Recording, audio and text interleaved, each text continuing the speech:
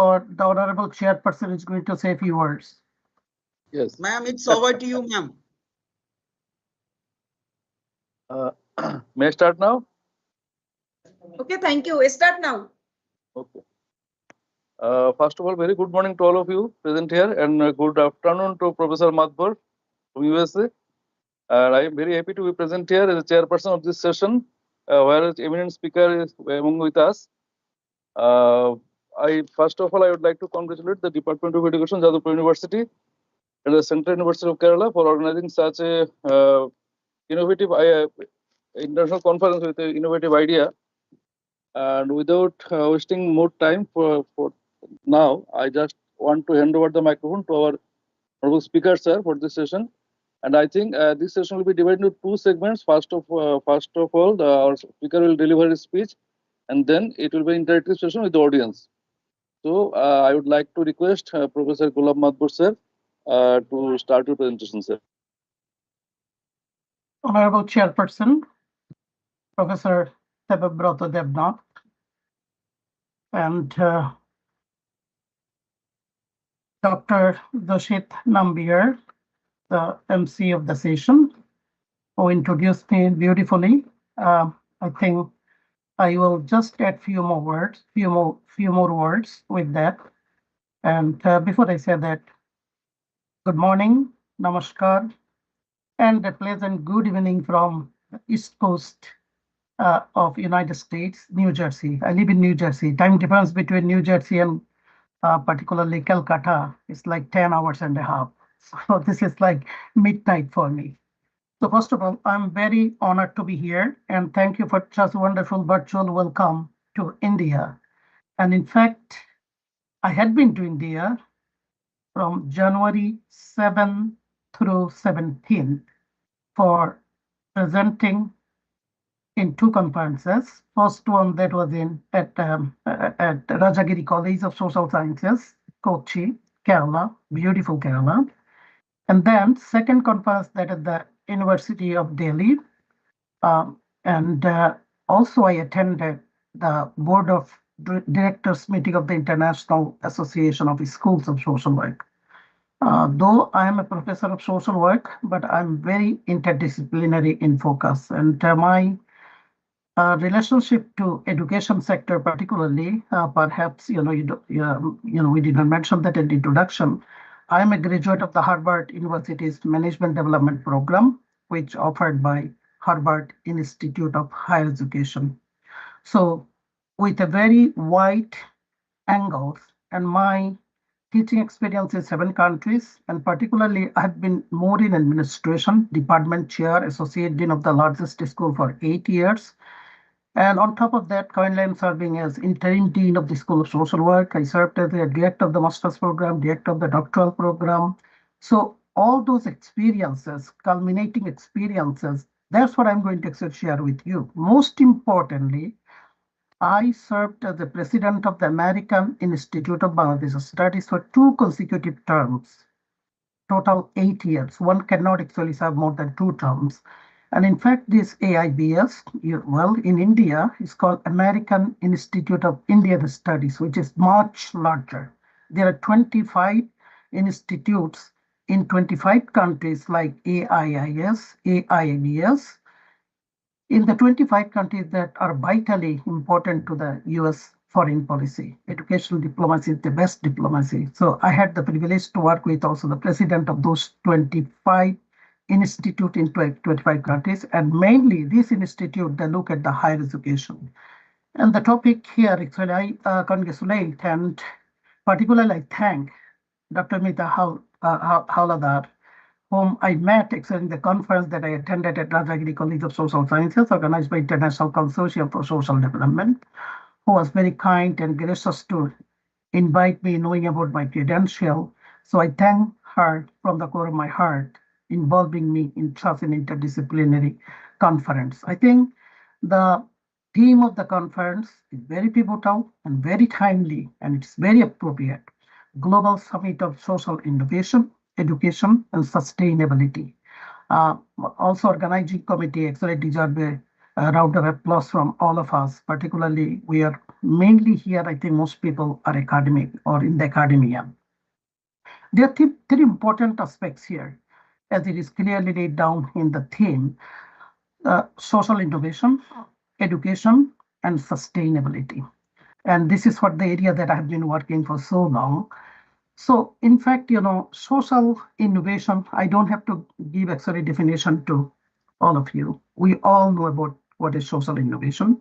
Of course, we are educationists, so we know education and sustainability. So I will try to actually talk about what matters in terms of sustainable and productive education and how it relates to social innovation. So if you look at the abstract that you see here on the screen, like when we talk about education, you need to talk about all the vital aspects related to the educations, particularly in this case, the higher education.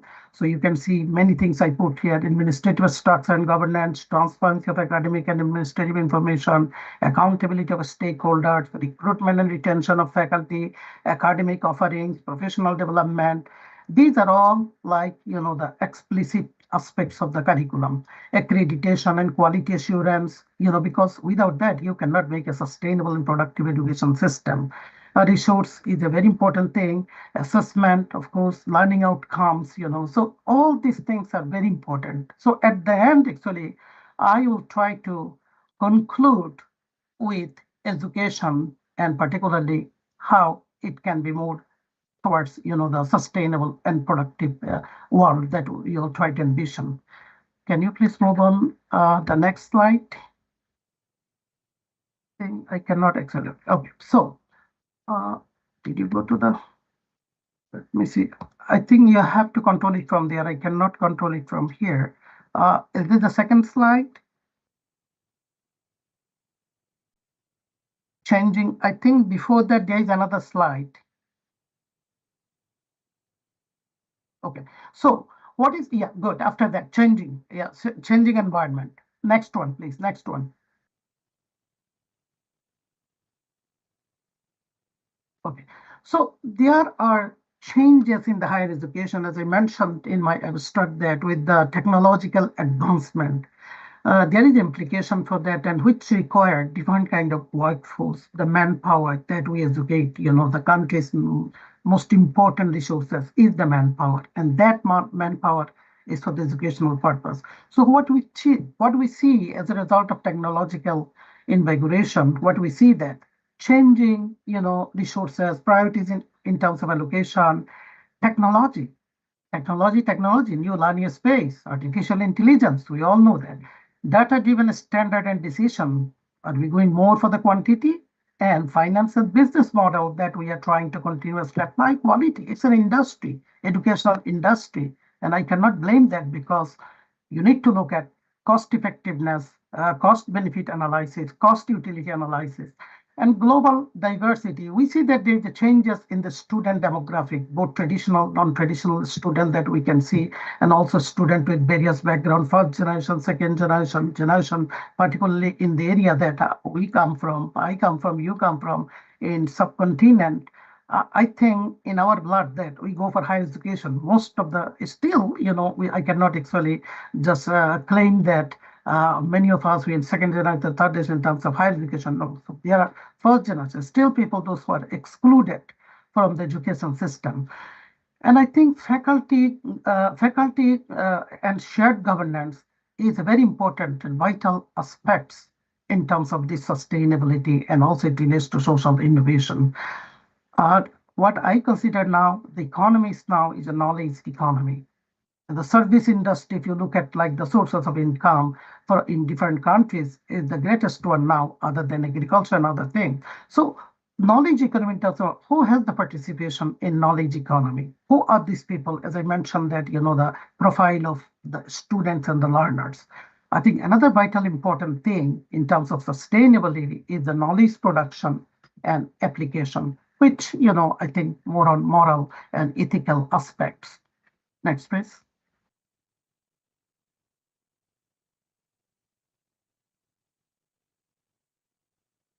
I think there is another slide before that. Okay, So there are two things important here in this presentation that I look at: context and educational effectiveness. When we talk about social innovation, we refer to the context, right? And educational effectiveness, that's what actually ensures the sustainability. And when I look at this context and educational effectiveness of institutions of higher learning, what it emphasizes, we all try to be globally competitive. We all try to tune to it what's happening in the society, how we can address them, how we can make our manpower more globally competent. So being globally competitive is very important. Academic offerings, establishment, and quality assurance. I think I'm going to share some points on that later on. And number two, sustaining excellence, recruitment, retention, and professional development. I can go for many points, but I tried to capture that within few terminologies that I used here, a few factors that I mentioned here. Educational effectiveness, particularly management and governance, and of course the accountability, and shared success in terms of particularly resource allocation, inclusion, and transparency. Transparency is the key, and that goes with accountability as well. Next, please. So being globally competitive, if we look at being globally competitive, I put here like some of the points just I mentioned a few minutes ago.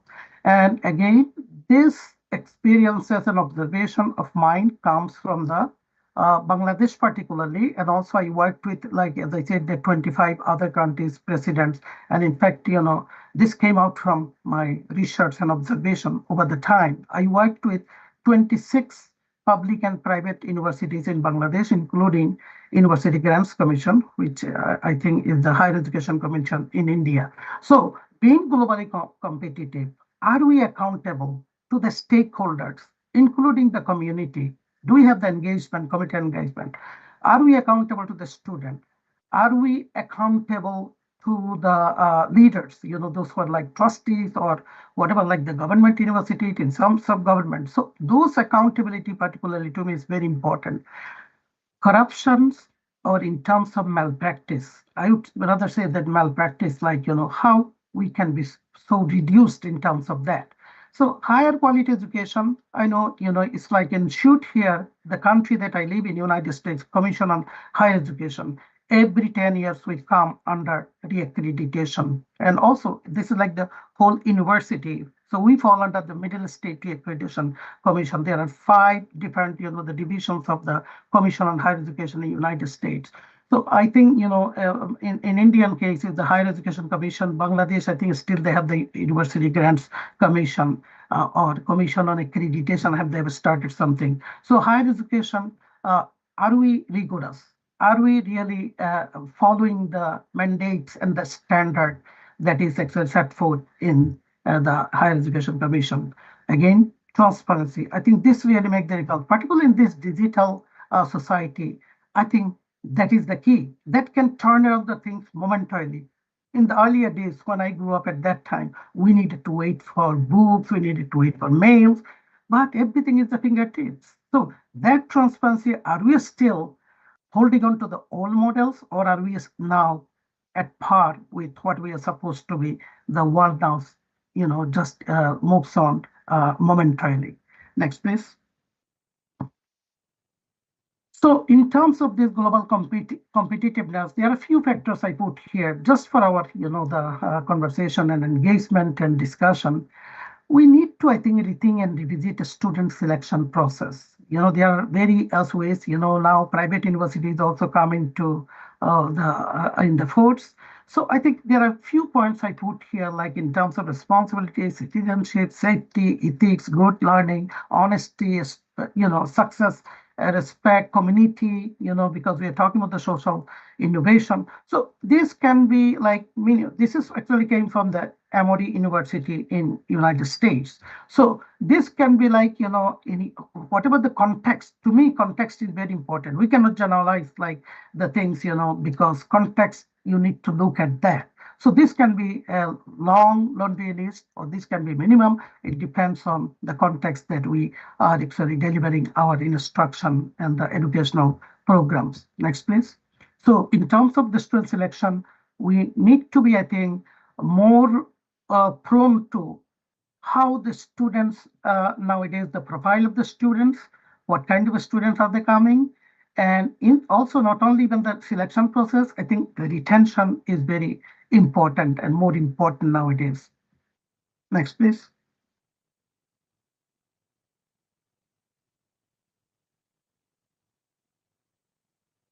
So training, I talked about all these student the things. So what we need at the higher education system in order to be more sustainable: support, training, engagement. So I put here a few things.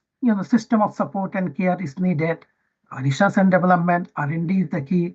Professional training, psychosocial support, community engagement. I tried to actually focus this in terms of the theme of this very important conference. So all these things, I'm not saying that we are not doing it, but I think we need to be more mindful. We need to be more serious. We need to actually maybe allocate more resources to these things, particularly for the psychosocial support. I have the experience of visiting 65 countries in the world. I taught in 7 countries actually. I think the psychosocial support, particularly in our part, need to be strengthened.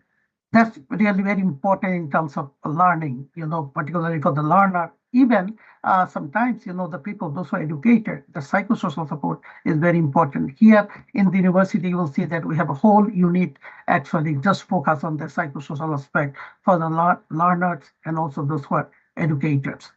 Next, please.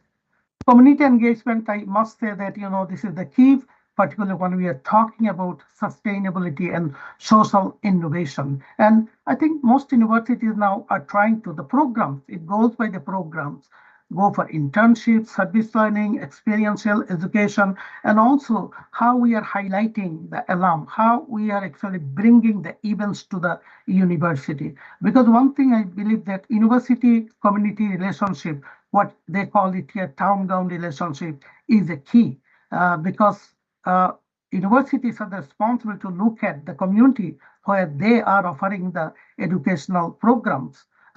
If you see that there are some universities in the United States, just university-centered city. So that things I think also need to be more integrated and involved. Again, context. I'm not going to say same size fit to everyone, or it is like not happening in everywhere. And so maintaining global standard, particularly in both teaching and learning, I think we need to be more keen to improve research facility. Faculty development is just not workshop, symposium, whatever the way, educate for their educational renewal and improvement, continuance. I think continuously, I think that training is needed. If we do not have good educator, what do we expect? Workshop research methodologies and teaching pedagogy. You see, we all have like the institute here at the university, Center for Excellence in Teaching and Learning. Continuously, we have even the senior professors, they also attend this teaching pedagogy because the new investigation technological advancement require different set of the pedagogies now. So this thing cannot be just one stop. We all need it, that educational renewal. So most of the time we go for the conferences. What we do, we learn actually what's happening, what other colleagues are doing. So knowledge sharing, of course, and publish, I say it here.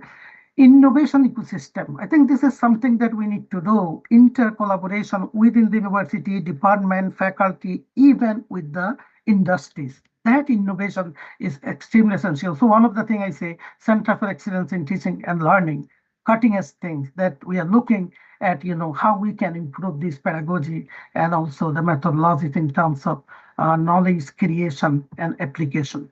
Of course, mentoring and networking, particularly from my experience, I see that in our part of the world, I think that younger one particularly, those who keep the knowledge moving and improving are the junior faculty member, doctoral student.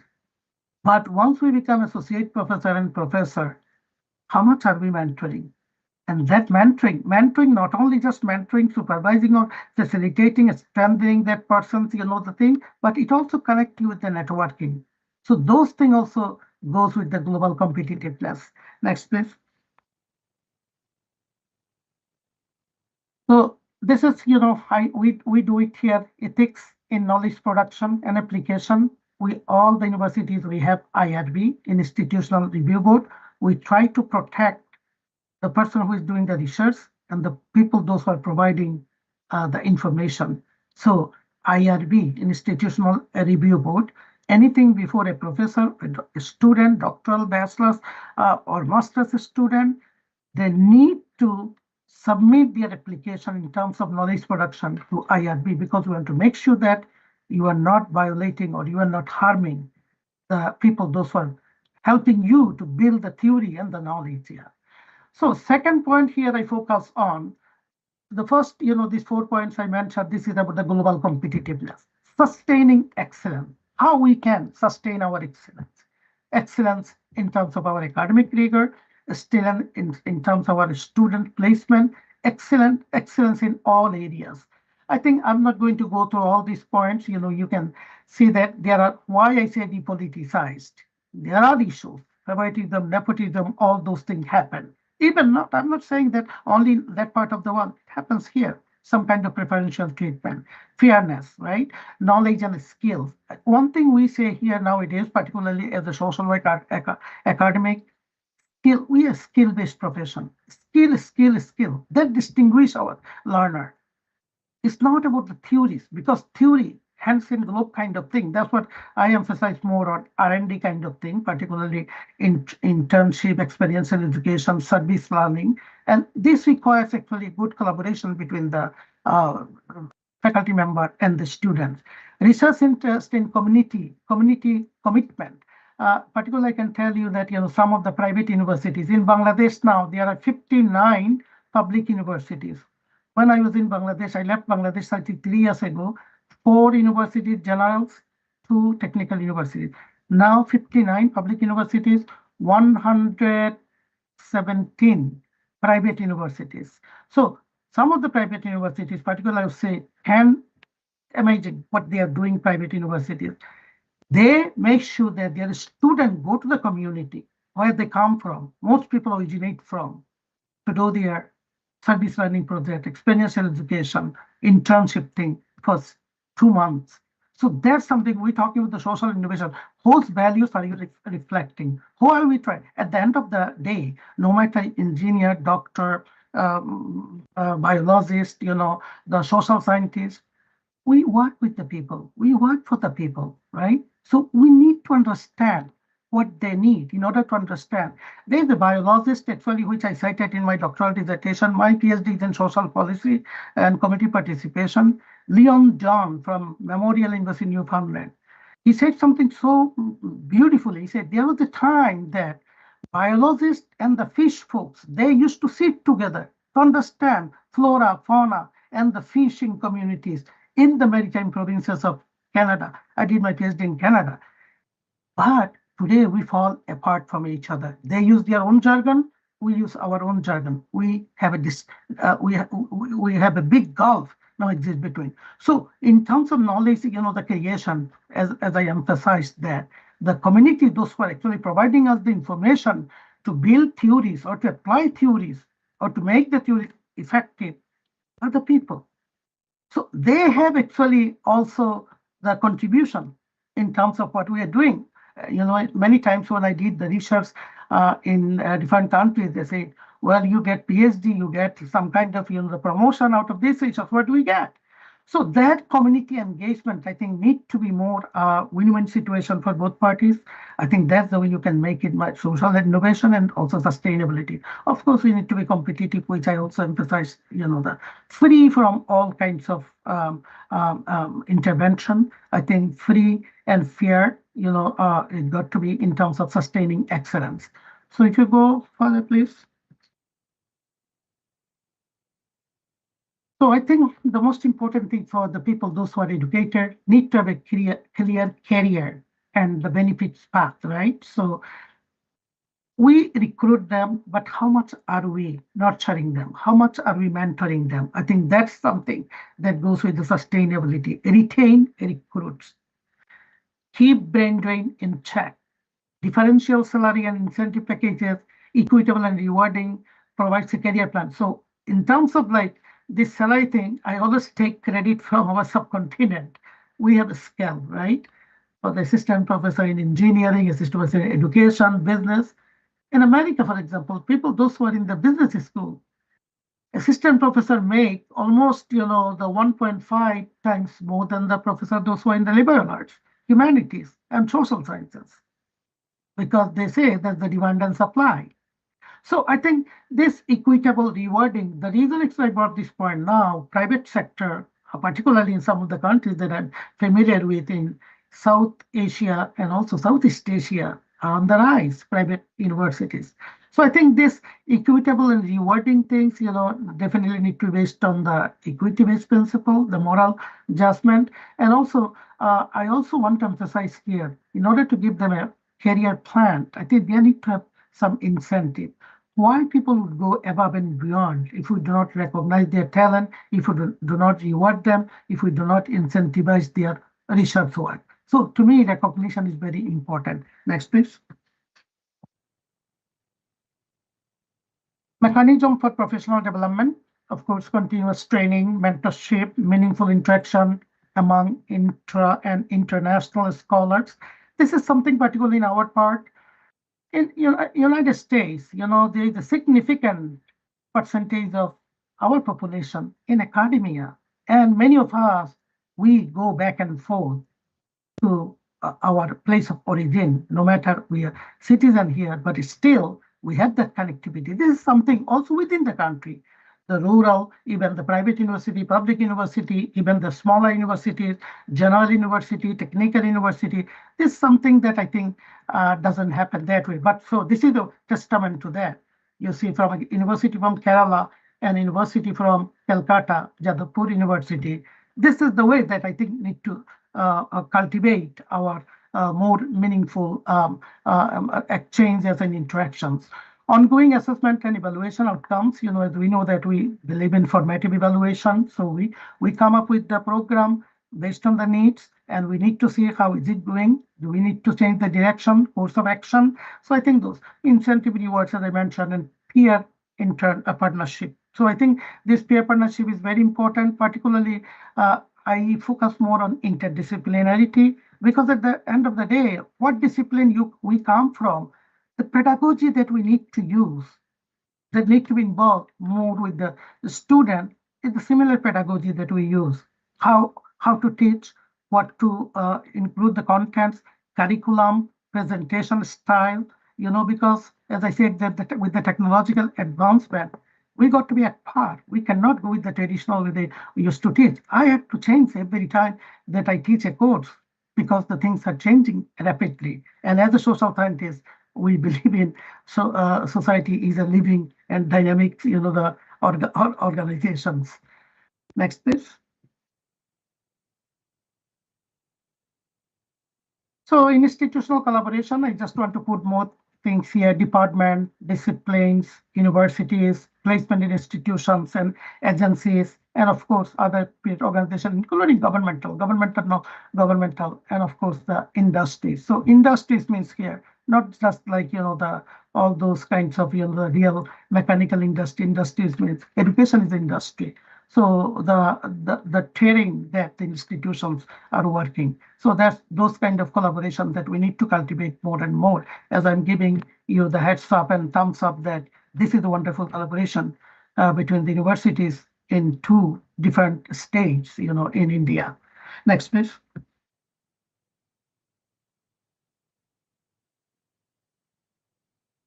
Okay, so the third point I mentioned is educational effectiveness.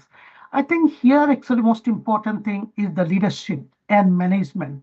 Particularly I said that education is an industry, higher education institution industry. So what do we do? So that has both management and leadership components, because there is a private or public university, there is a regency board or private university board of trustees. So some of the things are very important: the efficiency, quality, neutrality, as I said, that corruption sometimes, favoritism, nepotism, and training, professionalism. Training even we need for the people, those who are the overseers, particularly the case of private universities. Many of the people, particularly I see in Bangladesh now, those who are becoming the member of the board of trustees or founding the universities are business people. They need also training in order to run an institution. So I'm not just putting these only for the academic administrator like the registrar, vice chancellor, pro vice chancellor, treasurer, deans, department chair, directors, not only for them, but even the people, those who are running the institution. Of course, professionalism, accountability. I think at the end of the day, everyone want to see outcomes. And for the outcomes, I have, I think, few points later on I mentioned what we need to focus more on outcomes. Next, please.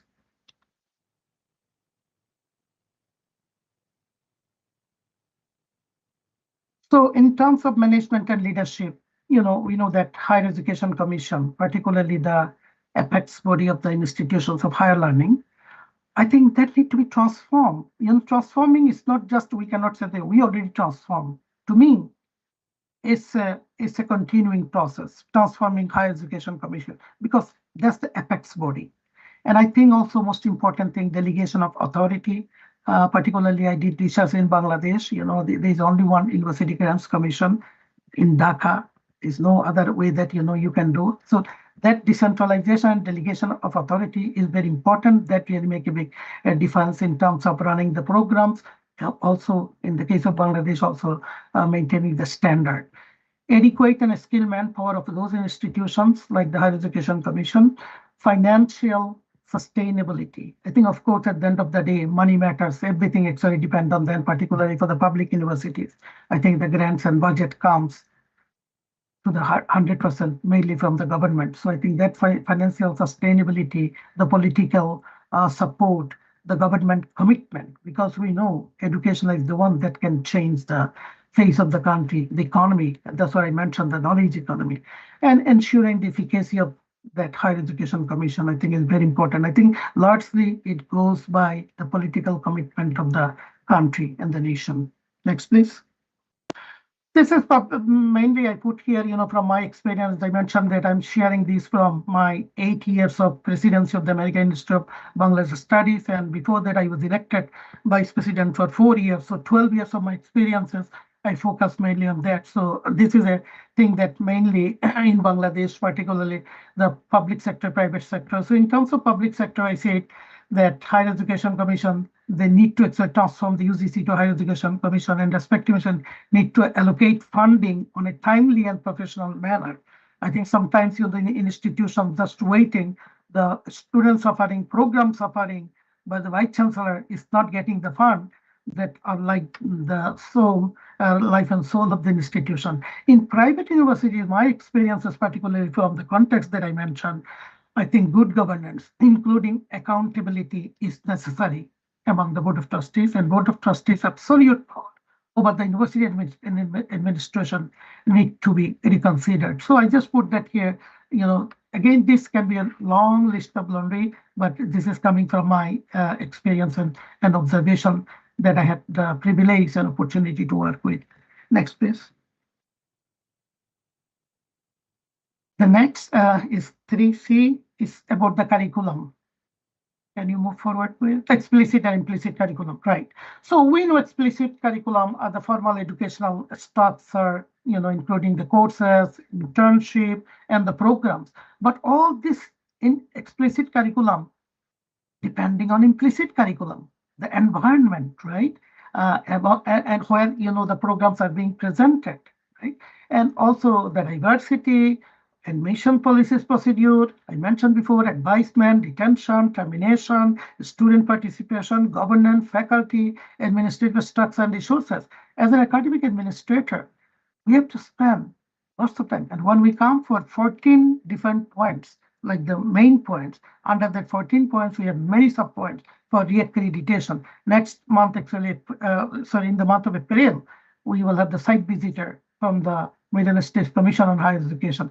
So we think that only the formal explicit curriculum is important. No, this implicit curriculum are equally important. I think that's what is the benefit of the developed countries. What I see here, they have the resources, and they actually provide resources for those context and environment, as I mentioned at the very beginning. Next, please.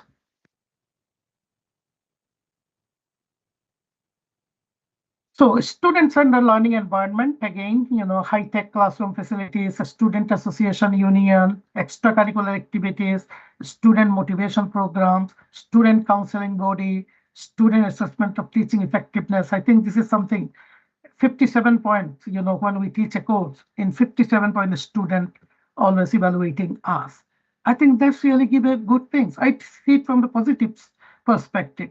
Students, by and large, they're honest, and they will tell you where you needed to pay more attention, where you needed to improve.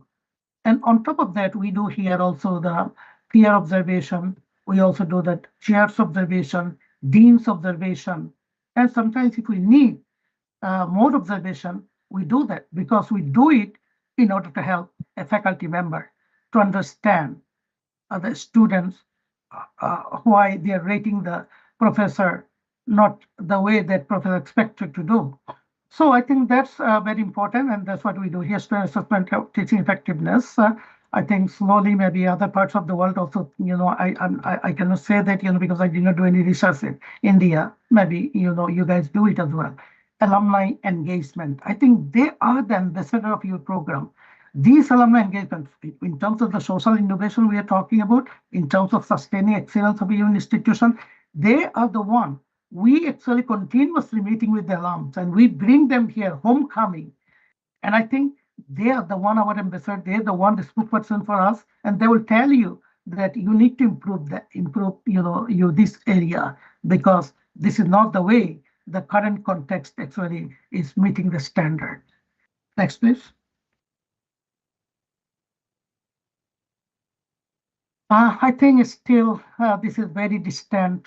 I'm not saying it's perfect here everywhere. I think this gender balancing, particularly in the administrative appointments, faculty staff recruitment. In this first world, I have done some work on the gender and development areas, and particularly what we see here, a woman is making 79 cents when a male is making $1. So in Sir, other words, please pardon? be short your program. Okay, so and also gender sensitivity in all other areas is very, very important as well. Okay, next, I think. So strategies for shared success, if you move to the next, please. My last point that I'm about to finish. Can you move to the next slide, please?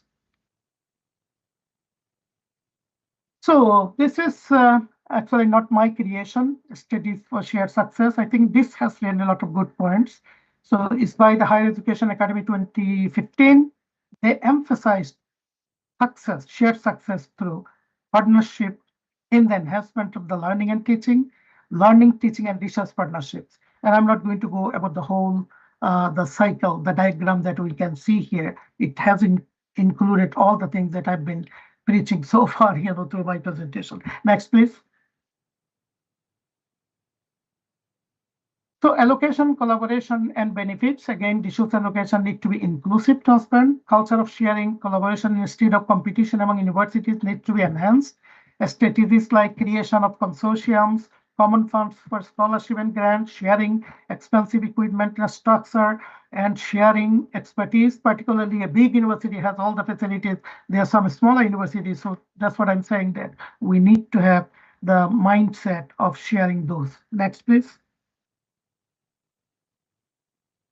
Autonomy and success, autonomy of the academic freedom. And of course, success, should not be only measured by economic viability and financial success, but also by quality of education it provides and the quality of knowledge it produces. Next, please. So I have come to the conclusion. This is I'm sharing. I'm sure this is the way we follow the Commission on Higher Education that emphasize that an institution has a mission appropriate to higher education, and continuously we are looking at this mission before come for reaccreditation. Goal guided by well-defined and appropriate goals, including goals for student learning, procedure, established condition, procedure under which I just mentioned some of them. Success is accomplishing, whether is it accomplishing its goal substantially. Staff trained and efficient, competent staff. Standards, which is like we go by the Commission on Higher Education, eligibility requirement, and standard of the Commission on Higher Education. Next, please. So way forward, as I had been talking about this thing, just to come to the conclusion, I think knowledge economy, host participation is there, is very important. Skills and values, that so that it can comprehend to the social innovation, the values of the society, professional development in all for different, the pertinent, the stakeholder in this business, interdisciplinary approaches, because the problems are multifaceted. Just one way is very difficult to address the issues, particularly the context that we come from. Technical curricular support required, academic outreach programs, STEM, because the economy is totally now driven by the STEM discipline, but not to compromise totally with the liberal arts foundation.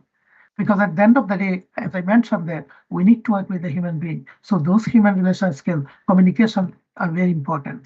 I think in terms of the outcomes, we need to look at both tangible and intangible outcomes. So cost benefit analysis, cost effective analysis, what I want in terms of intangible cost utility analysis.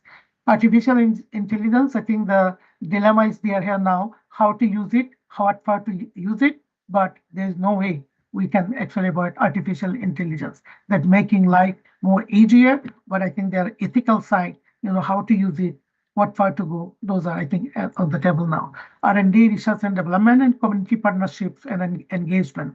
So continuously, I think we need to, improve our pedagogy and the learning methods. So that I think the R&D is very important, particularly to stay in tune with what's happening in the field. I think that's what I wanted to share with you. I don't know, are we taking any questions?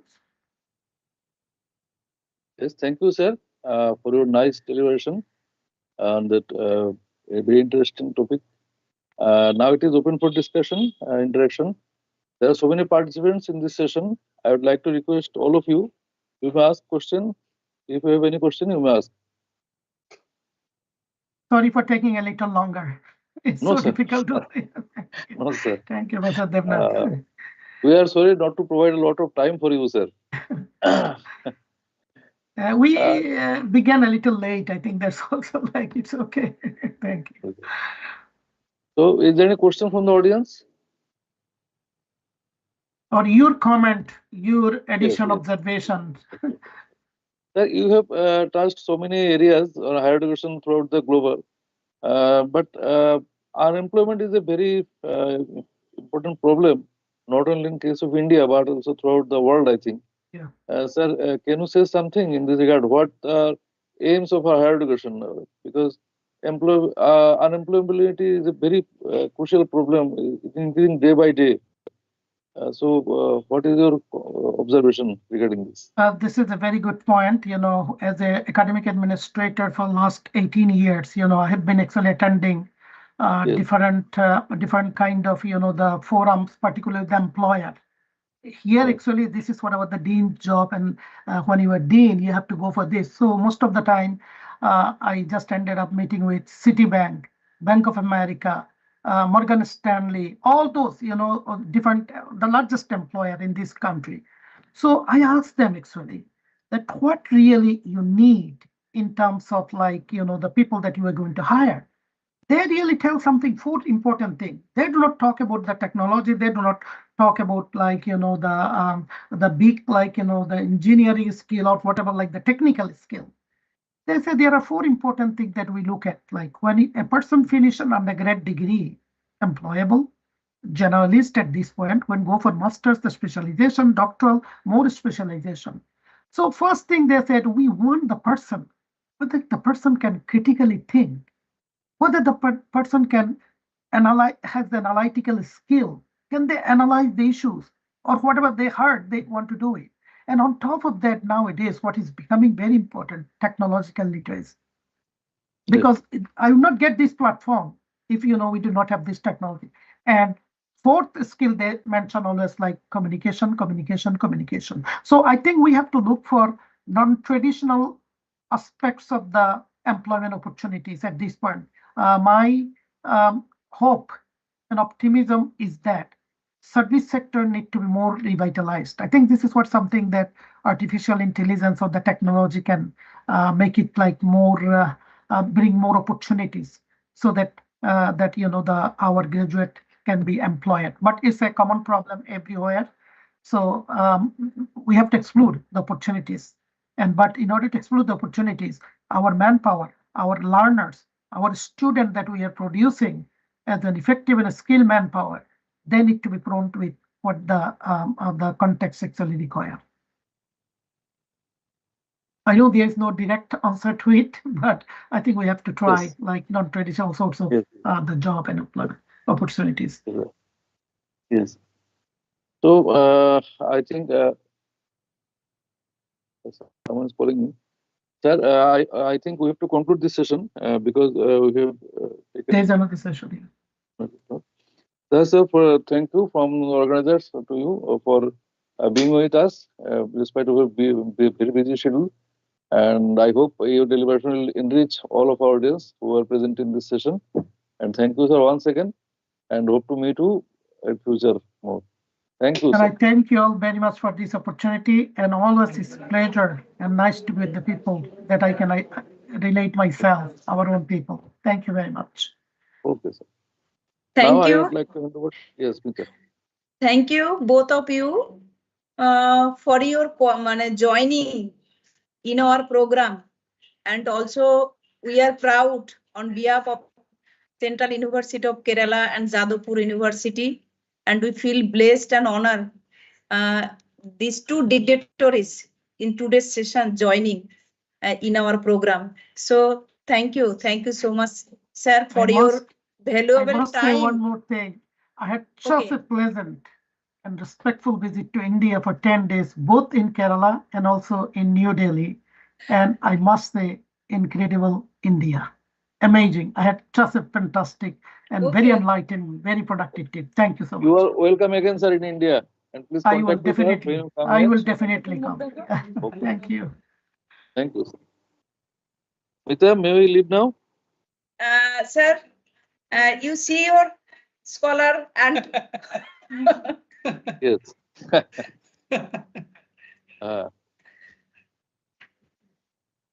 Okay, carry on. Okay, carry on. Best wishes for your seminar for the okay. coming hours. Okay, thank you. Okay. Thank you. Thank you. Session.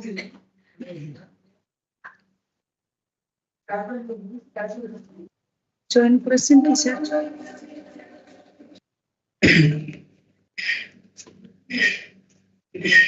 Thank you. Next, we will start our next plenary session. Here are the two eminent speakers, Professor Dr. Jayanta Mete and Professor Ajay Kumar Atri. Resource person के share करबेन. Have you joined, sir? Professor Ajay Kumar Atri? Sir, join person. Yes, Okay, sir. Sir, শেষ I হয়ে am with গেছে. you. Sir, Okay, sir. okay, sir. হ্যাঁ, শেষ হয়ে গেছে, sir join করুন. Sir, we have talked with Professor Jayanta Mete, sir. He is joining soon. No problem. Join করছি. Actually, it's a technical session, or I don't know. You have communicated me that I have to chair a technical session like that. No, sir, you are in the plenary session. Actually, okay. একটুখানি এসে. Okay. Good morning to the organizers and Good morning, dear, sir. Dear participants. It is an absolute honor to be the part of this international conference on social innovations, education, and sustainability. বলে তো করছি এখন. I sincerely হ্যাঁ, কথা বললাম. appreciate the dedication and efforts of the organizers আসলে in join bringing together the great minds to discuss such crucial issues. I extend my heartfelt gratitude to the organizers for inviting me to share my thoughts on this transformative subject. Now, this sustainable development is deeply rooted in social innovations. And as you know, that objective of this conference is to find facts that are related to social innovations and sustainability. And as we know that Sir, good morning. these, Interrupt you, sir. yes, yes. Sir, please at first introduce you and resource person Professor Jayanto Kumar Mete, sir. Sir, please wait Okay, for. Wait no for 1 minute, sir. Actually, Wait you have for- given me the span for this 10:40 to 11:20. yes, sir. Yes, sir. Yes, sir. At first, sir. I am available for that span only because I have to attend online by Sir, bus. now within 30 seconds. Within 30 seconds. No Now, problem. You okay, can sir. take your time, but I have the limited span. Yes, sir. Yes, sir. Professor Jayanto Mete, sir, at first is something. Then as a whole program sharing and say, sir, your valuable speech on behalf of this lecture. Okay, sir. Just 1 minute, sir. No problem. Introduce.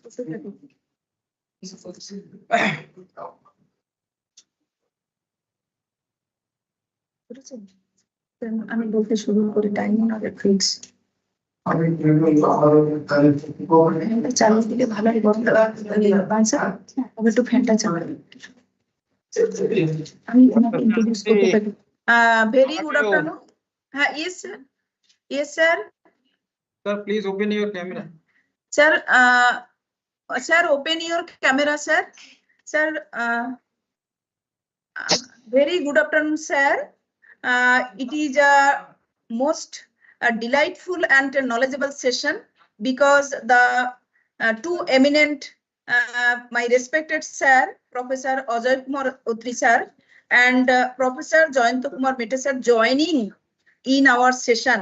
So, with my little bits word we introduce at first, Professor Ajay Kumar Otri sir is now working as a professor in the Department of Education, Himachal Pradesh University, Shimla. He has more than 20 years of teaching and research experience in the field of education. He is also a member of Punjab University, Chandigarh, External Examiner, Ministry of HRD, Department of Education, Government of India, life member of American Association for Science and Technology, and visiting team member of NCTE. Professor Otri has published about more than 100 research articles in various national and international journals. He also acted as resource person in many national and international seminars and conferences with great dedication. In a word, Professor Otri is a stalwart person in this field. Now, the platform is yours for as a chairperson on behalf of the resource person of Professor Jayanto Kumar Mete sir. So, now we introduce Professor Jayanto Kumar Mete sir. At first, we proud and we tell you, Professor Jayanto Mete sir is a my sir, not a guide. He is a trained philosopher and a parental figure, in particular in me, and we hope many scholars and eminent teachers with the related and guided by the Professor Jayanto Mete sir. Is a distinguished teacher, renowned author and research guide in the field of tribal education, population education, history of education and environmental education. He is a former professor and dean in the Department of Education, University of Kolkata. Dr. Mete has more than 35 years of teaching and research experience in the field of education. He has supervised more than 65 scholars till now, published more than 300 research papers and 115 books on educational issues. He also serves as the editor of 3 peer-reviewed journals of education and development, Journal of Knowledge, and Journal of Educational Thoughts. He contributes to academia, particularly in the realm of education, continue to inspire scholars and is educators alike. He also known as the familiar figure all over India and abroad, and more than 50 universities are members at present. So we all are proud for the Professor Jayanta Mete sir, and also today's this session, the Professor Ajay Kumar Otri sir. He is a most noble and delightful personality, and I feel proud for your joining in our program on behalf of the Jadavpur University and Central University of Kerala. So over to you, sir, Professor Otri sir, for the continue and smooth running of this session with your valuable knowledge for both of you and enlightenment of your valuable speech in this time. Sir, over to you, sir. Thank you, ma'am. Thank you for your kind words. And yes, good morning to Jayanta Mete sir. I know him through our academic works. Sir helped me a lot for publication in different books, edited chapters. So thanks for that also. Sir, interrupt you, Now, sir. Please yes. open your video, sir. Professor Jayanta Mete sir, open your video, sir. Is it possible?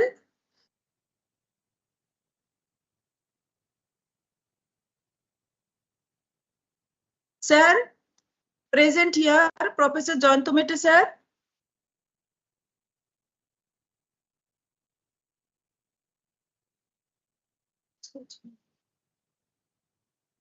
Hello. Hello. Oh, sir, continue. Sir, continue. Okay.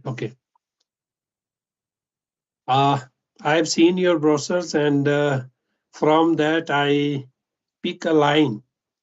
That is, sustainable development is deeply rooted in social innovations. And perhaps the objective of this conference is to find out such facts that are related to social innovations and sustainability.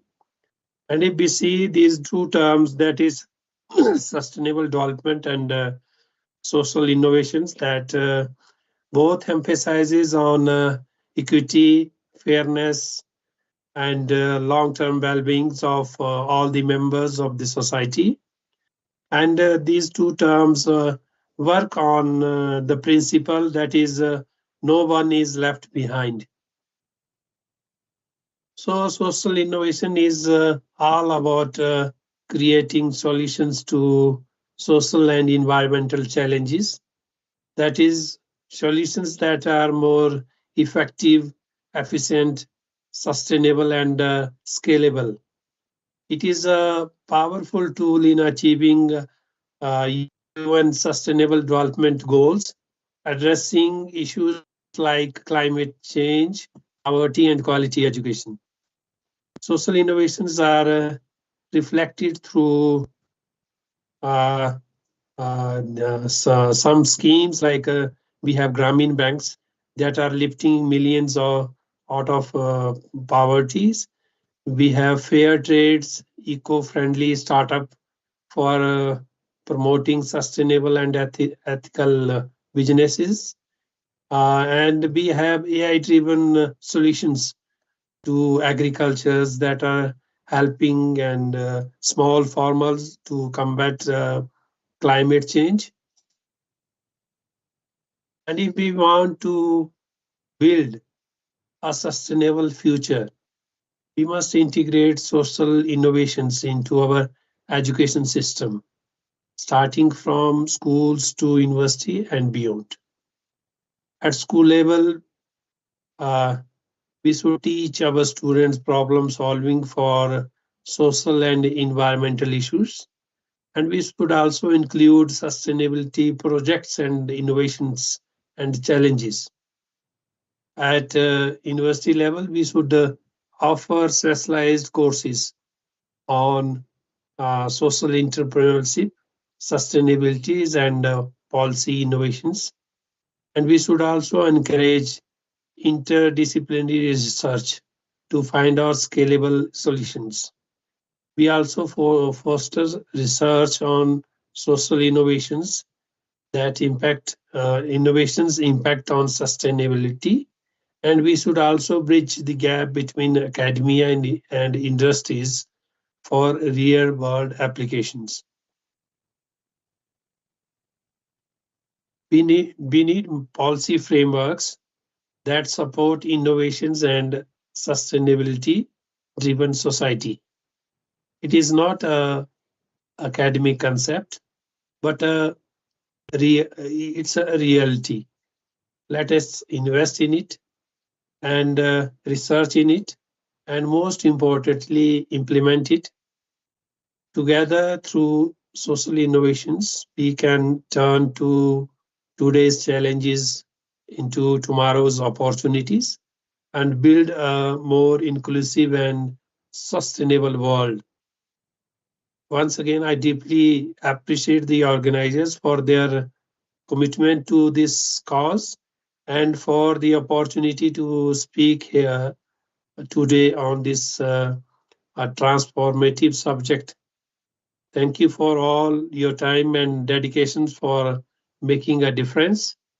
And I'm also thankful to the Honorable Vice Chancellor of Jadavpur University, Professor Bhaskar Gupta, HOD, Department of Education, Professor Prakash Viswas, and Dean School of Education, Central University of Kerala, Professor Amrut G. Kumar, convener of this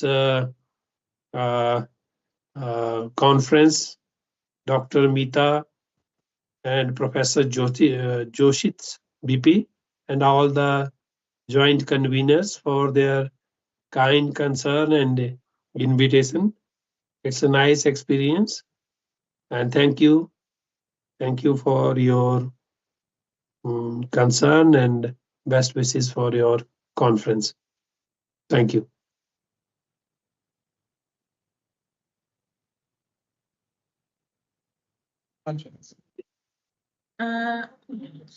Good morning, sir. Professor Otri, sir. Hello, sir. Professor Otri, Yes. sir. Sir, in Yes, stay yes. here. Now in stay here because Professor Jadavpur sir, I speak some valuable something. Okay, sir. Yes, I am with you, but I am up to 25 because I have to conduct a viva as already told Okay. to you. Yes. Okay. Okay. Okay, sir. You written in the up to 20. Sir, Yeah. just 1 minute. Professor Atri, how are you? Good morning. I am fine, sir. I am fine, sir. I am Okay. quoting your contribution in my academic growth. Wait, namaskar. Good morning, sir. Yes. Okay. So Through nice your to meet. edited book, through your edited book, you always add me in your memories. Yes. Thank you, sir. Thank you. So, Thank you. Nita invited me to talk to tell something about the social inclusive education and sustainability. So I have no. You are the now. You can continue this because my internet connection is not good. So you can continue this. Okay. I will later on. I will tell you. Okay. Okay. Nita. Okay.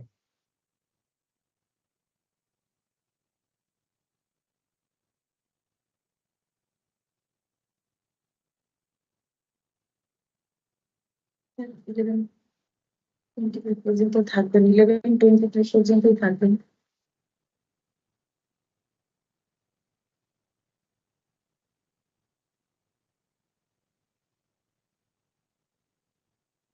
Hello?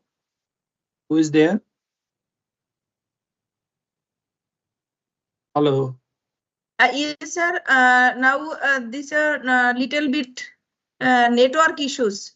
Okay, sir. Okay. You stay in there 11:25. Okay, sir. No problem. No problem. Okay. Okay.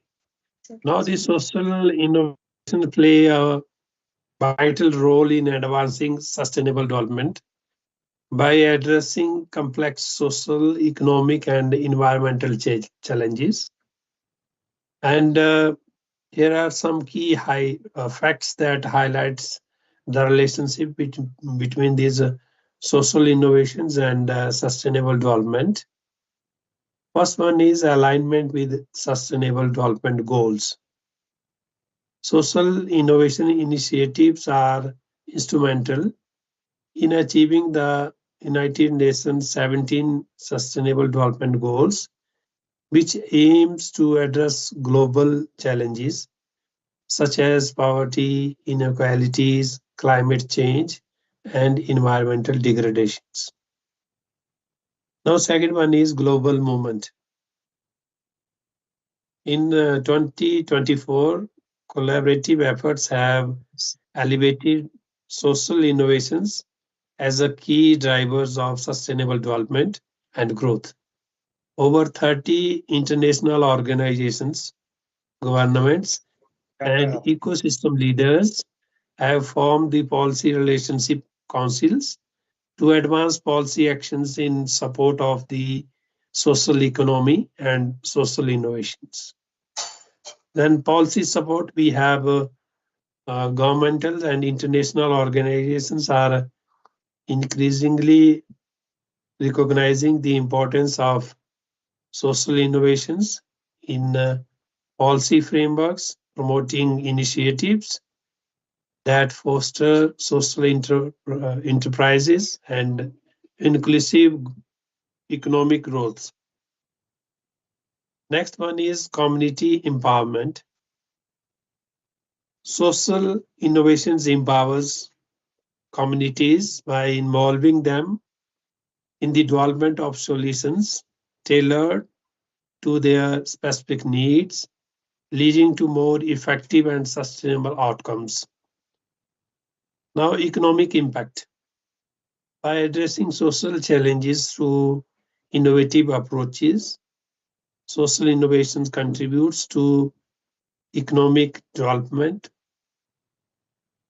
job creations, and the reduction of inequalities. Then we have environmental benefits.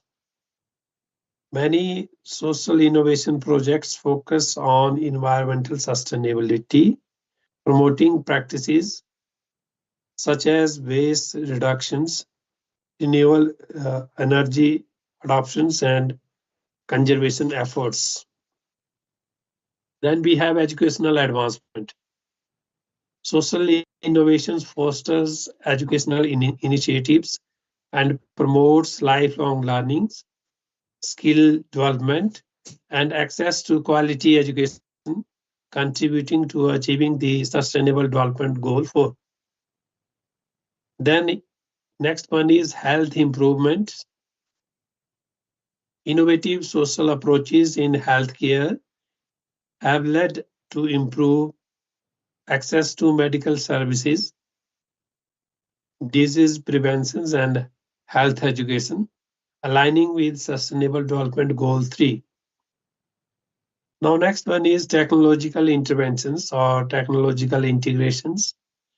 The integration of digital technology in social innovations enhances the scalability and impact of solutions addressing issues such as digital inclusions and small resource management. And last one is collaborative networks. Networks like Sustainable Fluvial Networks in Brazil exemplify how social innovation fosters collaborations among diverse stakeholders to address universal sustainability challenges. So in nutshell, we can say that for inclusive growth, we need social innovations, and social innovations are only possible if we have quality education for that. So once again, I'm thankful to all of you for joining me live to your this Microsoft Meet. So thank you. Thank you, sir. Thank you. Thank you, sir.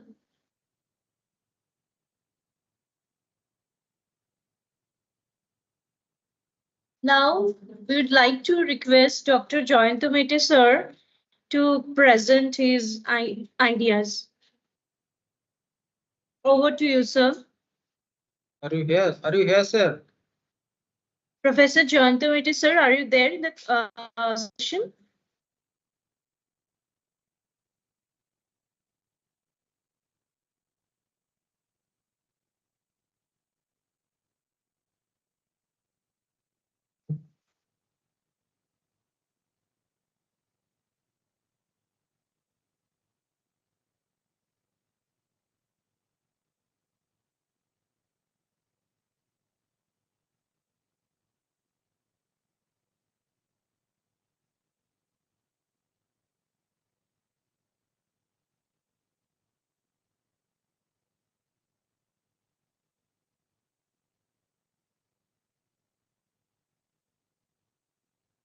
So we thank Professor Atri for his enlightening words, and it's very interesting how sir reminded us that social innovation is absolutely necessary for inclusive growth, and quality education is the solution for that. Only through quality education we can translate these aspirations into reality.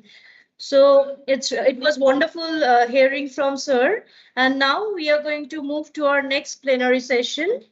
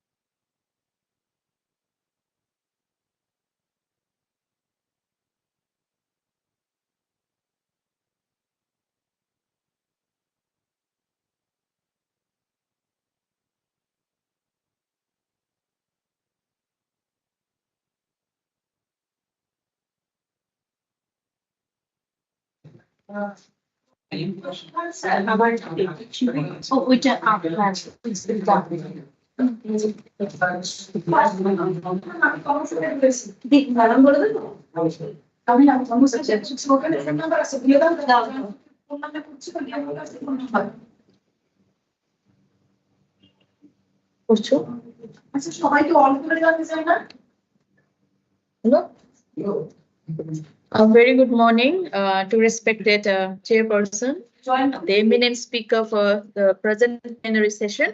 I would now, I welcome you to this session. I now would like to introduce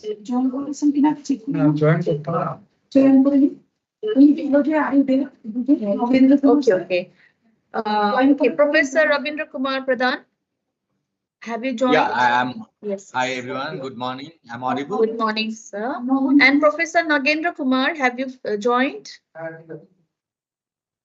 Professor Nagendra Kumar, sir, have you joined, sir? Yes, good morning. I have joined. Good morning, sir. Good morning, sir. Okay, so without taking much time, I would now like to introduce Professor Rabindra Kumar Pradhan, the eminent speaker for the present plenary session. Rabindra Kumar Pradhan, sir, is a professor in the Department of Humanities and Social Sciences, Indian Institute of Technology, Kharagpur, West Bengal.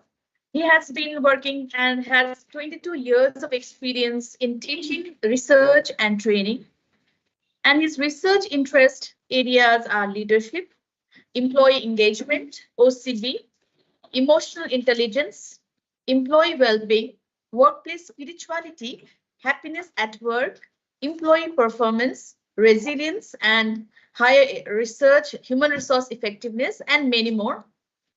Dr. Pradhan has completed 17 major research projects, which was funded by different governmental agencies, and has also been working supervising 12 PhD research thesis and more than 35 master level dissertations. And he has been publishing for more than 5 books, 25 book chapters, and more than 70 research papers in various national and international journals. And lastly, but not the least, he is an eminent scholar in this field of education. And we welcome you, sir. I would now like to introduce our chairperson for this session, Professor Nagendra Kumar, who is a professor in the Department of Education, Banaras Hindu University. His research interests are in the areas of curriculum development and evaluation, educational evaluation, contemporary issues, policy development and analysis, and educational sociology. He has been conducting many research projects on development of comprehensive sexuality education, teaching modules for higher education and higher secondary level schools. Professor Kumar has more than 15 years of teaching experience, training and teaching researchers, and his administrative experience is more than 10 years. Professor Kumar has supervised many PhD scholars and has looked into many theses and has published many research articles in various national and international journals.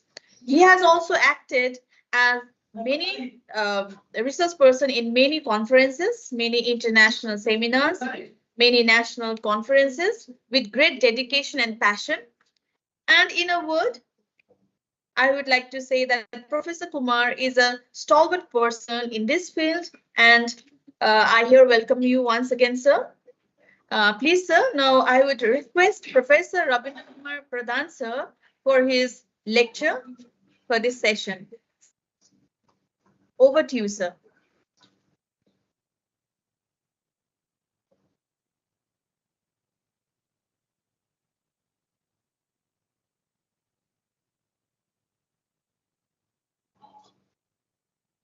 Thank you, madam, for the nice introduction. Let me just share my slides, then I'll start my presentation.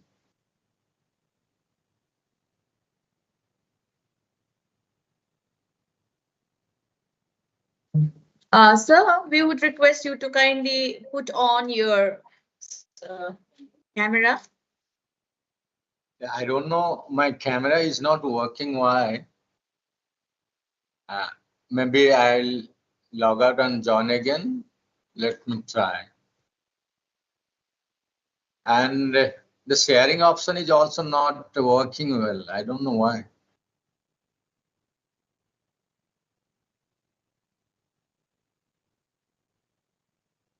Sir, you may share your slide to the organizers. They may show it if you facing problem.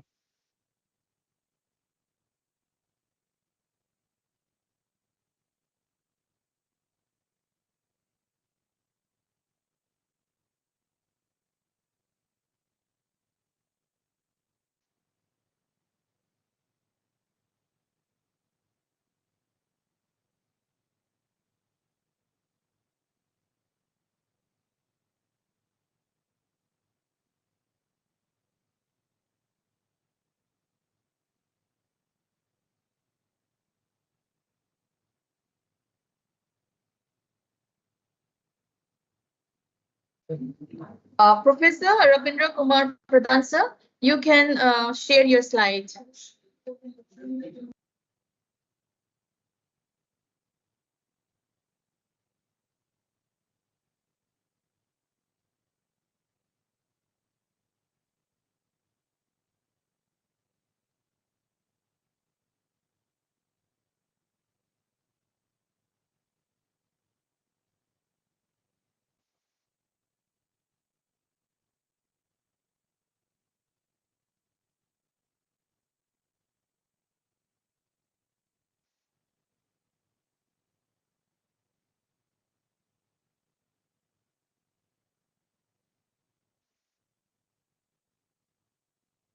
Are you audible? Professor Rabindra Kumar Pradhan sir, Are you audible? please share your screen. Yeah, I'm trying, but there is some technical issues going on. I don't know, the video is also not working. Okay, so we can wait for a few more minutes.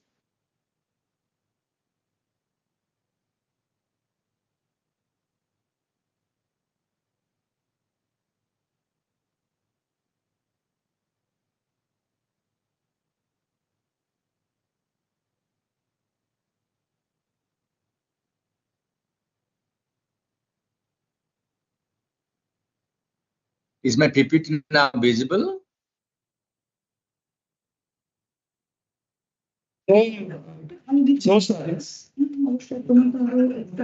এটা বানসারি দিয়ে দিচ্ছে ঠিক আছে বড় ফ্রেন্সটা দিচ্ছে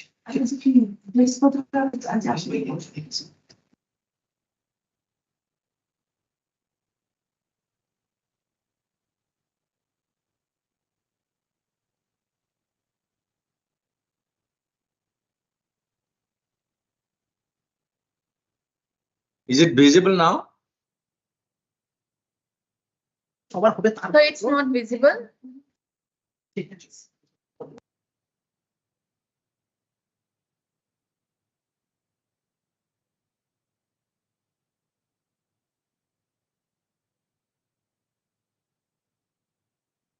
Uh,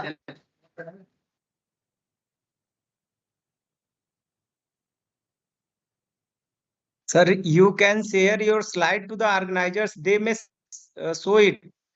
You demand them on WhatsApp or mail. You request to them. Yeah, I can, yeah, I am just mailing you. Okay. Sir, you can mail me in my mail ID. We can share it from here. I think JU conference mail ID is working. Yes, that mail ID. All right. Just sending it.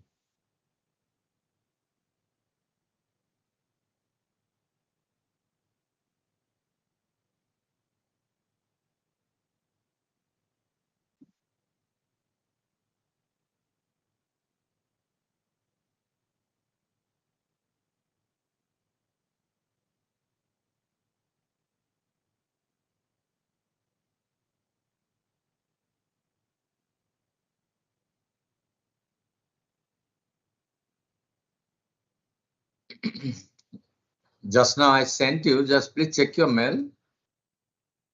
Okay, sir, we are checking your mail. And dear participants, let's be a few more minutes since we are getting it.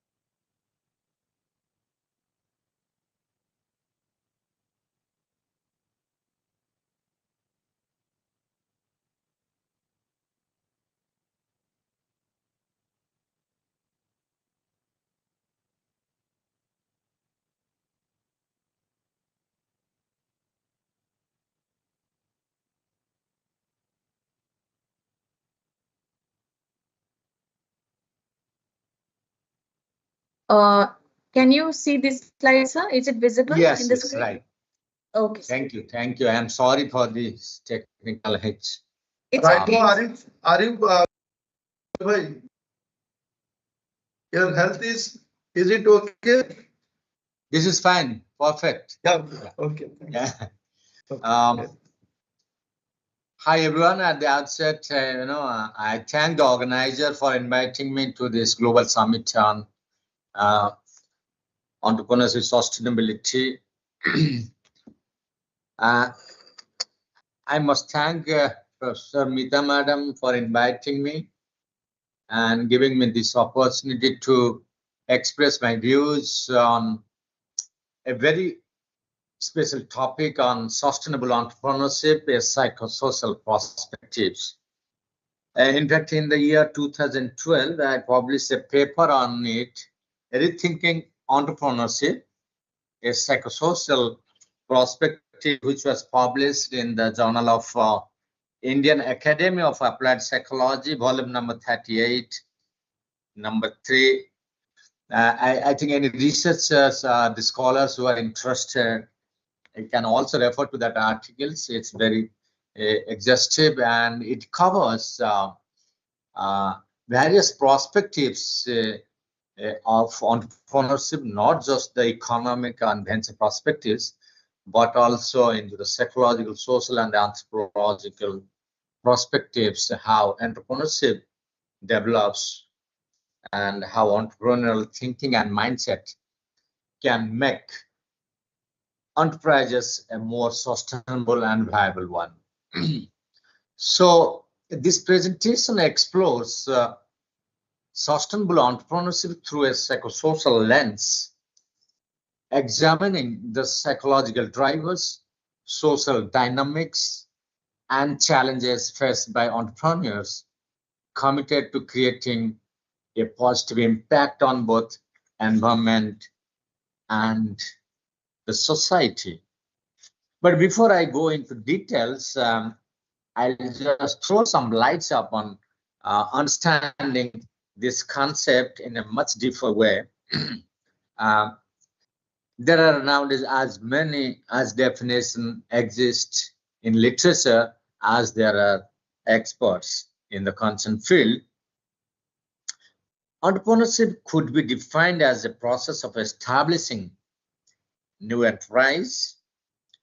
As a field of scientific inquiry, it drew attention not only for the realization of the fact that economics or the financial experts who emphasizes on the development of small sectors which are significantly contributing to national economy and the quality of individual life as a whole.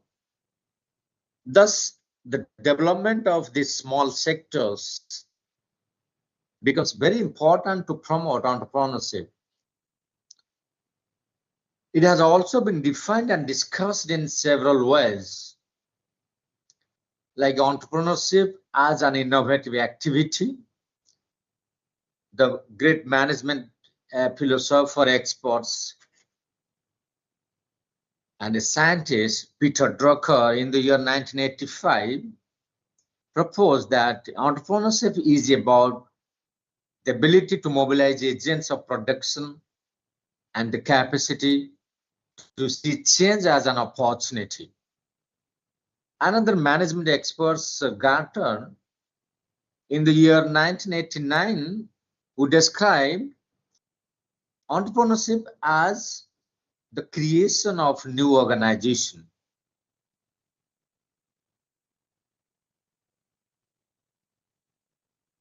Considered as a process that involves innovative actions towards organization creation. So this definition combines that entrepreneurship as a whole, it involves organizational creation, innovation, and creative destruction, respectively. So as an entrepreneur, a person who undertakes the risk of a new enterprise is treated as a great entrepreneur who buys factors of service at certain prices and with a view of selling the same product at uncertain prices. So this is what we attribute towards the economic view of the entrepreneurship. But as a psychological perspective, when we look into the same concepts, there are few perspectives also exist. I would just throw up a little bit my ideas upon it, and then we'll move further.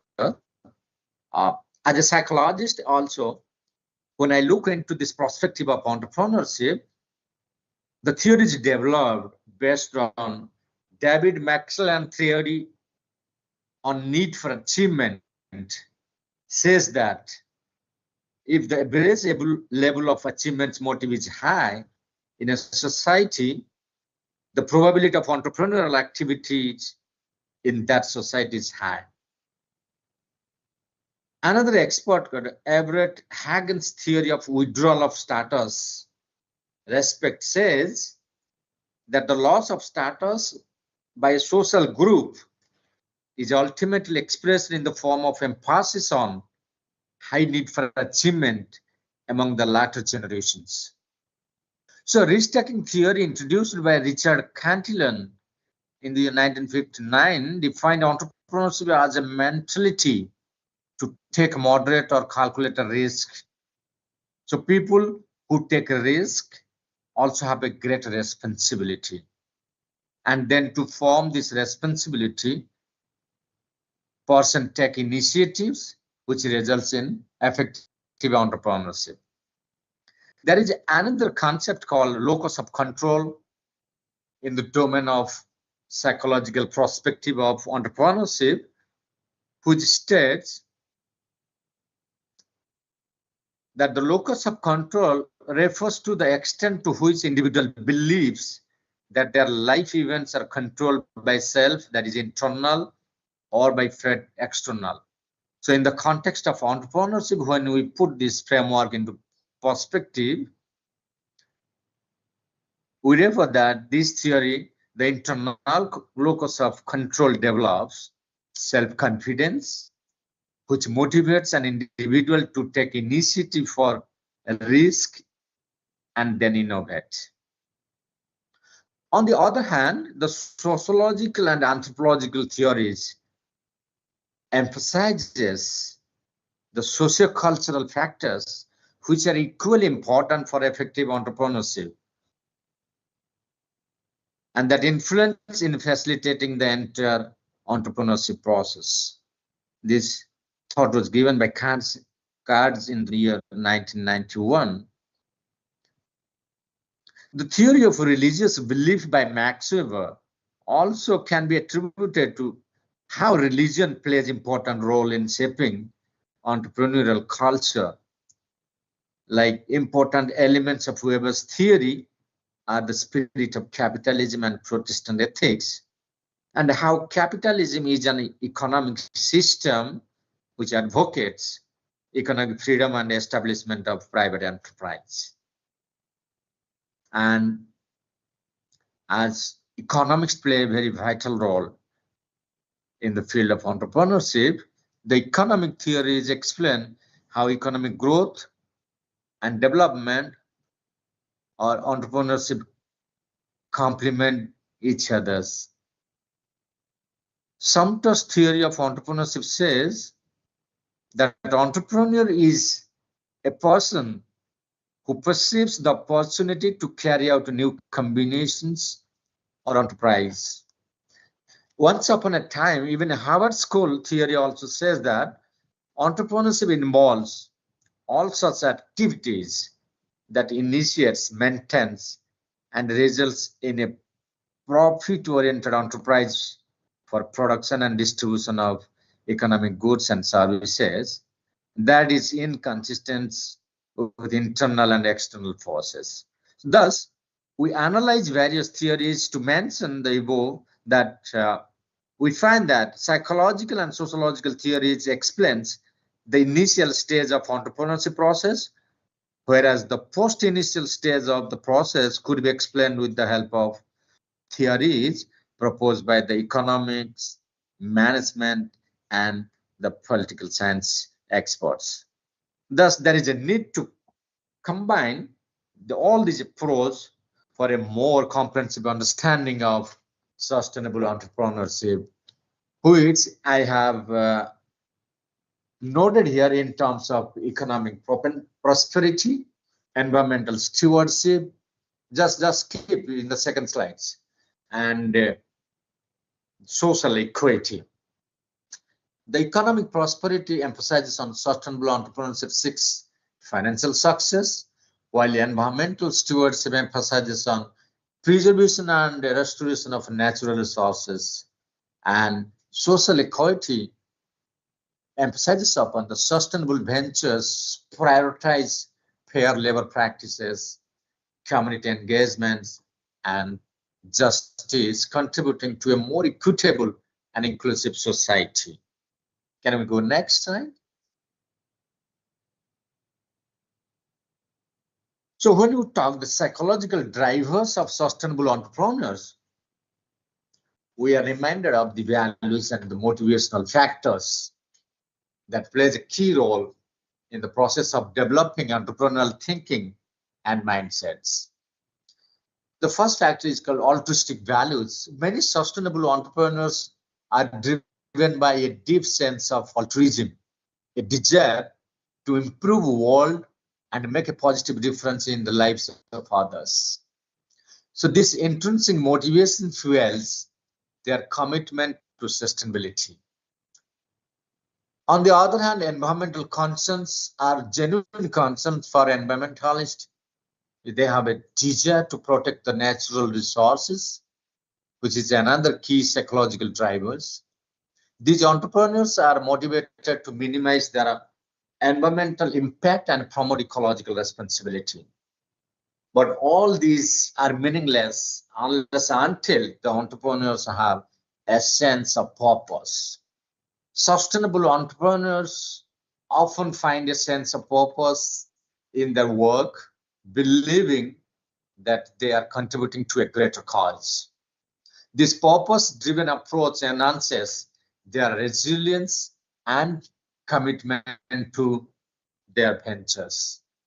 Can you go next, please?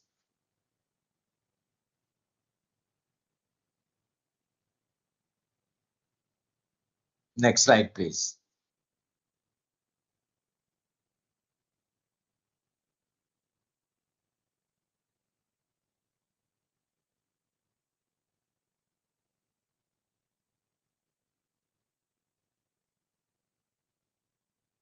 Yeah. No, not this one. The next slides, please. You can minimize and then, keep on moving.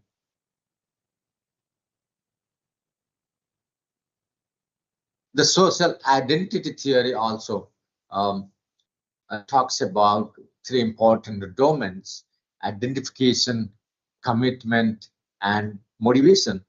So the social identity theory posits that individuals derive a sense of identity and belonging from their association with social groups.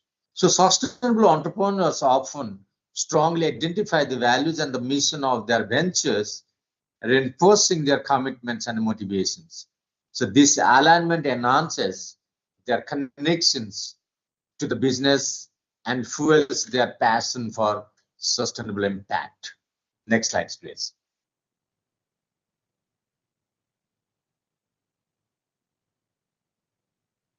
So another theory in the field of psychology is social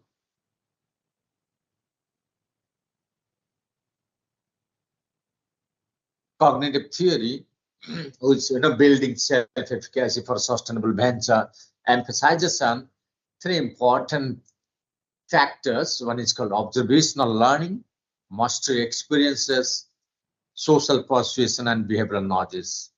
The observational learning emphasizes on success and failures of sustainable business, how they help entrepreneurs understand what strategies works better and what not, and how to overcome the challenges and inspiring innovative approaches. Mastery experiences, achieving small and incremental success, builds confidence and reinforces the belief in one's ability to achieve a larger sustainability goals and fostering a positive feedback loop. The third factor, which is also equally very important, we call social persuasion and behavioral knowledge. Receiving encouragements and support from mentors, peers, and investors boosts self-efficacy, providing the psychological support need to navigate the complexities of sustainable entrepreneurship. And recently, just IIT Kharagpur completed 3 days global summit on global entrepreneurship summit, where a large number of entrepreneurs gathered together all over the world, discuss, deliberate on various factors, antecedents, consequences, and other, supportive and destructive factors of successful entrepreneurship in global context. Looking at the business world in today's scenario, we are living in a world of VUCA environment where things are very uncertain, complex, unpredictable. And we are trying to develop entrepreneurial business and keeping in mind that success is quite uncertain. How to survive and thrive under these conditions. These are certain burning issues that were discussed in a very fruitful manners. So running sustainable business in entrepreneurial spirit is becoming day by day a very difficult phenomenon in today's world. Now the question is how to nurture entrepreneurship. What is the responsibility of educators, teachers, and academicians? That is a big question marks in today's challenging world. So therefore, even in the new education policy, the government is also coming up with the idea of skill building, making people capable and enhancing their self-efficacy for self-sustainability. So these are some of the issues that policymakers, experts, and academicians must discuss and deliberate upon for preparing and nurturing a culture of entrepreneurial education in the coming years. So using small interventions to promote sustainable decision makings, like for example, framing sustainable options as defaults will make the process more viable and efficient. Can we go to the next, please? Next slide. The challenges faced by psychologists are what are the psychosocial barriers to sustainable practices? One such factor is, cognitive dissonance. What is that? The entrepreneurs may struggle with conflicting values when business decisions clash with their sustainability principles, leading to internal conflicts and difficulty in making ethical choices.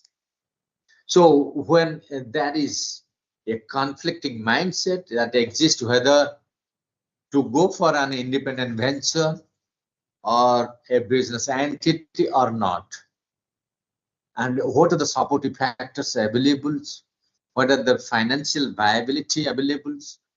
So all these things create a state of uncertainty. So that becomes a big barrier for entrepreneurs. So that's why even nowadays in many IITs, they are facilitating entrepreneurship, and they have an entrepreneurship cell, and engineers, doctors, and many professional education students are getting even government aids for opening up their entrepreneurial ventures. So that is why only cognitive, in order to come out of this cognitive dissonance, we as academicians need to promote risk-taking behavior,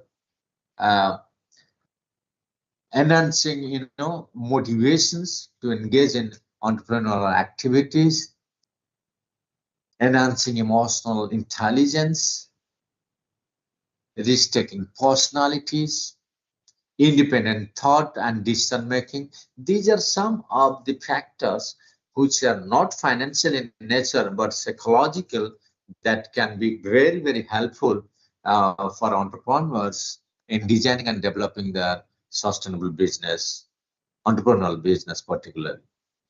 Then sustainability fatigue, the second factor. The constant pressure to maintain sustainable practices can lead to sometimes burnout, especially when facing setbacks or your business is not working well. Resistance from stakeholders impacting the overall well-being. Third factor is risk aversion. Adopting sustainable practices often involves uncertainty, risk, which can be daunting for entrepreneurs who are naturally risk averse, hindering the adoption of innovative solutions. So if these things are taken care, probably that will show, or that will open the roads for sustainable entrepreneurship. Next, please.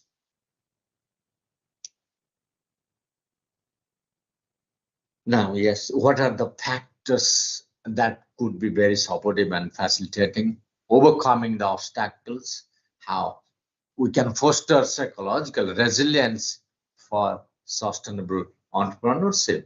A psychologist and behavioral experts in the field of entrepreneurial business have come up with the perspectives that mindfulness and building psychological capital, we can develop a spirit of entrepreneurial mindset. That is, practice mindful awareness to identify and reduce the impact of stress. By this method, we can enhance what we call the psychological capital of people, that is hope, optimism, resilience, and self-efficacy, and that will be very helpful to sustain entrepreneurial motivations. And in fact, that will be very encouraging for people to engage in new ventures, new enterprise, new business. Second factor is support. Build a support network systems, including peers, mentors, investors who can provide guidance. Particularly when I look at the academic scenario, in every college, universities, institutes, they have a very strong alumni networks. And every year, even in our institute, like I had Kharagpur, every year we conduct couple of times like alumni meet, homecoming. We call it homecoming. We invite our, alumni, those who are well settled, having their own business, they're billionaires, and they settle in many pockets of the globe. And they come over here and they share their ideas, thoughts, and insights to the next generation of entrepreneurs, how to build the future business of their own. Third factor is self-care. Prioritize physical and mental health through exercise, medicine, and healthy eating. This will build a very strong mindset, thereby enhancing entrepreneurial thinking. Next, please. Yes, the role of social networking in fostering sustainable innovation. As I said, that a good networking systems, connecting with business leaders, successful entrepreneurs, your own alumni, that will be, very facilitating factors for creating or fostering sustainable innovations. In the process, we try to, build up knowledge sharing networks. That is what you call social networks, how it facilitates the exchange of knowledge and best practices, enabling entrepreneurs to learn from each other's success and failures, and then promoting continuous improvement. Resource mobilizations and other factors would be very helpful in fostering innovation. Network can provide access to funding, talent, and other resources, helping sustainable venture overcome barriers of growth and expansion through collaborative efforts. Collective actions are also equally important, like social networks enable entrepreneurs to collaborate on addressing systematic challenges and advocating for policy changes, building a stronger ecosystem for sustainable innovations. So therefore, the social networking is one of the, I can say, biggest factors for fostering sustainable innovations, and every organization must nurture it. Next, please. Next slide.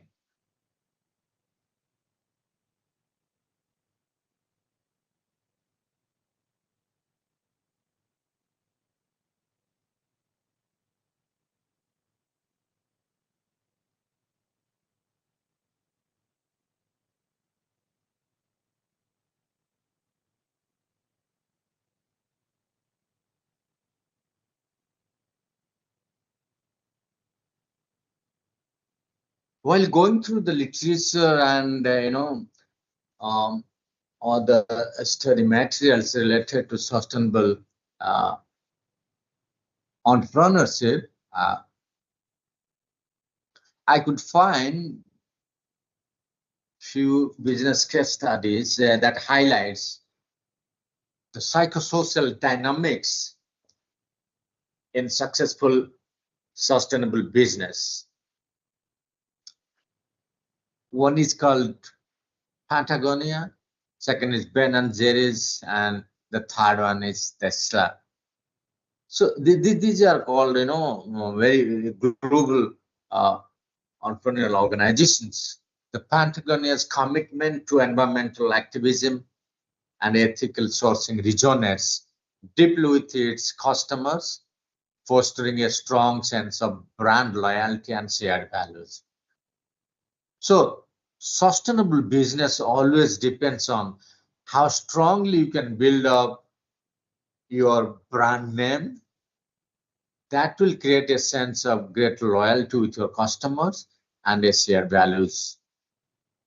Second is Ben and Jerry's long-lasting dedications to social justice and community engagements has established a powerful brand identity and attracting consumers who align with their values. Tesla visionary leadership and commitment to sustainable transportations has inspired a global moment transforming the automobiles industries and driving innovations. So all these kind of organizations, they have flourished with a cause, with a purpose, towards a responsibility towards the society. So this kind of visions can drive sustainable business to the height of success. Next, in my concluding remarks, I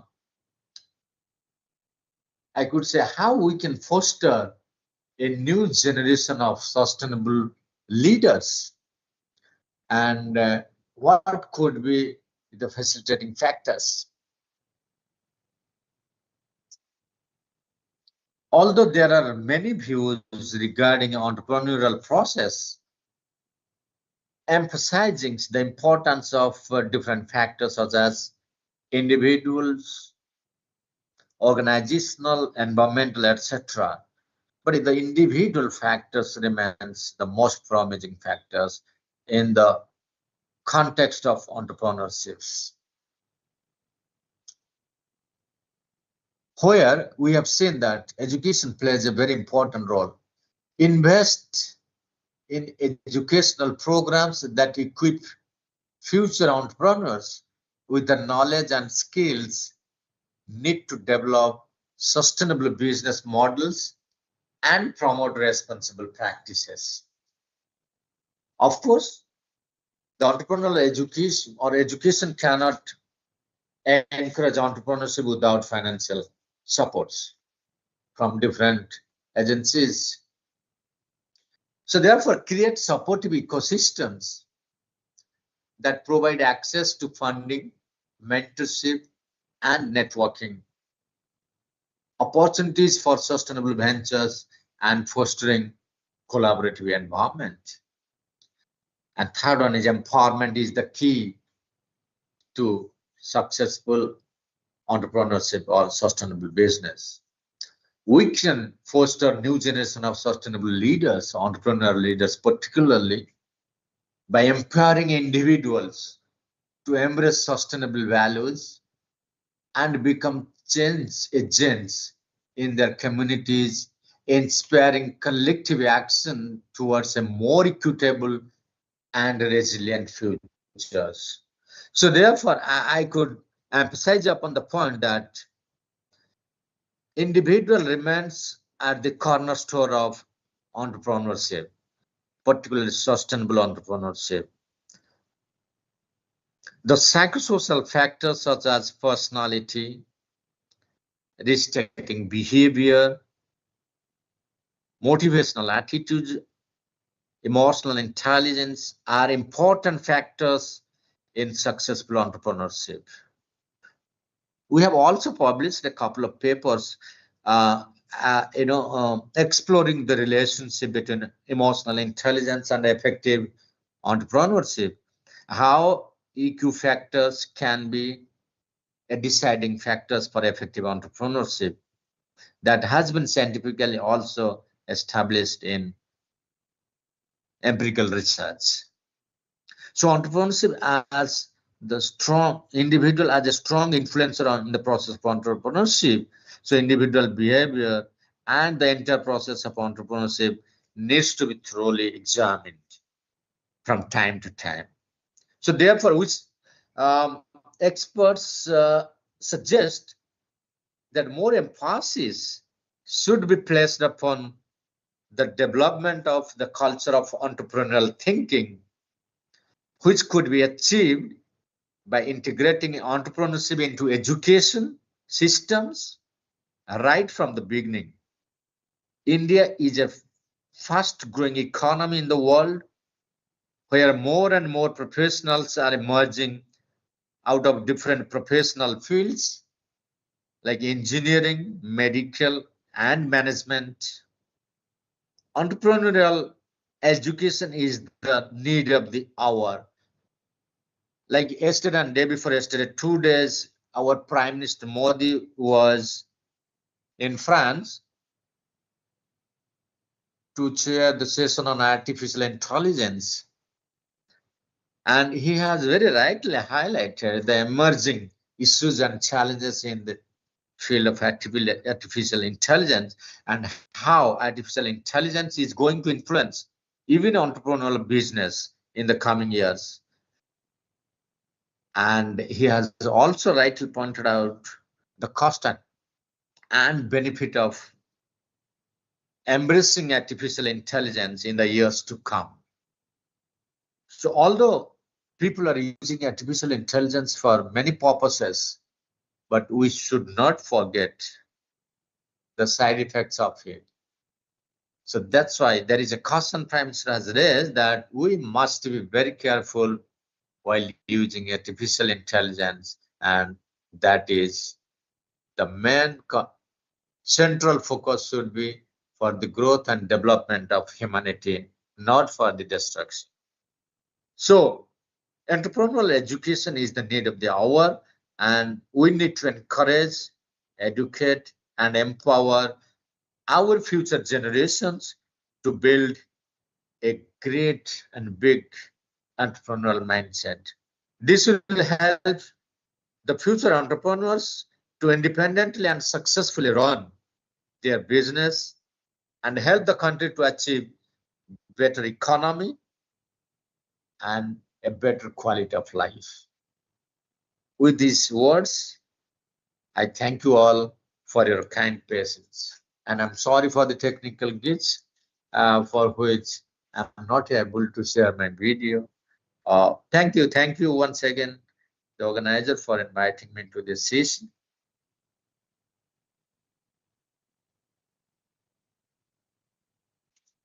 Social entrepreneurship, innovations, and education.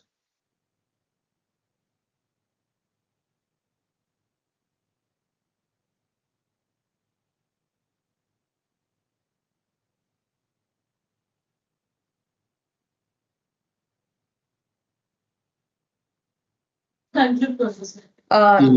Yeah, you have any questions?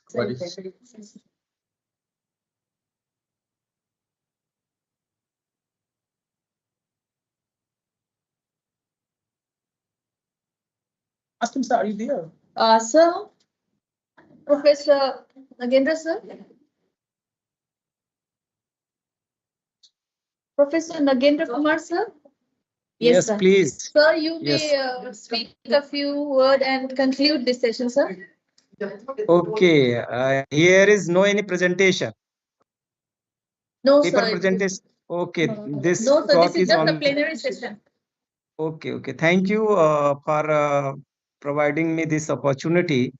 And Professor Pradhan has covered major things in a very better way on the sustainable entrepreneurship, a psychosocial perspective. They have given a clear perspective on this topic as this was the demanded.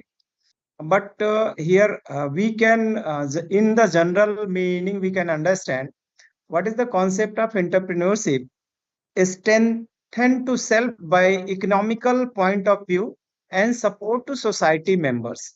If we are capable to develop a business, small or any at the any scale like a startup, that be helpful for their upliftment economically and for the society members. So that can be considered under the entrepreneurship. And if we are going to consider sustainable entrepreneurship, it means that approach to growth and human development that aims to meet the needs of the present without compromising the ability of future generation. So what we are going, that should be considered under the sustainable, that be helpful for the present and for the future. So this is the concept what Professor Pradhan has presented in a very well manner. But I can add few words like with reference to title. As title is Social Innovation, Education and Sustainability. So when we are going for the social innovation, there is education is required, and the social innovation that should be sustainable. If we are looking with that perspective, then our social innovation will be helpful for the society. Social innovation means innovations which may be profitable or not, but their motive is to strengthen the society members, strengthen the individuals, which may plan for the futures with a quality life. So this is the concept, and for that, education is play a pivotal role. Without education, we cannot plan according to that, because education gives us strength. Education gives us insight, imagination. How do we perpetuate for the future? What may be planned for the futures? So how we can proceed on that path? This insight we get from the education. And social innovations, when a person will be educated, then he will proceed for the social innovation. If he or she will be sensitive for self and for the society, then he or she will go for the social innovation. And if person is sensitive, then sustainability will surely there. Because when we think about our personal growth, if I am sensitive, then surely I will think about the sustainability. Like we can recall the all entrepreneur who have established themselves within our country or beyond the country. They are helping for the society. If generally we take the name of the Tata, we are Tata, and we can see how they have support to the society. They have not only established their businesses, but they have contributed for the society within the Jharkhand, Jamshedpur, and other areas in which they have developed their factories. They have tried for the better life nearby that society, and they establish the sustainable concepts. So therefore, we can say when we move for the social innovations, there is requirement, the education and the sustainability. This is the requirement of your global summit.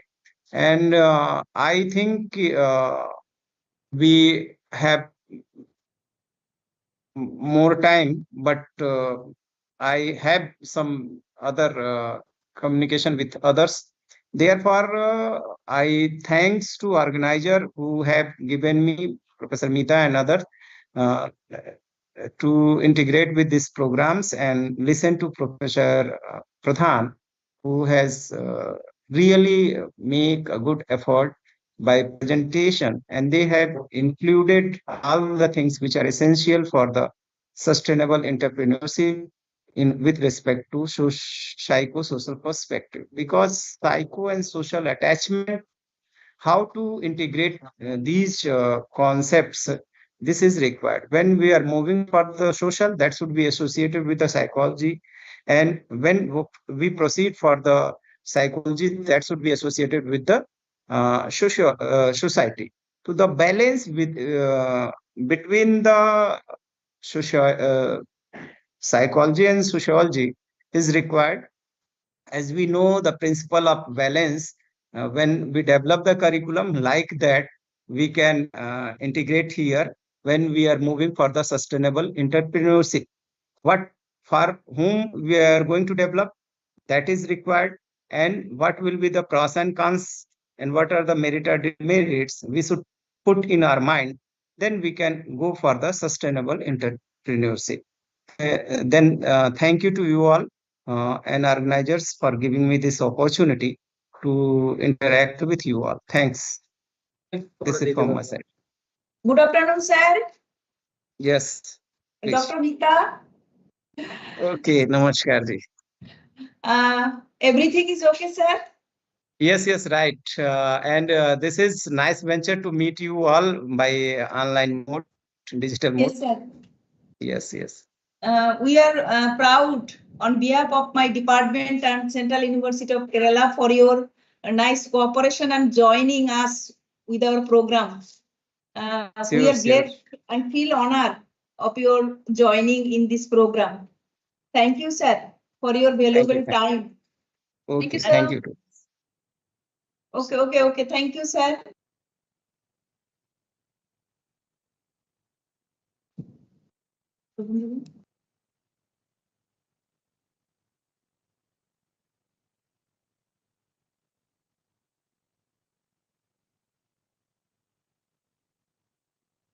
PPT na just. Hello, Professor Jayanta sir, are you there? I am waiting for you. Okay, okay. Sir. Oh. Okay. So there is a problem in my network problem. I face very network problem. So already Professor Bitadi already introduced my. So only 10 minutes. Madam? Hi, yes, sir. Only 10 minutes. Okay, I will speak some 10 sir. minutes. No Okay, problem. sir. Okay. Sir. So first of all, good afternoon to everybody who are joining this program. It is nice program already. Professor Mohan already announced that this is a joint venture. Nice. So I will take some time regarding the education global summit on social innovation, education, and sustainability. This is there are three items, three variables: social and education and sustainability. So I will tell something about the education. So education, after independence, we have received so many committees and commissions. Like after independence, we have received 1948, headed by Radhakrishnan. That is a first commission in India after independence. So this is the mainly the terms of reference was only higher education, only higher education. So there is no point regarding teacher education. Then we received 1952 Mudaliar Commission. This is also a commission for secondary education. And now we received another program, 1964-66. It is headed by D.S. Kothari, Professor D.S. Kothari. He has pointed out some matter regarding the sustainability of the teacher education program. So in 1968, there is a commission, that is a National Council for Teacher Education. And next 86, we have received another commission that is headed by our late Prime Minister Rajiv Gandhi. He has told about the totally higher education, mainly emphasis on higher education, and not only on teacher education. They did not discuss any matter on teacher education. Now this is the point. In 90s, we have received a change, social change. What kind of change? That teacher education was 1-year program, MA and B.Ed also. Now, 1993, there is a act passed in the parliament that is called National Council for Teacher Education. That is the restriction. That is a remarkable point, remarkable journey for teacher education. So in 1995, the National Education Council for Teacher Education started their function, and now we are in the program, different programs in India. There is the 4-year program, 1-year program, 2-year programs. Now, NEP 2020 going to introduce 4-year integrated course, 4-year integrated teacher education program. Before that, in 2012, there is a commission, Justice Verma. Verma reported that the teacher education program will be 2 years, B.Ed and M.Ed. So then 2015, the NCT started 2 years B.Ed and 2 years M.Ed program. So there is a lack of sustainability in this program. So social innovation, what kind of social innovation? Now we try to integrate among these three variables: social innovation, education, and sustainability. So this is a not new thing. In 2020, there is a policy, big policy. After 34 years, we have received a policy, that is National Education Policy 2020. So they emphasize on 4-year B.Ed program ITP. But this is a not new thing. It was started in 1966 in Mysore, and already continuing in Bhubaneswar. They have started this course in 1993. So this is not new thing. And already we have in our West Bengal, we have six to 8 colleges under the purview of Bardhaman University. They have started 4-year B.Ed course. So this is not new thing. This is already introduced in 1966 in Mysore, where Regional Institute of Education and Bhubaneswar. So this is not a new ideas, new thoughts, new innovations. So there is a change. So there is a lack of sustainability regarding this matter. Now we have received the courses, 4-year courses, regular courses, undergraduate courses. This is also not new, because already this course introduced in different technical institutions. They have introduced this course. So 3 years gone, UGC started 4 years courses in BA, BSc and BCom courses. What is the results? Result is very bad results, for very peculiar results. So when it was 3 year courses, so many students were there. So many students are admitted in this institution. But after implementation 4-year BA, BSc courses, there are a lack of students. Students are not interested to enroll their name in this institution. So there is a 50% seats are vacant still now.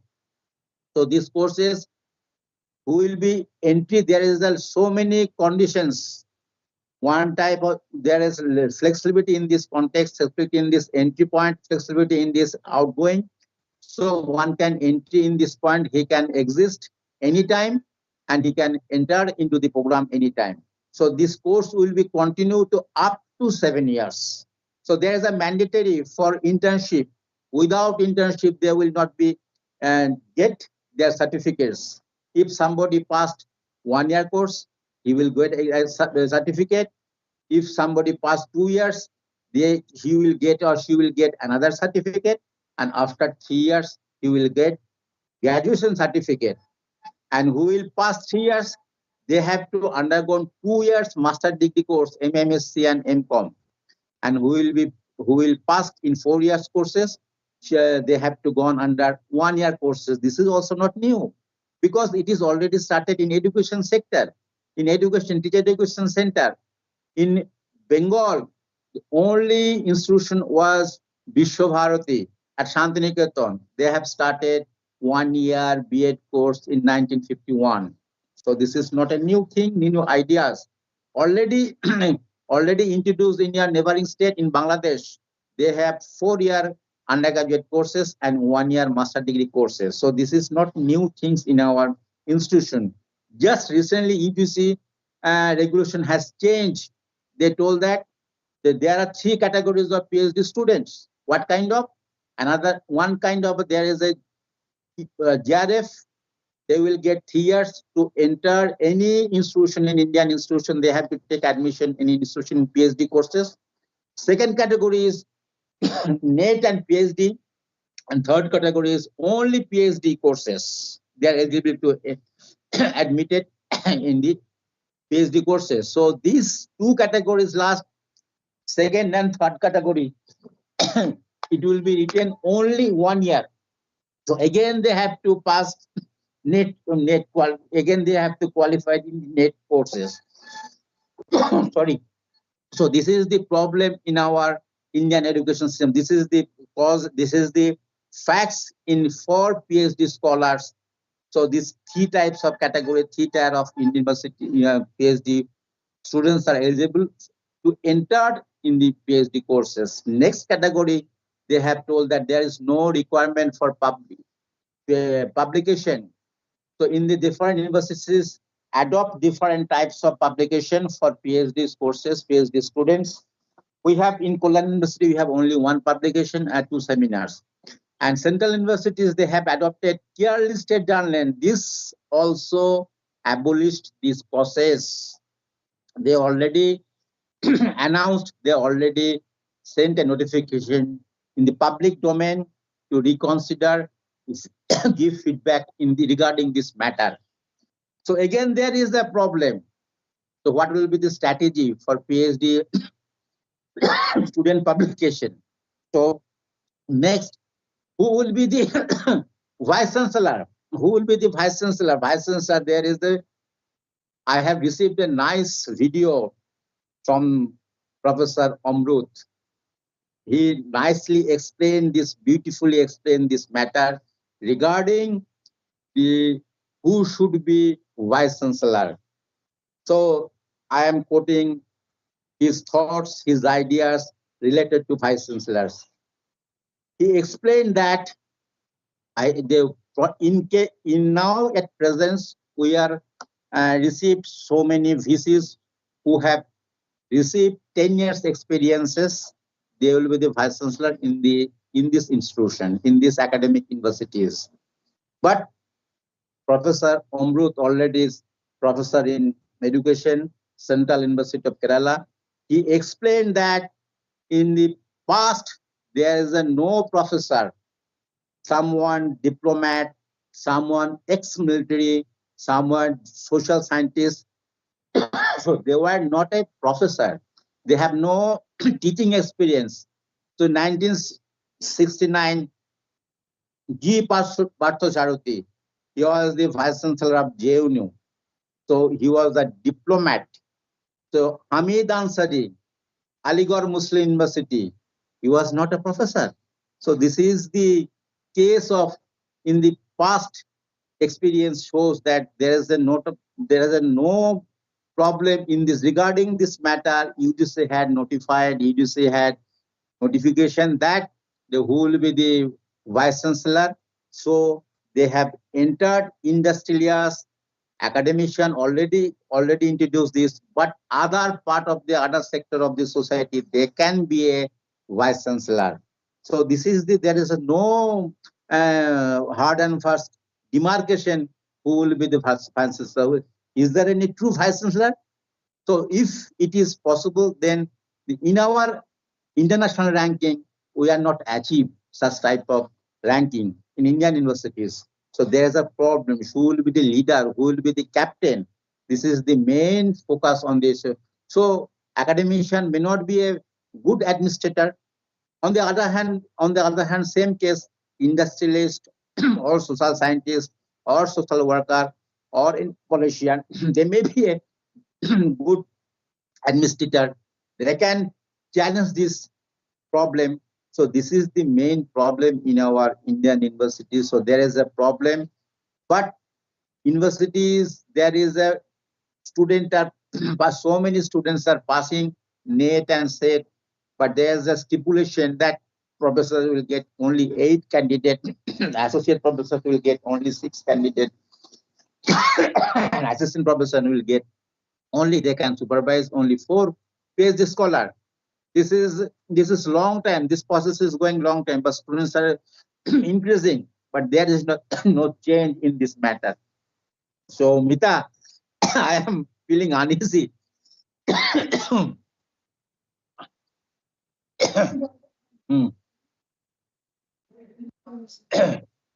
Mita. Thank you, sir. Sir, Feeling uneasy. So thanks for giving me this opportunity. Thanks to Jadavpur University, all the authorities, and the Central University of Kerala. I am very grateful to. for giving this platform. Thank you. Okay. Okay, Mita. Okay. Okay. Thank you. Thank you. Namaskar. Thank you, Dada. Thank you very much. Sorry. Sir, very enlightful speech from you, But sir. Sir, I feel that now today you are sick, but after the physical condition, you join our program. So it is Sure. most I will. proudful attachment for you, sir. Today, not today, until in the whole process of academic life. And sir, we are proud for your joining and most important valuable talks in multi-dimensional academic purpose. We listen, and I hope all participants feel that Professor Mete sir is a most resourceful person in our education.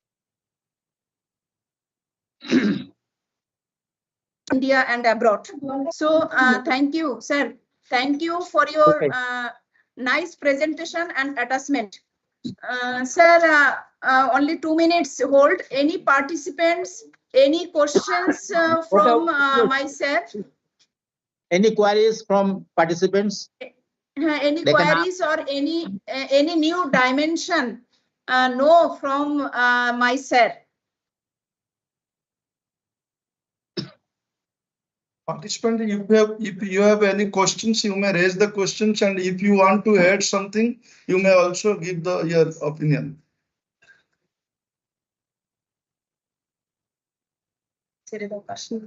Regarding this matter, Rabindranath was the pioneer in this field, social innovation. He was started in 1921, that is called Srinivasanathon for social innovation, and he made a beautiful area that is called Srinivasanathon for rural development, for upliftment of rural society. Rural people. You think about this already. About no poverty only. So social innovation that we are talking about this already it was started in 19 by the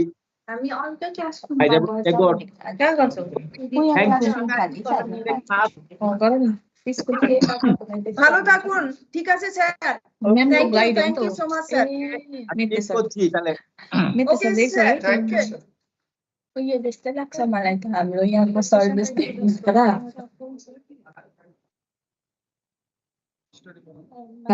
साडी लाग्दैन हिजो पनि लगाएको थिएँ यस्तो साडी राम्रो हुँदो रहेछ नि कस्तो त बर्डर भएको कटनको छ्यापै बस्दो रहेछ प्लेन प्लेन अलिअलि प्याटर्नहरू भएको होइन तर बर्डर भएर चाहिँ राम्रो देख्दैछ हिजो लगाएको थिएँ नि मान्छेले त्यस्तो सेमिनार्सहरू हाम्रो त माथि त्यो त्यस्तो डल भन्छ नि त हामी त अलिकति अर्कै त्यस्तो हाम्रो उयो नै फेरि हामीले ओकेसनली लाउँछ होइन म्याम त्यो राम्रो खालके किन्छ नि हामीले चाहिँ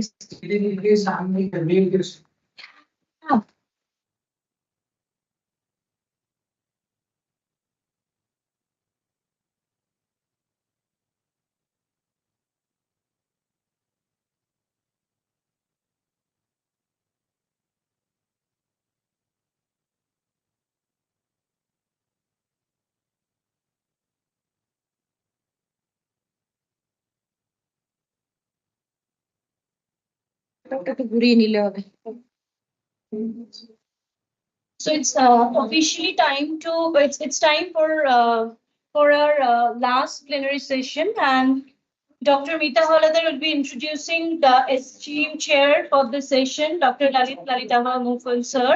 So over to you, ma'am.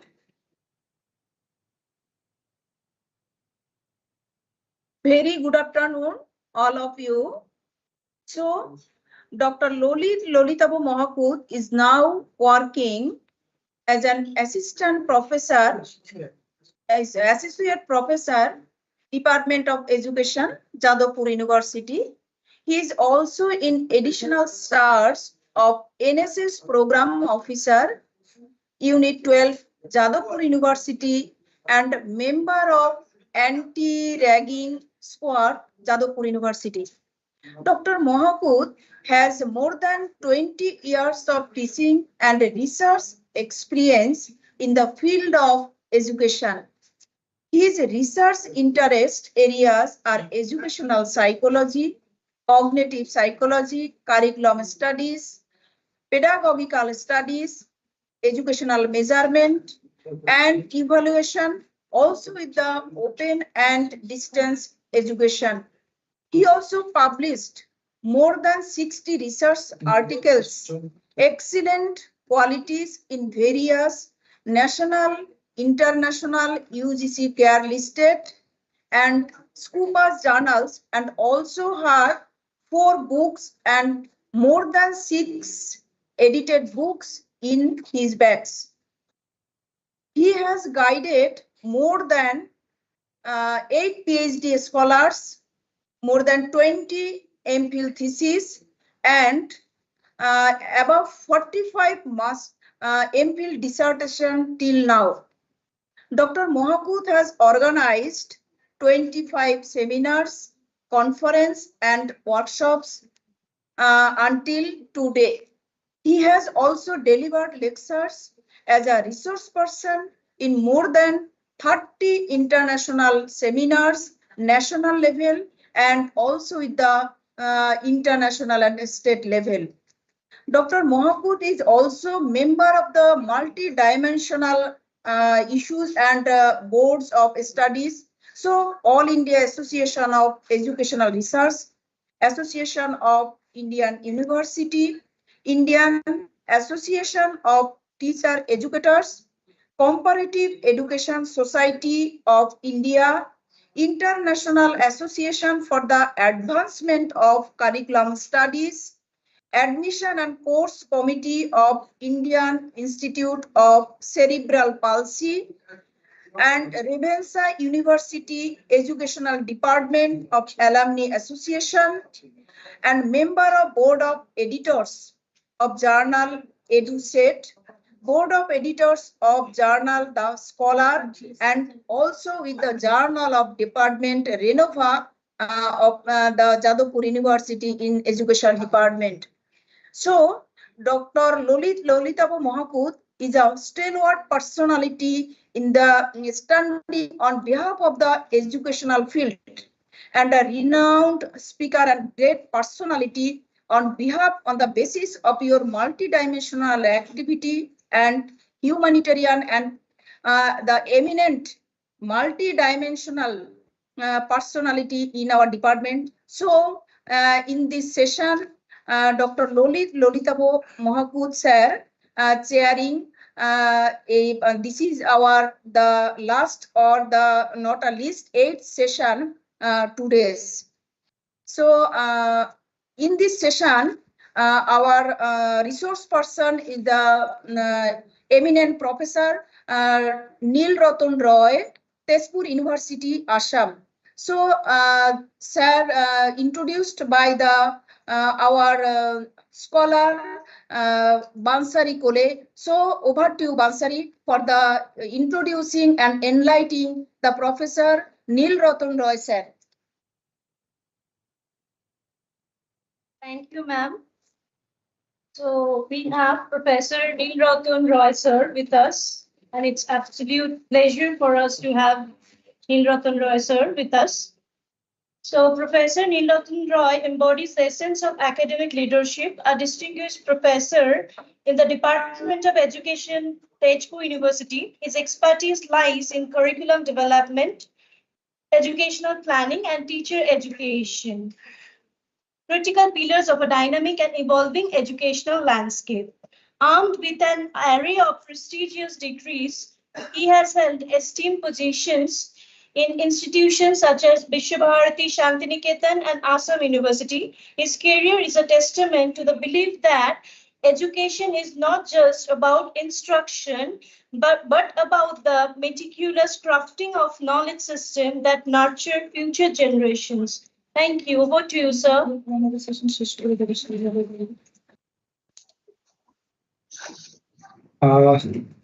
Thank you, Bansari, and thank you, Professor Mita Handler, ma'am.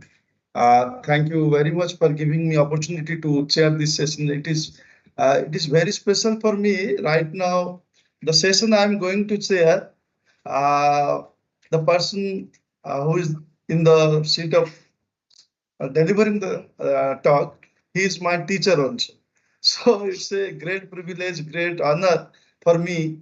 Professor Nilratan sir is here, and once I was a student. That means not I was a student. I will be student forever. So it's a really great honor for me to chair this session, and I'm feeling something that I'm afraid whether I may make any mistake.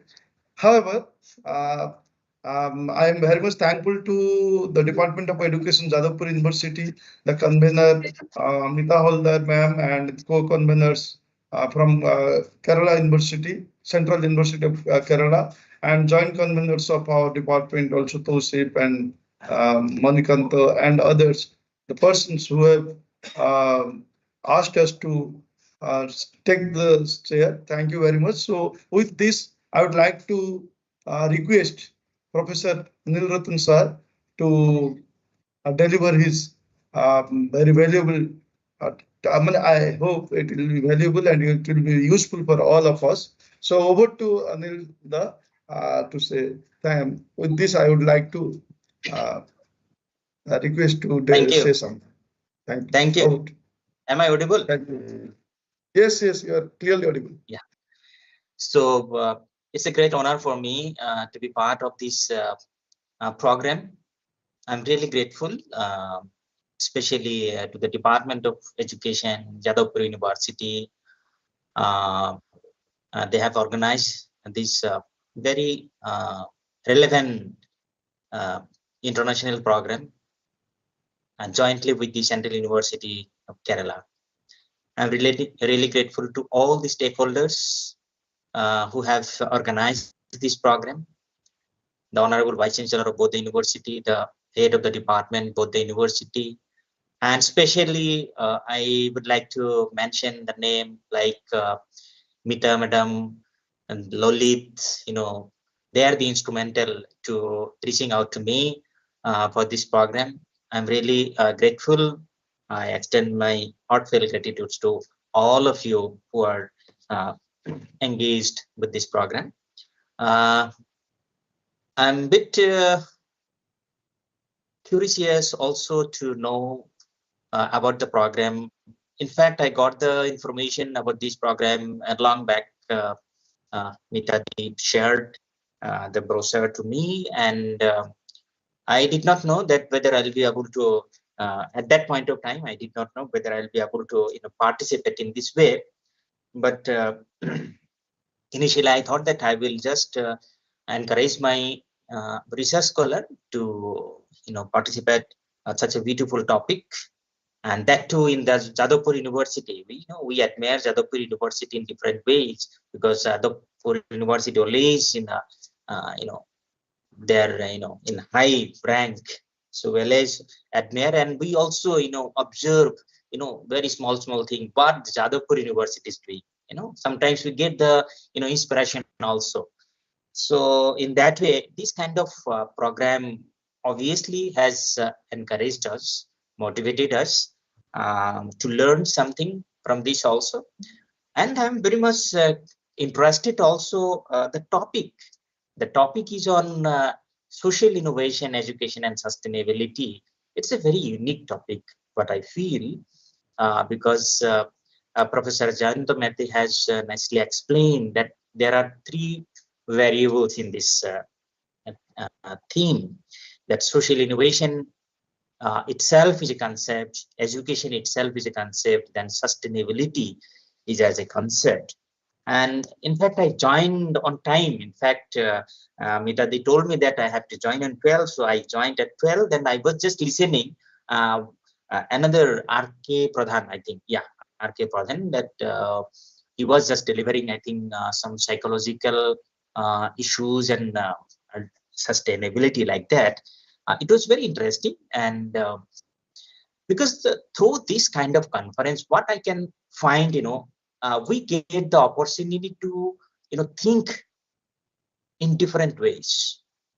Otherwise, what happened, when we remain in the department, when we just involve in the teaching learning process, we become monotonous. Means we have to follow the syllabus, we have to complete the syllabus, we have to complete our assignment and examination, etc., etc. But this kind of programs, has given us the scope to, think, rethink critically some of the issues which are very, very relevant in our society.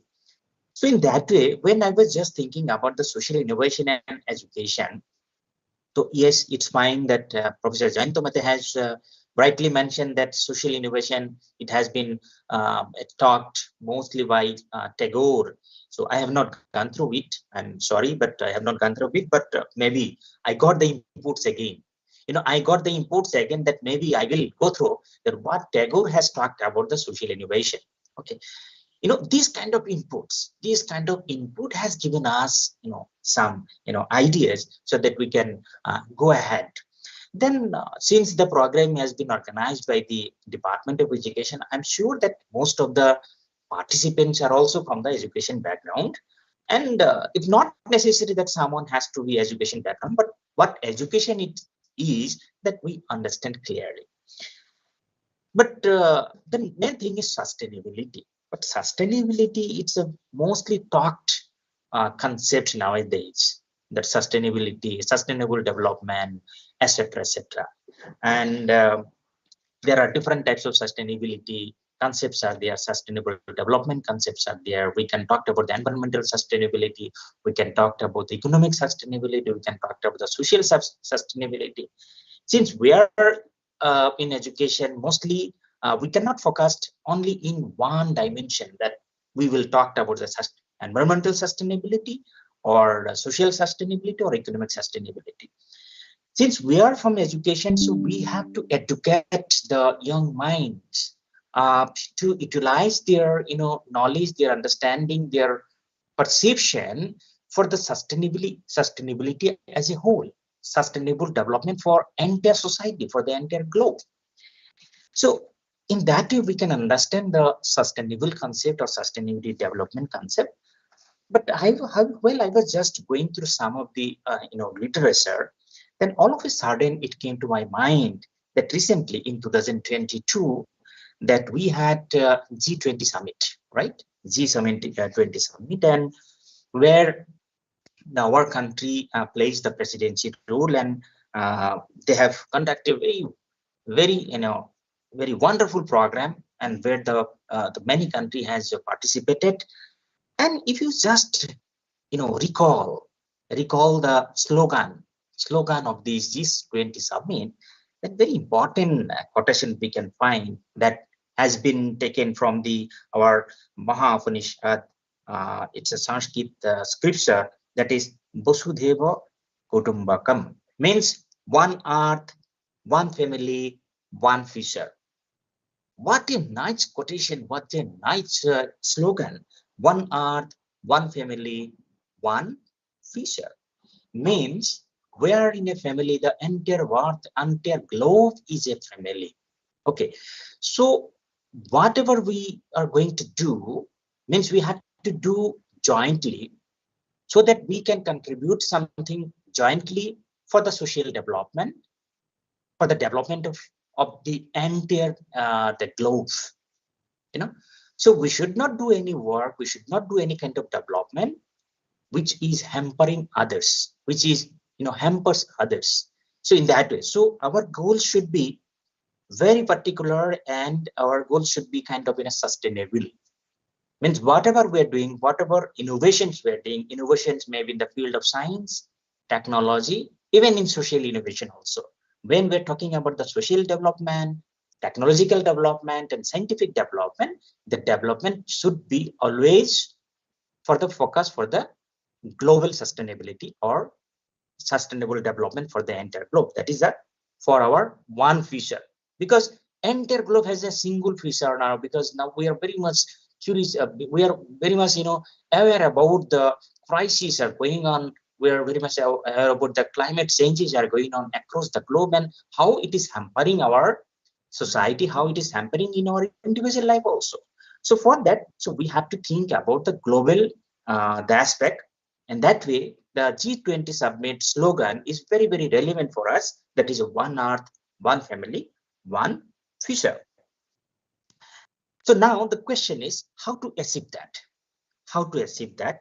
And for that, definitely, since we are very much developed in respect to the science, in respect to the technology, we are much ahead than our imagination.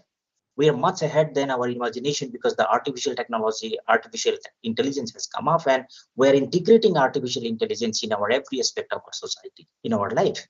So in such a challenging situation, what kind of education, what kind of social innovation we are talking about, so that we are maintaining the sustainability in the society. Okay, we are maintaining the sustainability. So in this regard, we need to talk about the social innovation in education. That is what I believe. That social innovation. So when we talk about the social innovation, that's a very important definition we can find out. Like social innovation may be defined as a dynamic process of strategically developing and implementing inventive ideas, strategies, and intervention, and aimed at proactively addressing prevalent social issues and instigating positive and transformative changes. You see, such a meaningful word that social innovation is. Means we have to do a lot of things in terms of ideas, in terms of strategies, in terms of intervention, to resolve some of the social issues, to bring some transformative changes in the society. But now the question is, can this social innovation be implemented in the society directly? No. What kind of social innovations are going on across the globe? We do not know until and unless we are educated ourselves. So how to educate? So maybe the formal education is one, maybe informal education in another way, the non-formal education maybe another way. So basically education has to play a very, very important role to propagate the ideas, whatever ideas we generate from the social innovation that need to be implemented, or that need, first of all, it need to be propagated amongst the young generations, then only it can be implemented in the society. Okay, so social innovation is education is a very, very important term and important concept that may be used for the sustainable development of the society. So when we're talking about the sustainable development of the society, we are not talking about the only environmental sustainability, social sustainability, or economic sustainability, but we're talking about sustainability or sustainable development as a whole. So what kind of benefits we can get if we just apply the social innovation in education? Yes, there are a lot of benefits we can get. Some of the points I will just like to highlight.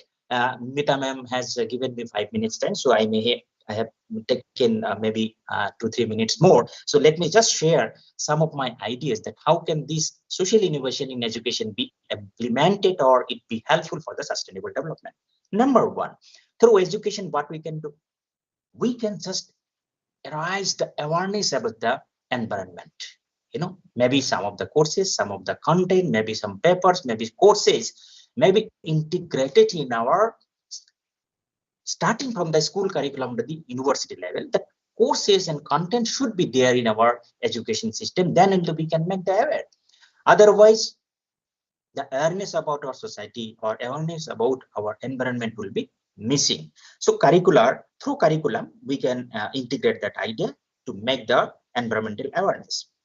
Then we can also propagate another idea. So what is that? We can promote the sustainable practices. So what kind of sustainable practices can be propagated among the young mindset? There are so many things we get in our education, like experiential learning. Nowadays, this word also been talked much, that experiential learning. What is that experiential learning? Means whatever theory we get and it need to be implemented or practically applied in the society. Like for example, the organic farming, the waste management project, doing some project, the project also, maybe all these things like organic farming, then waste management may be done by some other department. But what about the education? What about the social sciences? The social sciences may do some activities like social issues may also be, solved.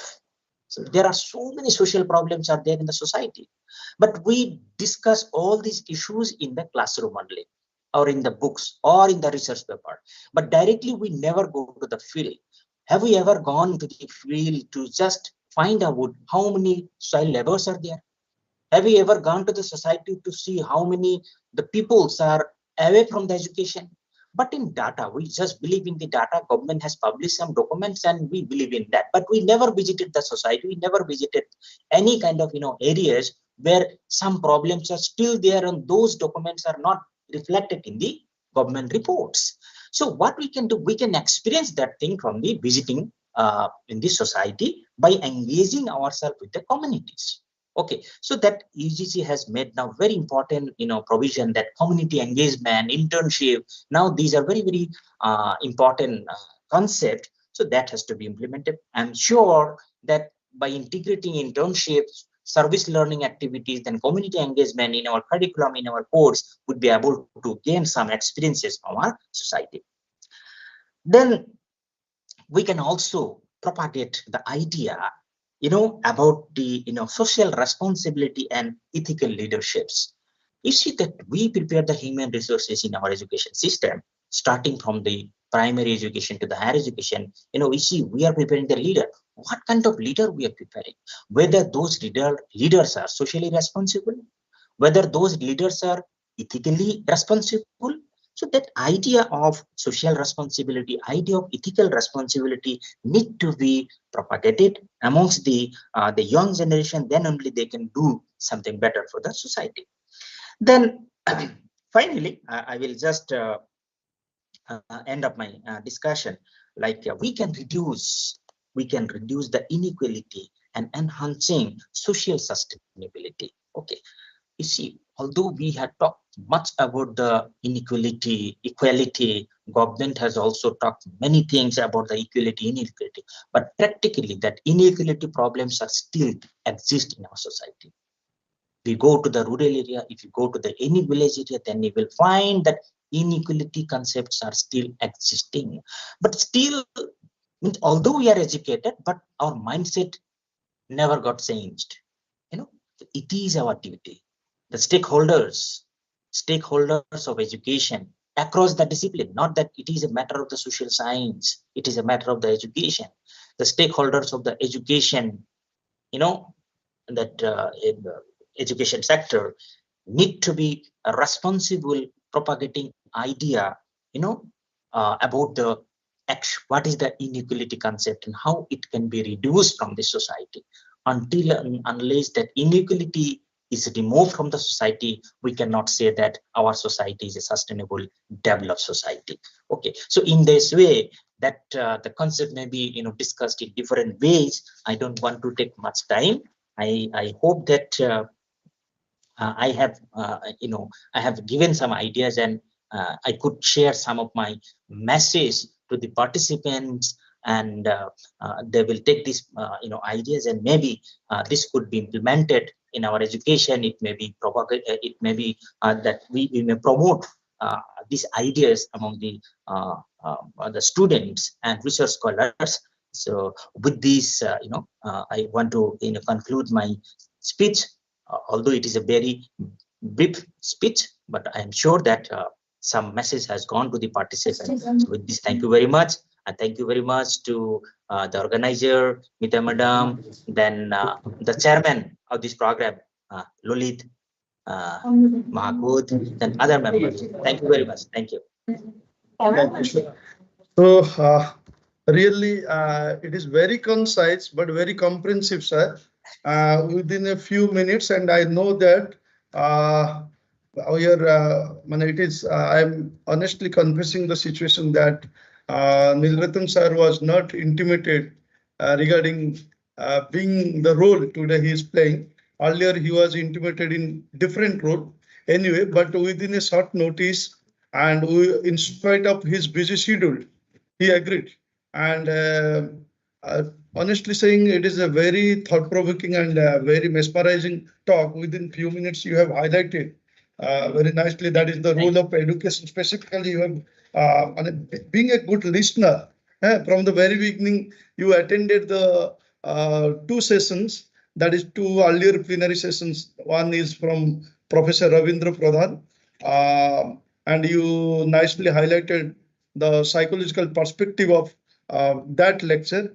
And you also tried to make a link of the talk of the Professor Jayanta Mehte sir concerning Ravi Thakur's, Kaviguru Ravi Thakur's and his ideas about social innovations.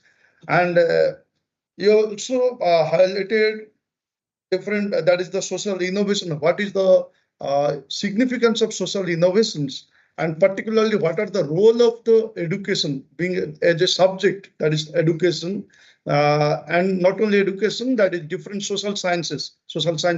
You try to put forward different benefits of social innovations for sustainability. And in this case, what are the role of the education as a subject and or different social sciences subjects, and the role of different social scientists also, sir.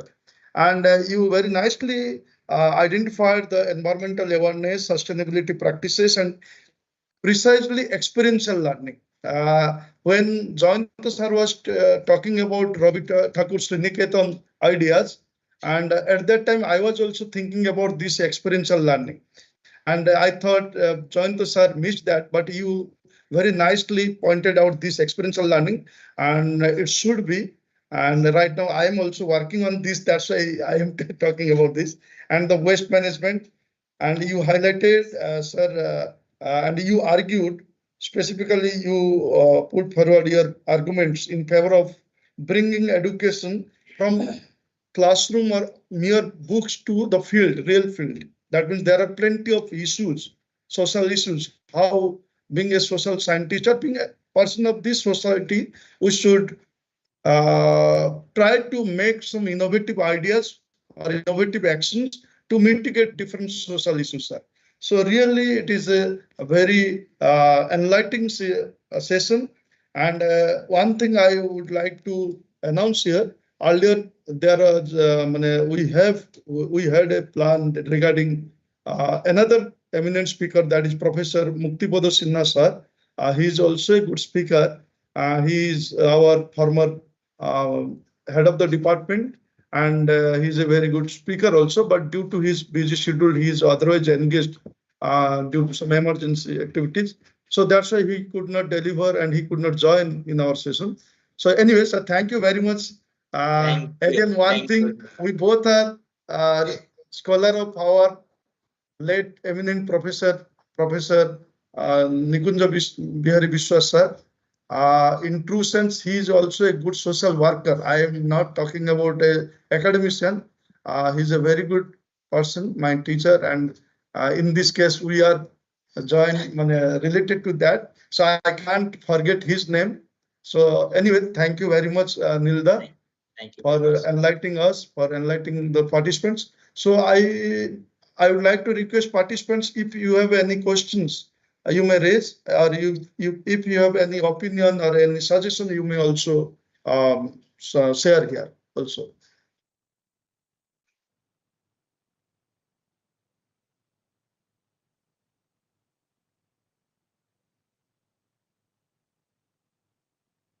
Okay, I think maybe there is. Good afternoon, sir. Can you hear me? Yeah, definitely. Good afternoon, sir. Sir, your speech was lovely. It was very informative, and there's no question. It's just a humble opinion, and also a takeaway from your speech that you mentioned about how we should be incorporating the theory into our practical life when you talk about poverty and how research should be based on the grounds. So that is one thing I probably would want to carry forward while I am doing something else in the near future. That I would try to stick to the ground level, which could become an interesting point where you said that not much work has been done So I would rather focus on that next time so that I could use your insights in my work as well, because it was a very eye-opening session to be heard of. So thank you so much, sir. Yeah, very nice, very nice. I'm really happy that the people are working. Actually, that is actually missing in our education system. That we are becoming educated within the classroom only, in the classroom or libraries only, but Yes, hardly we have the scope to connect with the current society. And now with always I pass the message in different programs to the students also, that we should be connected to the society anyhow. Otherwise, there is no option left. Otherwise, some of the department will die one day, if we do not connect with the society. So maybe this is the right time. The NAP 2020 also has given some tips, some clue to be connected with the society, and thereby we can learn, and our research dynamics should be changed. That is what I believe. The way we are doing now research, that in the laboratory or in the library, but if you connect with the community member, then our dynamics should be a little bit changed, and that is what actually needed in the social science. Thank you. Thank you. Thank you so much. Right. Thank you, Sangeeta, for asking a right question and giving your opinion. So thank you, Nilda. Thank you very much. So I think I can leave now. Yeah. Thank you very much. Thank you very much. So Thank you so much. with this, I would like to request our joint convener, Dr. Tausif Biswas, to give the formal vote of thanks for all the sessions. Particularly, this is the last but not the least, as earlier mentioned. So I would like to request Dr. Tausif Biswas to give the vote of thanks on behalf of both the institutions. Thank you, Dada. Yeah. Meeta Madam, for providing me this opportunity, for providing such a crucial and accountable and also a responsible job. This is the time for offering thanks to all of you, sir, respected dignitaries, esteemed speakers, distinguished guests, and the participants. We would conclude this insightful and enriching plenary sessions of this Global Summit on Innovation, Education, and Sustainability.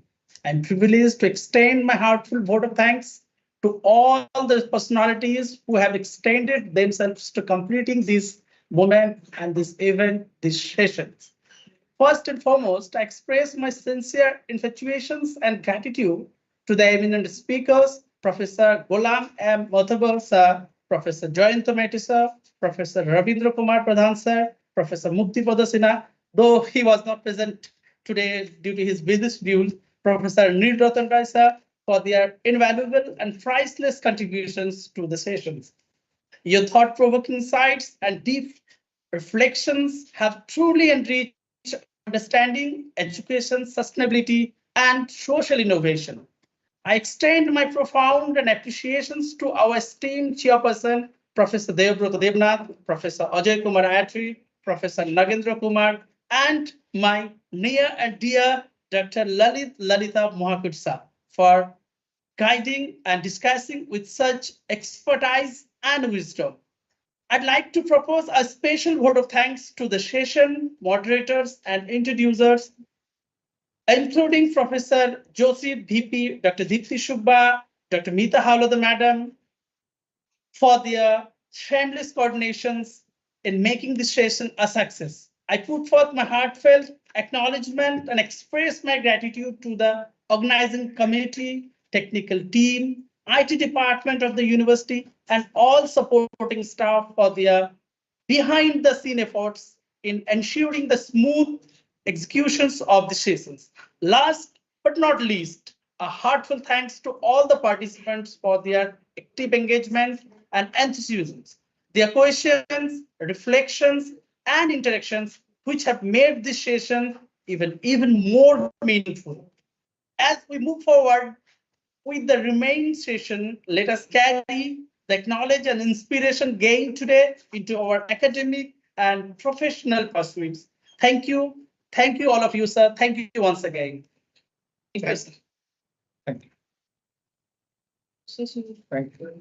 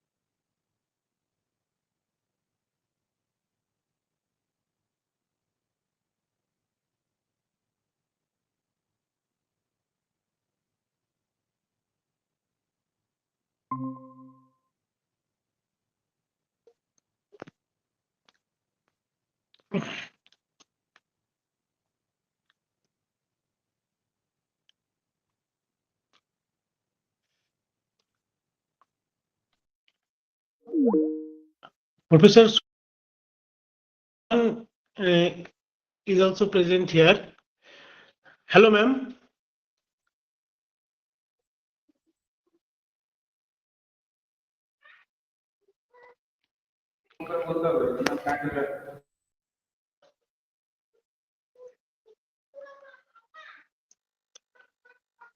Can you hear me, ma'am? Professor Sujata Bhan? Yes. Namaskar. Namaskar, ma'am. Good afternoon.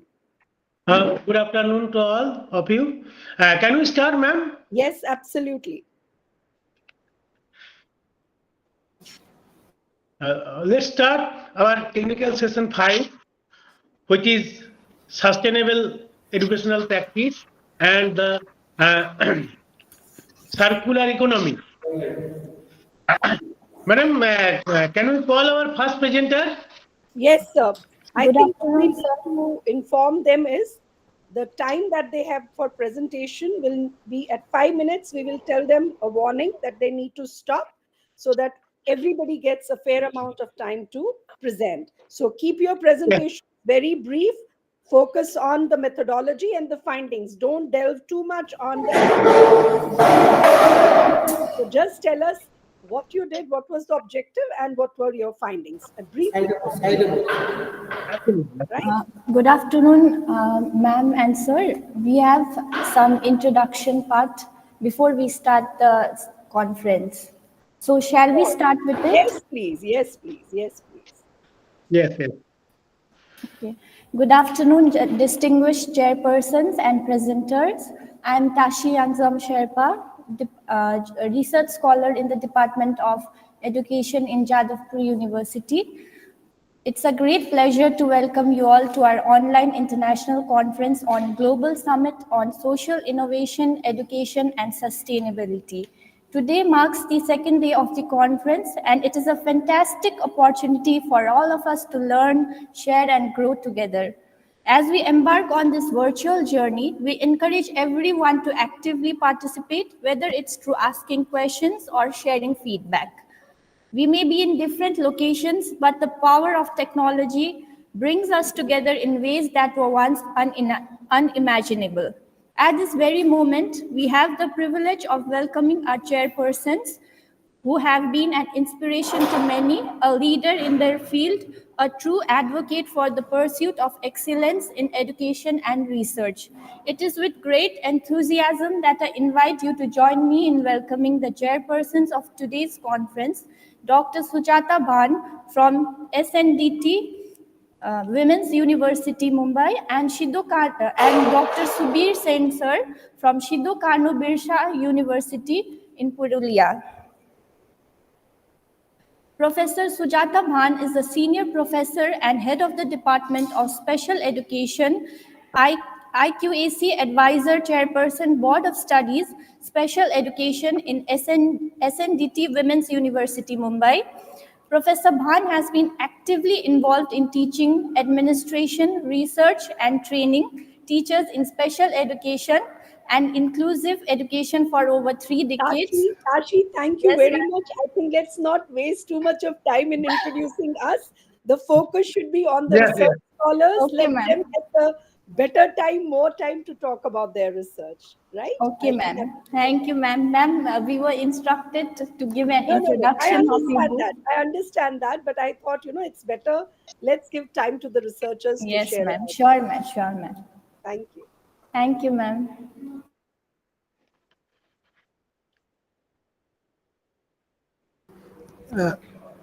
Okay, sir.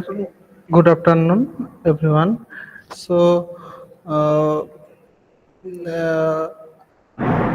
want to say our chairperson. Now we can start the paper presentation. You must you must introduce the co-chair also briefly and then start your paper presentation. Okay, ma'am. Okay. respected dignitaries and esteemed guests and dear colleagues. I am Subrata Khan, a research scholar from the Department of Education, Jadavpur University. It is the both an honor and privilege for me and extend my heartfelt gratitude to our distinguished chairperson, Dr. Subir Sen Sir. Also, can you turn your video on so that we know who's talking? I don't like seeing these, all nobody face there. Okay, Yes, that okay, will ma'am. be, that Okay, will be okay, good. okay, Thank ma'am. you. Uh, Thank you. Dr. Sen is an associate professor in the Department of Education at Sidhu Kanu Birsa University. He is a distinguished scholar specializing in education, educational philosophy, educational psychology, and mathematics education. His extensive research contribution in educational psychology, mathematics, and learning style have had a profound impact on academia. With vast university-level teaching experience, Dr. Sen has guided numerous studies and scholars shaping the future of education. His prolific academic contributions include over 19 publications in various reputed research journals, reflecting his dedication to advancing knowledge in the field. As a renowned scholar, a prolific author, and a dedicated research supervisor, Dr. Sen's contributions have significantly enriched the domain of education. His vast academic expertise and unwavering commitment continue to inspire and mentor students and research scholars. Please, Okay. please, Yes, please. yes. Okay. Okay. So his presence here today is truly invaluable, and we eagerly look forward to his insight, which are sure to enlighten relevant our conference. Thank you. Over to the chairperson, sir and ma'am. Now we can start the paper presentation. Yes, please start. Okay. And everybody, I request, please keep to time. I have only 1 hour to spare, so please let's finish all our presentations in an hour's time. There are 22 presenters, madam. So, our first presenter, according to list, is Joel Maria Soni.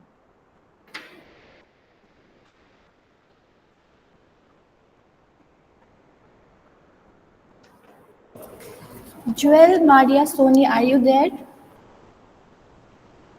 Sir, I don't think so. I think we should move on to the next presenter. Next presenter is Dr. Kamal Kumar Bagaria.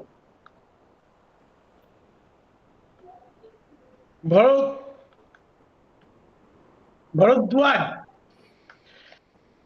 Dr. Kamal Kumar Bharadwaj. I think he is also not present. So can we move to the next presenter, that is Next Nitisha? presenter is Nitisha. Yes, sir. Yes, sir. I'm present. So please start your presentation. And keep in mind that you have only 5 minutes. Okay, sir. Okay, sir. Definitely. Good afternoon, everyone. Respected ma'am and sir, my name is Nitisha. It's a scholar from Central University of South Bihar. Please allow me to share my PPT. Yes, please share.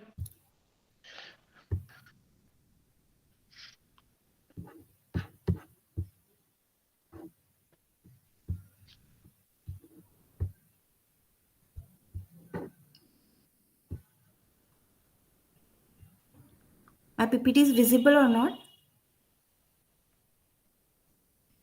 Still not visible? No, it's not visible. Not yet, not yet.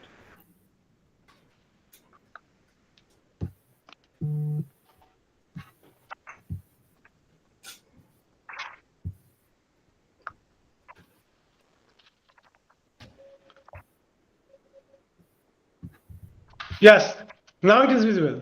Yes. Okay, sir. Thank you. Thank you, sir.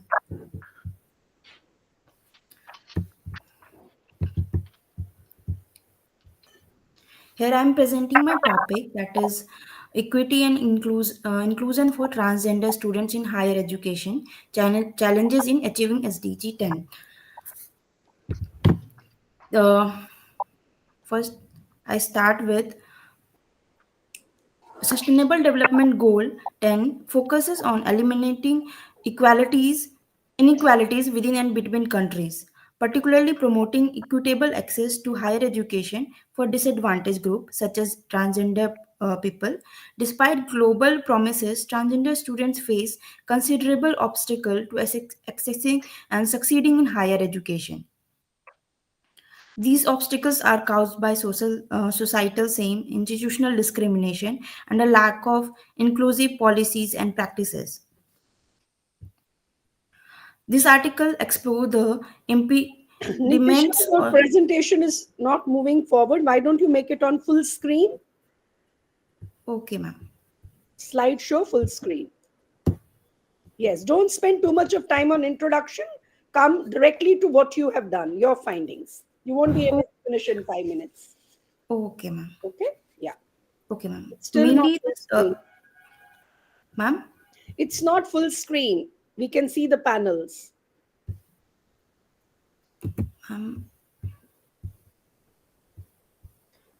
Anyway, never mind. It is visible then. Slide is moving, I think.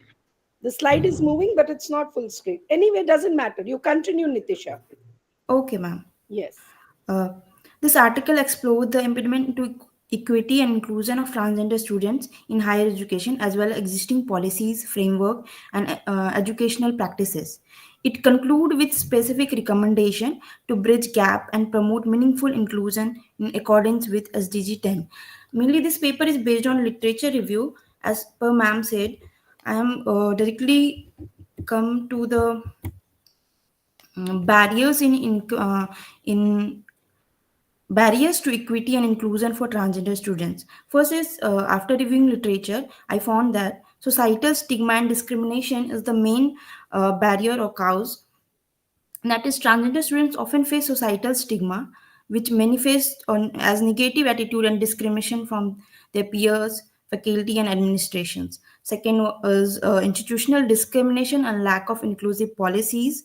Many higher education institutions lack formalized policies or practices that explicit address the needs of transgender students. Issues such as absence of gender neutral restroom, refusal to recognize students' preferred name and pronoun, and lack of policies regarding gender affirming healthcare.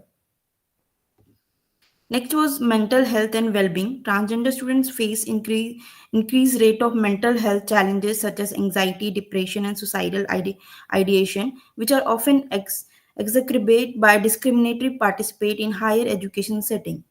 The lack of institutional support and societal acceptance and significantly impact their ability to thrive academically and socially. Next one is existing policy framework and educational practices. As I said, in the inclusion of transgender students in higher education is not only global concern but also a significant issue in the Indian context. Over the past few decades, India has made a stride towards recognition the right of transgender individuals, but significant gap remain in the implementation of inclusive policies education setting. Next barrier is legal framework and policy development in India.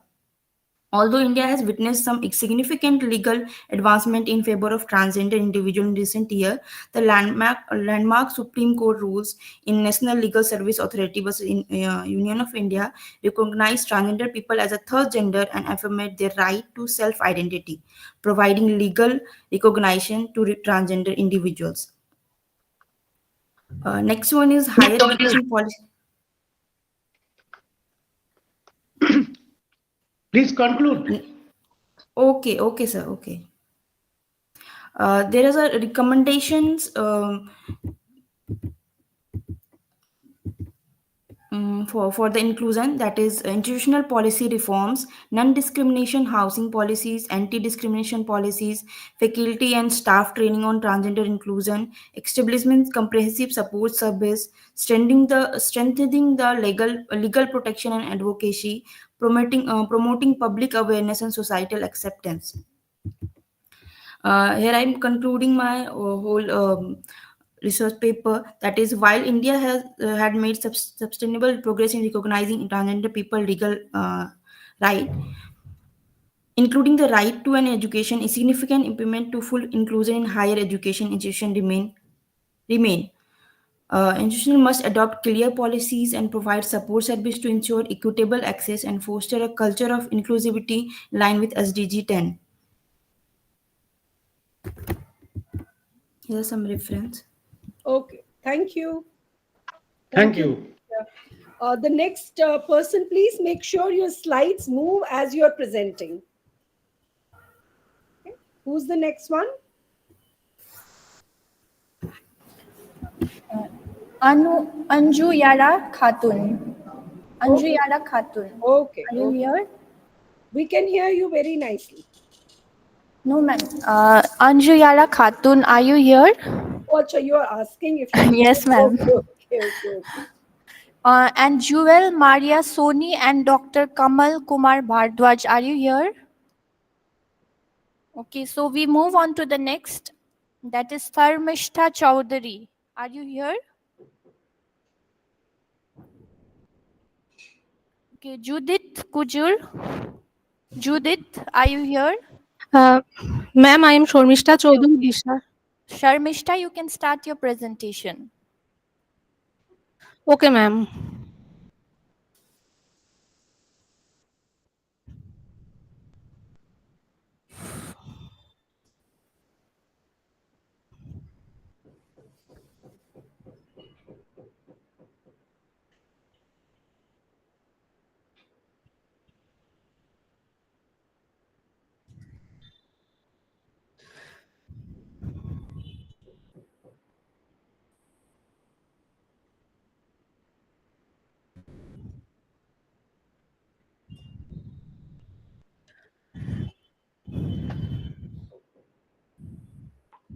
I am Shormishta Chaudhary Bishar, state-aided college teacher of Sirampur Girls College, Department of Education.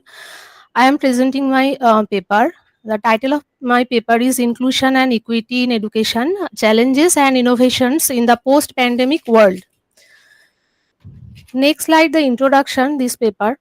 The COVID-19 pandemic disrupted global education system, exposing and worsening inequalities, and marginalized groups like low-income families and rural students faced disproportionate challenges, and traditional in-person learning was replaced with remote learning, revealing the digital divide. The crisis emphasized the need to prioritize inclusion and equity in education. Inclusion and equity are key to achieving the United Nations Sustainable Development Goal 4. An innovative solution like technology-enabled learning and flexible curricula are vital for addressing these challenges. This study explores post-pandemic barriers and strategies for creating inclusive, resilient education systems. Next slide, the objectives of the study. The objectives of the study, first of all, to identify the key challenges to inclusion and equity in education post-pandemic, and second, to analyze innovative approaches to addressing these challenges, and number three is to evaluate the effectiveness of these approaches in diverse educational settings, and to propose actionable recommendations for policymakers, educators, and stakeholders. Next slide, these objectives of the study, I explain some. The first point is to identify the key challenges to inclusion and equity in education post-pandemic. This objective seeks to investigate how the COVID-19 pandemic has exacerbated pre-existing inequalities in education. For example, digital divide, marginalized groups, systematic issues. And second, the point to analyze the innovative approaches to addressing this challenge. This subject involves exploring creative and effective strategies implemented during and after the pandemic to overcome the identified barriers. Some example includes the blended learning models, community-based initiatives, EdTech solution, radio and mobile education. And number three, that to evaluate the effectiveness of these approaches in diverse educational settings. These objects assesses how well the innovative strategies perform in different geographical, socio-economic and cultural settings. Key factors included are urban versus rural areas, high income versus low income countries, marginalized populations. And number four, to propose actionable recommendation for policymakers and education stakeholders They are based on findings from the study. These objects focus on offering practical and evidence-based recommendations. This may include these three types of points: the policymakers, educators, and stakeholder. The policymakers drafting the policies and prioritize the equitable access to education and bridging the digital divide and investing inclusive infrastructure. For educators, roles is the providing teacher training on digital tools, inclusive teaching practices and strategies for reaching marginalized learners. And for stakeholders, role is the encouraging public-private partnership to fund and scale successful interventions. Next slide, the methodology of the studies. This research employs a mixed method approach, combined qualitative and Mr. 1 quantitative. minute more. Okay, sir. Survey, interviews, and policy document, academic literature, the basic methodology of the studies. And next, some challenges in education post-pandemic. This is the point out, widening educational inequalities and learning losses, and etc. mental health. And next, some innovative innovation in education post-pandemic, blended hybrid EdTech integration and mental health, also well-being support, teacher professional development, focus on life learning and flexible curricular assessment method, and etc. Next, lastly, conclusion: the post-pandemic world in education is marked by the both significant challenges and remarkable innovations, and by leveraging innovations such as technology integration, blended learning, mental health support, stakeholders can ensure that education systems are better equipped to face future disruptions while promoting inclusion and equity for all learners. Next, some references here. Lastly, thank you. Thank you, Sarmishta. Thank you. Let's have the next one. Next, Judith, are you here? Judith? No, move to the next one. Okay, next is Tayan Jam, are you here? Yes, ma'am. Yeah, you can present. Yes. Good afternoon, everyone. Good afternoon. I would like to present for providing me an opportunity for sharing my ideas. I would like to thank the organizing committee, Jadavpur University, and Central University of. Turn your video on, please. How it's going to be. And start presenting your presentation without spending too much of time on introductions. Yeah. So the title of my topic is National Education Policy 2020, a paradigm shift in Indian education. So here, I'm not going to too much time. The National Education Policy 2020 is one of the groundbreaking policy that involved through in course of time, and it also marked a significant turning point in India's educational landscape. Sharmishta, can you switch off your mic? Sharmishta.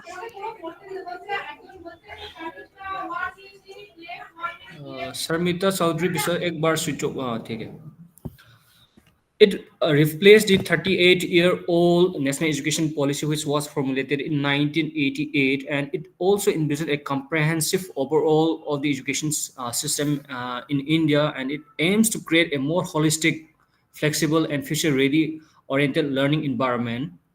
And in my paper, I will try to explore some ideas which is very potential to transform in the education system in our country. The first one is restructuring the educational framework. This policy introduced 3+3, 5+3+4 curriculum structure and replacing the existing 10+2 model. And the new structure encompasses the first one is foundation course. That means age 3 to 8, focus on developing foundational literacy and numeric skill through play-based learning. Second is preparatory stage, 8 to 11, introduce experimental learning and interdisciplinary studies. And third one is middle age 11 to 14, and in this middle state it used to emphasize subject-based learning and critical thinking, which is very important for our future generation. The last point is secondary stage. It from 14 to 18, it offers multidisciplinary studies, flexibility in subject choice, and integration of vocational training. In the existing education system, most of the students after the class 10, they used to prefer either commerce arts or science. But in the new this national education policy, students are going to have flexibility choosing. If they want biology, they can choose with economics and biology, and so on and so forth. This structure framework aims to provide a more age-appropriate and holistic learning experience catering to diverse style and needs. And how this education policy is going to promote holistic development. This policy emphasizes holistic development, moving beyond rote learning and focus on development, critical thinking, creativity, problem solving, and ethical values. One of the issues that we have been facing is rote learning. Most of the competitive exam or class 10, or we used to call as high school and higher secondary, most of this competitive exam used to focus on rote learning. But when you look from this NEP, it's used to focus other aspect beyond this very traditional approach, and it aims to nurture well-rounded individual equipped with skill and value needed to thrive in the 21st century. And flexibility and choice, I have already explained. The other point is integrating technology in education. 21st century is used to call as the IoT or the information technology as. That's why we need to integrate, or we need to integrating the technology in our education systems. For example, it emphasizes integration of digital tools and platform to enhance experience, increase, or to access quality educations and improve personal learnings. And we have already seen higher studies move, already started. So many universities professor, they already started through this one digital educations. Other one is focus on teacher development. It used to recognize the crucial role of teachers and emphasize teacher development and professionalization. It proposed a 4-year bed degree course and promote continuous professional opportunities for teacher. But here, before concluding, I would like to highlight at least 4 points. What are the challenges in this policy? The first one is resource allocations. Implementing the policy's ambitious goal requires significant investment in infrastructure, training, and teacher training and technology. When you look about the our budget allocations in higher studies, we have very less amount of budget allocations as compared to the other developing countries, for example, China or Israel. Second point is curriculum development. Developing a curriculum that aligns with the policy's visions and cater to diverse need is very critical, and we are still in the process or in the pipeline for implementing all these policies. Third point is teacher training, and the last one is how we are going to bridge the gaps between the digital divides. One of the report in 2021, it says that we have roughly 34% digital literacy in our country. That's why we need to expand more and more these digital literacies. Here, I would like to conclude by saying that NEP presents a paradigm shift in Indian education system, and it aims to create a more equitable, holistic, and future-ready learning system. The policy's successful implementations requires significant challenges. Its potential to transform Indian educations and empower future generations is immense. So this provide going to actionable point implementation of the policy offering a roadmap for realizing its transformations, visions, and through these education policies, we are also trying to aim achieving Viksit Bharat at the rate 2047. Thank you. Thank you. Thank you. Next, please. Next, Faizan, are you here? Faizan Muazzam. Okay, next, Hiba, are you here? Yes, ma'am. Okay, you can present. You can start. Good afternoon, everyone. I am Hiba Farooq, research scholar from Aligarh Muslim University. Thank you for giving me this opportunity to present my research here. Let me just quickly share my screen.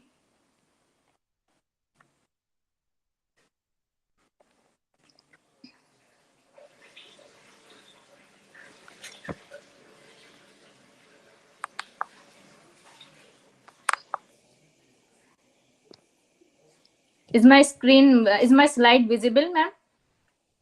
Yes, it's visible. Okay. It's an honor to present my study titled Advancing Women Health Through Media, a study of health communication and trust among 4 villages in Aligarh district. So before starting this presentation, explore a study of health communication among rural women in Aligarh district, India. It examined media reliability and its impact on health awareness, shedding light on crucial role of health communication in promoting women health. Before starting, let me just giving a brief definition about what is health communication. Well, health communication is the science and art of using communication to advance the health and well-being of people. For this study, I use three objectives, which is to investigate the sources of health information accessed by rural women. I'm sorry, I written the urban by mistake.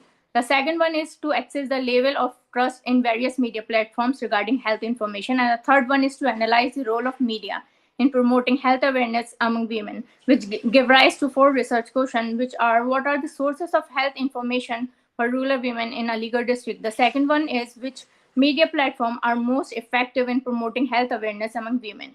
And the third one is: are there any differences in trust level toward specific media sources between different rural areas of Aligarh district, and how frequently rural women access different sources?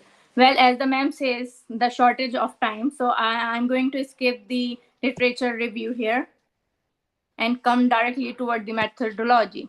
For the methodology, I use quantitative research, a cross-sectional using descriptive method to investigate media usage and health communication among rural women in Aligarh. For the study design, I analyzes demographic characteristic, health information sources, trust in media platforms, and general health awareness. And the sample size for the investigation is drawn upon a data set of 400 women from Aligarh district, which was calculated using Fisher formula. And the data collection through standardized questionnaire administered through face-to-face interaction in 4 different villages of Aligarh district, which is Panjipur, Rafifur Sia, Nagla Kila, and Manzoor Gadi. These are my data analysis of social demographic details. For this, the 45 age group shows the largest percentage of participants, which is 22.5. And for the education, the majority of student participants, which is around 198, are illiterate, represent nearly half, 49.5% of entire sample. This shows that there is a considerable literacy gap among the population in rural areas. And for the income, 159 participants with the 39.7% are belong to lowest income group, that is less than 1 lakh. For the religion, the majority of the population is primarily Hindus, which with 28 to 89 participants, that is 72.25 percentage, whereas Muslim are the minority, 27.7. These are the analysis of representation, the sources of health information. The out of 400, 395 women, which is 98.75%, reportedly rely on health professional, that is doctor, nurses, for health information in rural areas of Aligarh district, whereas 274 responded use health worker, which is ASHA worker, as a key source of health communication, and 274 participants, that is 68.5%, depend on family, friends, and neighbors, which emphasizes the interpersonal communication. And for the primary sources, the most dependent and often used source in health professional, which is 217 cases, indicated that high reliance on the primarily source of health information. The second most used source in social media, with 105 respondents, reflective the growing significance of digital media platforms and rising health awareness in rural areas. Whereas if I'm talking about the media platform, which is easily accessible by rural women, is 289 women, 74.5% report that there is no media platform easily accessible, representing the significant digital divide. Whereas still, social media plays a crucial role with the 22.5%, whereas traditional media show a very limited accessibility, 1.75 for electronic and 1.25 for print media. If I'm talking about the trust level in media platform, the social media influence, the majority of rural women believe that social media provide reliable health information, with 287 agreeing with the statement, whereas 92 not believing in it, and 21 not sure about it. And during my study, I investigated that lower trust in, yes ma'am, that there is a lower trust in traditional media, with only 269 women who did not trust traditional media at all. And if I am talking about media usage trend, the print media is very, very limited in rural areas, whereas electronic media is also reliable, but a little crucial. Also, on the social media, which is with 223 women 223 women never use social media, whereas only 2.25 use daily and weekly, which shows the limited usage of social media in rural areas. And I am to the rural women. I asked the question whether the media usage contribute to their understanding of health related topic, in which 69 respondents of rural areas say not at all, and only 230 women perceive only a slight contribution, whereas 61 feel media somewhat help in understanding, and only 12 women see media as greatly contributing. And for the result, primary source of health information, the most credible one is the health professional with 98.75, ASHA worker 72.25, neighbors, which shows the importance of interpersonal communication role. Trust, a significant number, 71.5% do not trust traditional media, and 74.5 women do know that no media platform is easily accessible to them. If I am talking about the frequency of media usage, 62% of women never use any media, which is very shocking, if I am saying, which represent the low media consumption for health related information. However, print is only 1.25%, electronic is only 1.4%. Preference for social media or traditional media shows in my study, with the 71.75 of respondent believe social media is more up to date than traditional media. For this study, I concluded that there is a accessible gap. Rural women primarily depend on interpersonal sources, especially ASHA workers, due to limited access and trust in digital and print media. Also, there is a digital divide. Rural women have limited access and the utilization of social digital media for health information, reflecting lower levels of media literacy. Also, the trust in sources, rural women lean more toward interpersonal and social media. And women in rural areas of Aligarh district rarely use journal, print, or electronic media, which highlight the need for targeting intervention to improve their media engagement and health awareness. For the recommendation, I suggested that there should be a strengthening community-based health information, which enhance the role of ASHA and community health worker in spreading health messages. Regular health campaigns should be addressed, misinformation at village level. Thank you so much for this, for giving me this opportunity to present my paper here. Thank you. Thank you. Next person, Shrestha, are you here? Shrestha Bhattacharya.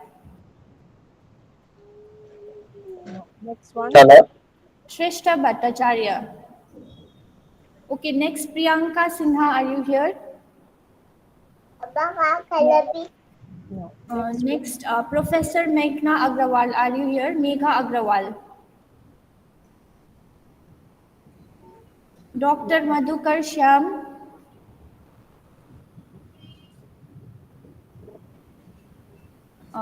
Subhashri Banerjee, are you here? Shubhrata Khan, are you here? Swaraj Das, are you here? Yes, ma'am. Okay, Swaraj, you can present. Thank you, ma'am. I think Hiba has to switch off her. She should stop presenting, I think so. Yes, I'm Madhukar. Shall I? Oh, now she has stopped. Yes. Okay, Dr. Madhukar Shyam, I think you are before Swaraj, so I think Dr. Madhukar will be presenting first, then Swaraj. Correct. Thank you, ma'am. Thank you, Chair, for giving me. Swaraj, can you please switch off your mic? Sure. Okay. Okay. Thank you, everyone. I am doing this paper with my co-authors, Dr. Purushottam and Dr. Vinay Kumar Gupta. The title of my paper is Navigating the Path to Sustainability, a case study on SDG implementing in Uttarakhand. We are focusing mostly on Uttarakhand, taking as a case study. As ma'am said earlier, that to start with the finding of the paper and then move to the explanation and the methodology. So I will stick to the time. The finding of my paper is to we need to work specifically on the on these SDGs And especially taking the case study of Uttarakhand, I found that number of SDGs are being influenced. Number one, that is no poverty, that is the SDG number one. Then followed by that, we saw that zero hunger and good and wellness, SDG number 3, SDG number 5, gender equality, and decent work and economic growth, SDG 8, and SDG number 10, that is reduce inequality within and among countries. So these uh, SDGs got influenced. Second finding is that national interest is also getting problematic with this navigate when we are working on the navigating sustainability. While taking navigating sustainability, we are keeping in our mind about the climate change, that is SDG number goal number 13, and these are out of that finding that we got. And how national interest got affected when we talk about the Uttarakhand, then we saw that the huge migration are taking place. Generally, when we talk about Uttarakhand, there are two types of migration. Both pull and push factor are working. People are moving out of Uttarakhand, and people are also going to Uttarakhand for the same purpose, that is climate. Those who are living in Delhi, those who are living in the metropolitan Gurugram, that Noida, they are trying to move towards uh, these mountains, and they are trying to be in more peaceful. Especially these are happening after COVID, as per our research, and most of the thing are this from movement from city to this mountain are happening mostly from the COVID. But what we saw earlier is that in our research that people are moving from Uttarakhand to cities, mostly from the middle class family or from the lower strata, those who are facing the climate change as a major problem. Economy was not the major challenge in Uttarakhand earlier. Economy became the problem because of climate change. Let me just tell you some of the examples. Uttarakhand was exporting orange, but over the period of time, what happened is that Uttarakhand was facing this climatic problem, and Uttarakhand could not produce those type of uh, orange which it used to produce 10, 20 years ago. Why it was happening? It was happening because of two reasons. One is that the lack of rainfall that was taking place in Uttarakhand, the number of rainfall, the number of days it reduced from 60 to 40. So the quantity of rainfall that it was receiving was very less than earlier. Second is that the longer summer than this rainy season, so it is also creating another trouble in Uttarakhand. So third is that uneven development in Uttarakhand. Mostly you can see the city like Dehradun, which is the capital city. Earlier it is actually, you will see that it was the coldest place, and people used to go, and from there people used to go different places like Mussoorie, Dhanolti and all. But now the AQI of Dehradun is around 100, which is not showing the good symbol, because uneven development that is taking place, or the construction that is taking place in Uttarakhand. So mostly these, how I am saying that these SDG are getting affected, because lot of this migration which as while we interviewed, um, so we came to know that how there is no job. And later on, what happened due to the this climate change, what people are getting? People are getting challenged from another economic aspect in Uttarakhand. That is, they are getting the orange or different fruits, but they are of hybrid mode. So the one challenge that it was facing from the climate, the later on the challenge was coming from this uh, economic aspect of mostly the neoliberal and even development that I was talking about. And farmers were not getting any protection from this big market house. So these hybrid products were not giving them the space to sell their own products, which was degrading and they were not having enough money to protect their own goods. So I'll stop here and then I'll take questions. So last point just I will make before leaving, that is how it is affecting the national interest as the migrations are in large number from the rural Uttarakhand to this urban place. So what is happening is that when this migration are taking place, it is also creating ghost city in Uttarakhand, ghost villages. Around 1700 villages are ghost villages in Uttarakhand, which are further creating trouble in the border area. If you will go and study the Bipin Rawat, the our CDS, former CDS, so you can understand how he was aware, he was making this aspect, how it is creating a national security threat to the country. So I'll stop here. If you have any questions, so I'm ready to take that. Thank you.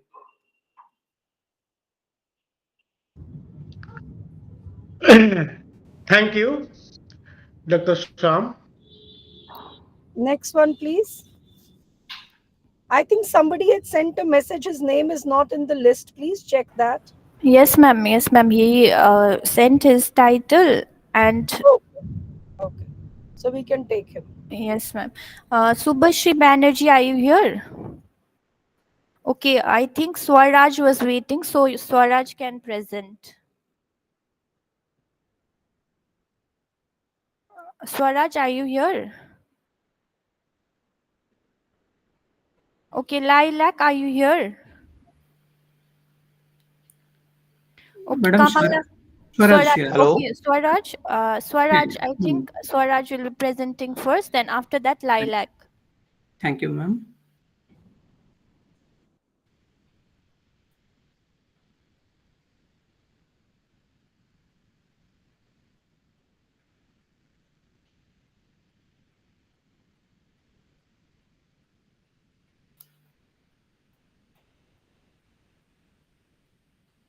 Swaraj, please start. I'm unable to upload. Some problem is there.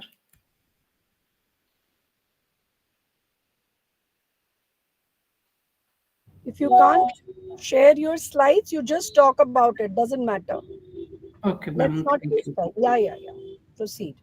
Thank you, ma'am. My topic is CSR-driven industry academia collaboration, accelerating innovation and sustainability under Viksit Bharat 2047. A very good afternoon to esteemed chair and co-chairs, fellow participants. I am Swaraj, very happy to present my topic today, how corporate social responsibility is aligned with Viksit Bharat 2047 vision and also UN Sustainable Development Goals.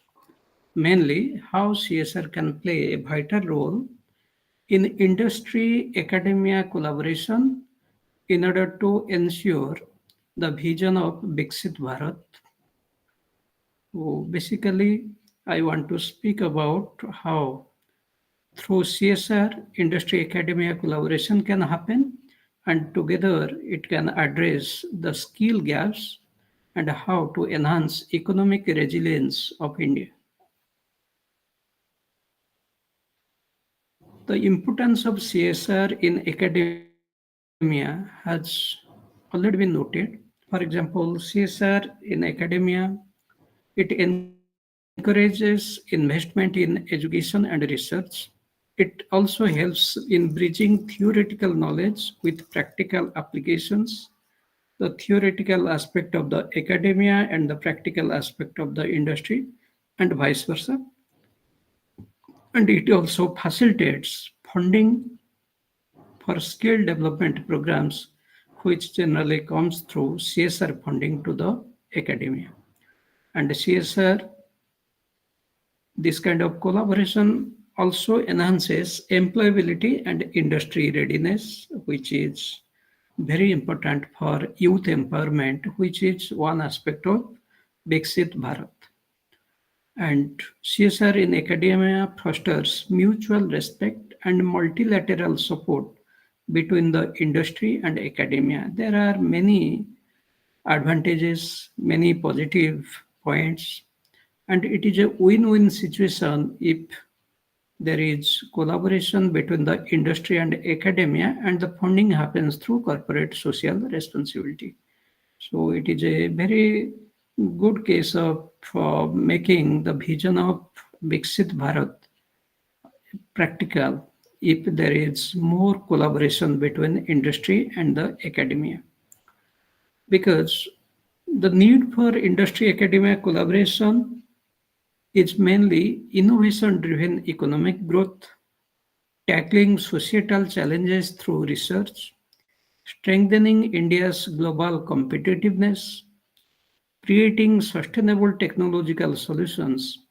These things can happen through very focused industry academia collaboration. And CSR funding can play as a catalyst for Viksit Bharat by supporting research infrastructure and in incubation centers in the academia, colleges and universities, funding scholarships, training programs and faculty development because most of the institutes they lack enough funding. In this way, CSR funding complements and supplements the requirements. And CSR funding also promotes interdisciplinary collaboration, which is very much essential for research growth in the academia. And the real world application of academic knowledge can be possible when proper funding is available, which CSR funding makes available. So CSR goes a long way to help the industry and academia partnership. And many cases are there where this kind of collaboration has been very beneficial. For example, when the Mr. Tata Swaraj, you have to conclude now. yeah, ma'am, thank you. When the Tata Group and Indian Institute of Science came together and through CSR funding, there was a research on water purification. So new water purifiers came and that also helped in having safe drinking water. Infosys and Triple IT Hyderabad, they collaborated on AI and robotics research.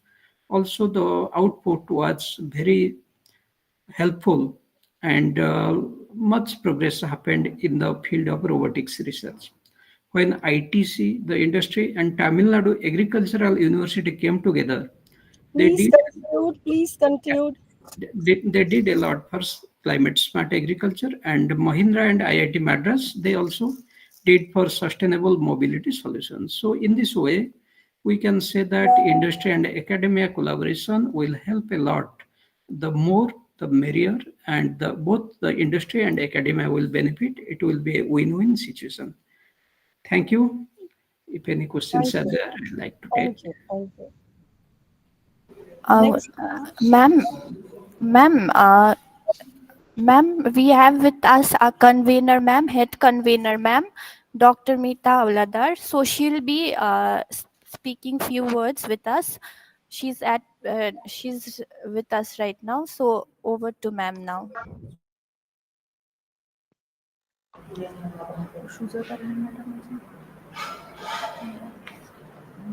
Very good afternoon.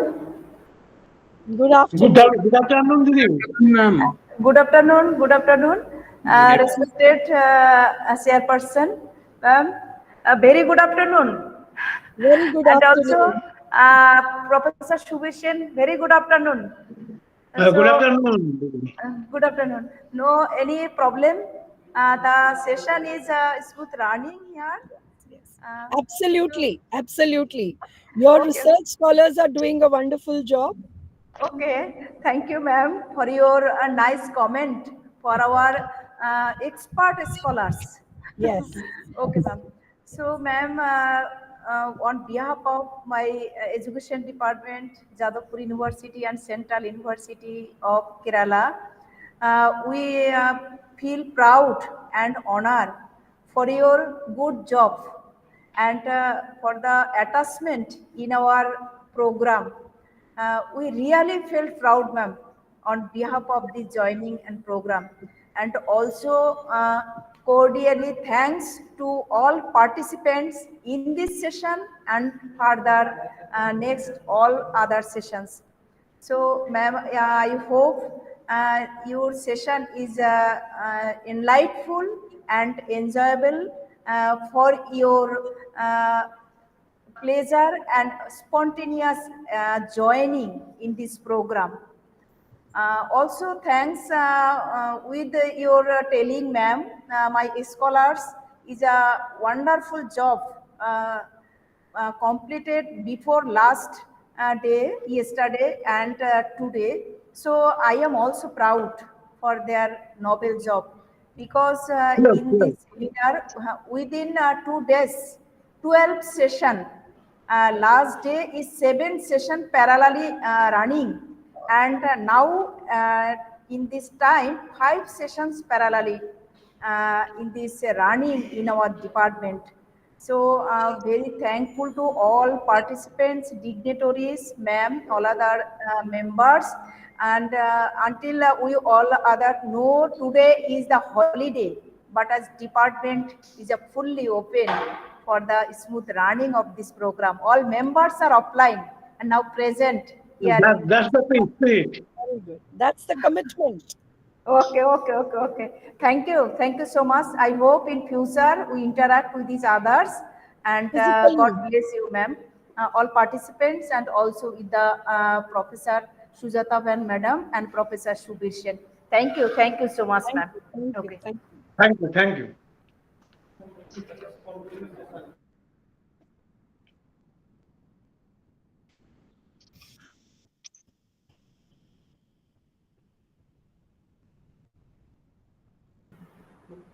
Okay, ma'am. Over to you, ma'am and sir, for the continue this session.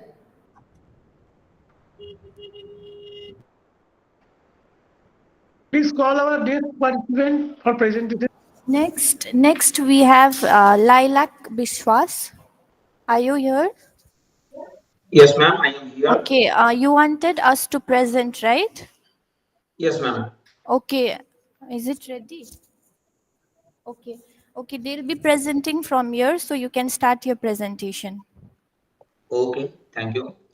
Honorable Chairperson, sir, honorable co-chairs, and the coordinators, and all participants. Today, I'm going to talk about modernity, bridging tradition and modernity, the cultural narratives and their role in sustainable development. Actually, this paper, I'm trying to cut it short because of the paucity of time.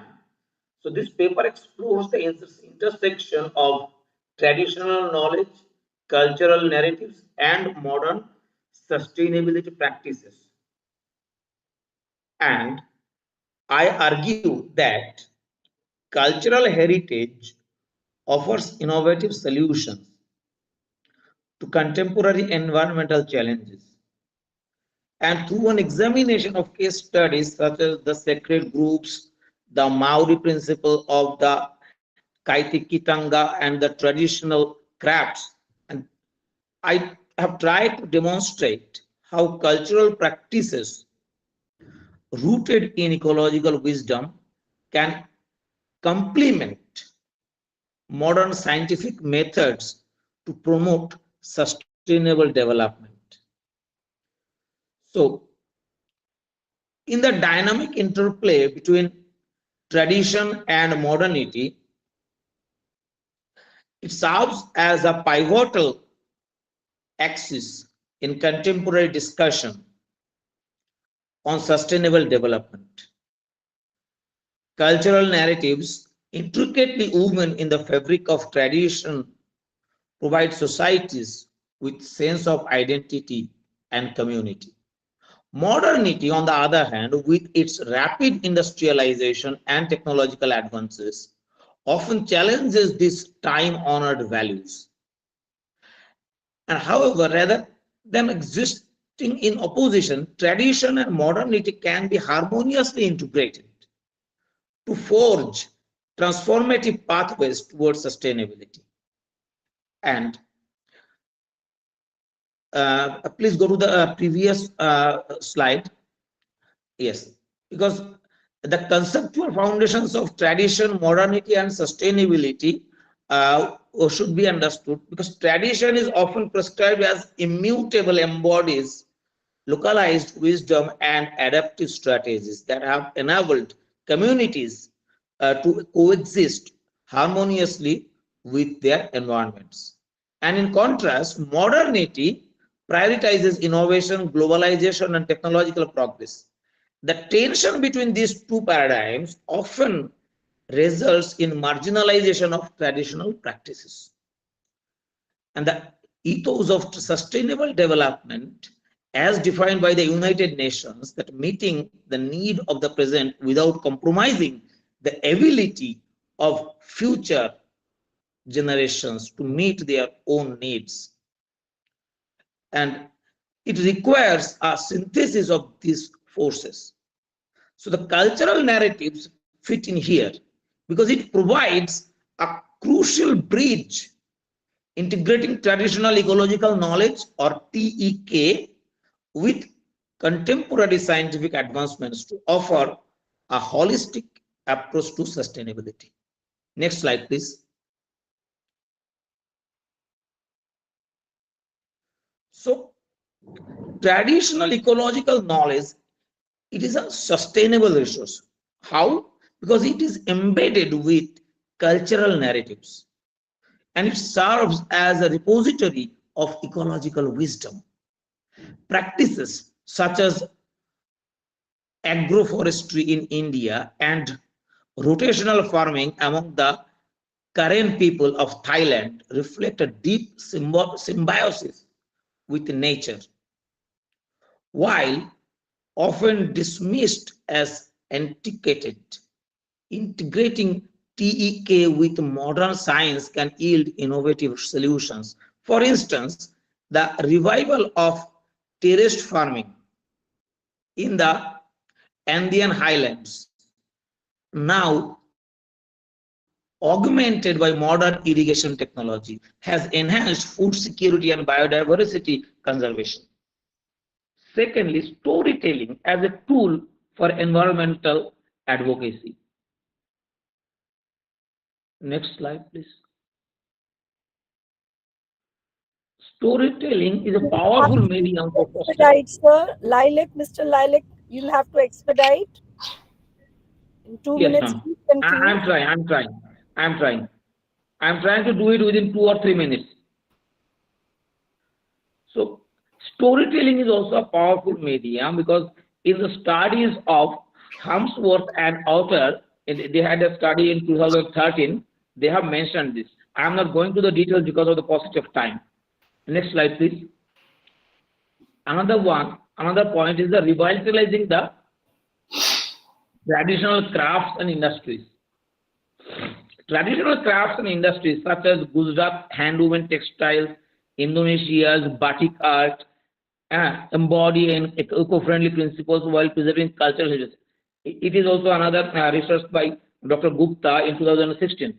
And by the integrating traditional artistry with modern design and marketing strategies, these industries can achieve global recognition while promoting sustainable ecological development. But there are challenges also in bridging this tradition and modernity. Okay, it has been shown in the slides. I'm just mentioning the main points. So the challenges are various. Number one is the commodification of culture. Now, I'm not going to discuss the commodification of culture. And another one is the power imbalance. And now the word power is very controversial because it is associated with political terms. So I'm not going further in that. You can understand it very well. And finally, another one is the large-scale development projects frequently displaces indigenous people, indigenous communities from their homelands. As a previous speaker has mentioned in his speech, the people from Uttarakhand are leaving their countries, and ghost villages are being found there. So this is another point, that there is a similarity between my study and his study, that this rapid industrialization causes this dislocation. Next slide, please. Some case studies have been mentioned here. Number one is the sacred groups in India, because the separate groups, forests or spaces protected by local communities for spiritual and ecological reasons. And these areas serve as biodiversity reservoirs and carbon sinks. The second is the Scandinavian hide. And the third is the Maori environment stewardship in New Zealand. The fourth is the now there is the next slide, please. Policy implications and recommendations that I have found, that is promote participatory governance, invest in cultural education, support sustainable industries, and protect cultural heritage. Okay, so this much for now. It would have been better if we had got time. Thank you. Thank you. Thank you for giving it. Next, we have Kamla Kantakar. Are you here? Yes, ma'am. Yeah, you can present, sir.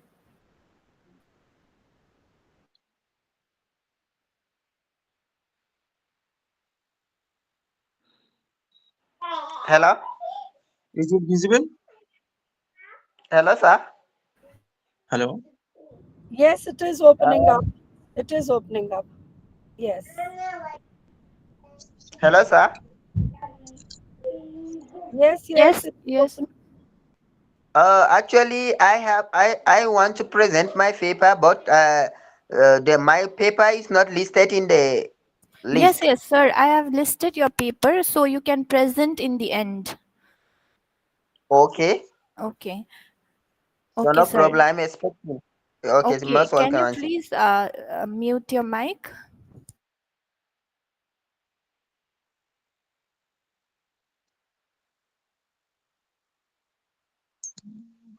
Shall I start?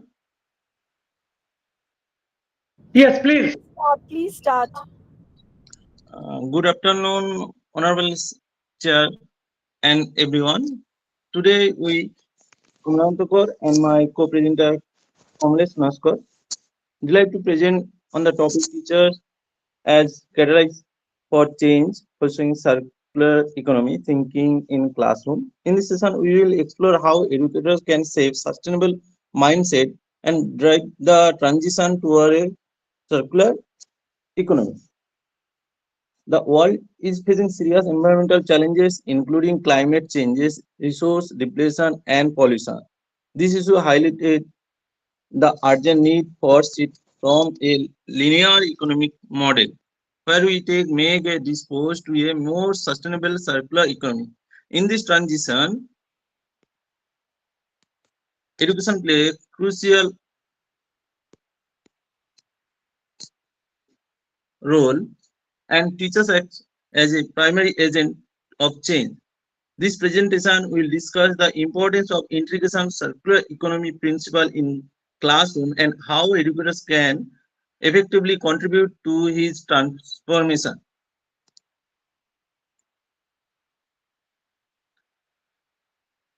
So, what exactly is circular economy? Unlike the traditional economic model, a circular economy aims to minimize waste and maximize resource efficiency. It promotes the principle of reducing, reusing, recycling materials to create a more sustainable system. Organizations like Ellen MacArthur Foundation advocate for this model as a key solution for global sustainability challenges.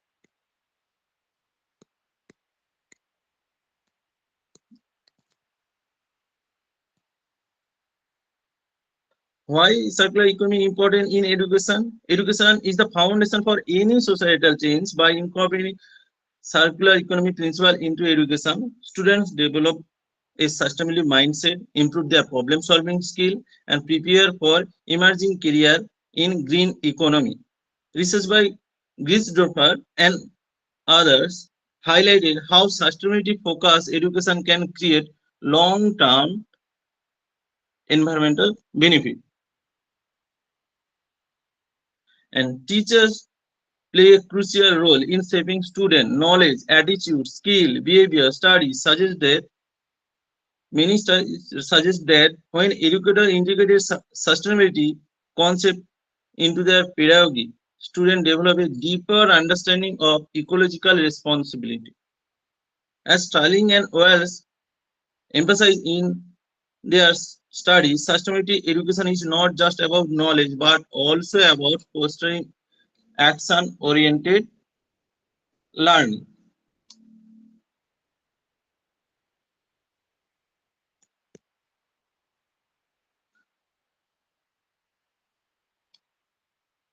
Is it visible?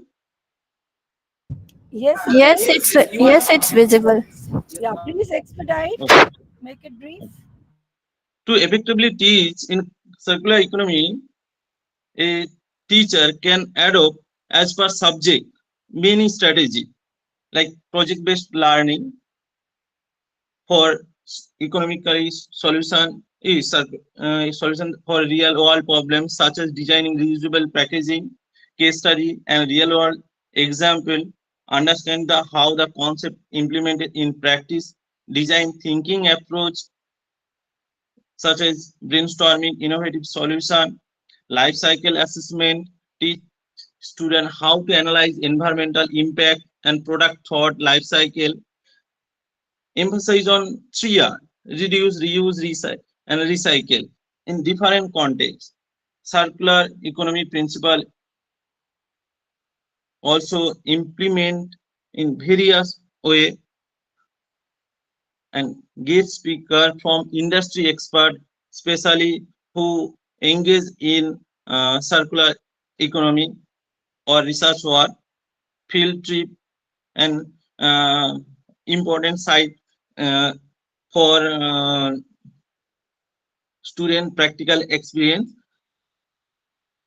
debate and discussion, encouraging them for critical thinking by facilitating discussion, challenges, and potential for circular economy in various sectors and regions, creative problem solving activities, technology integration,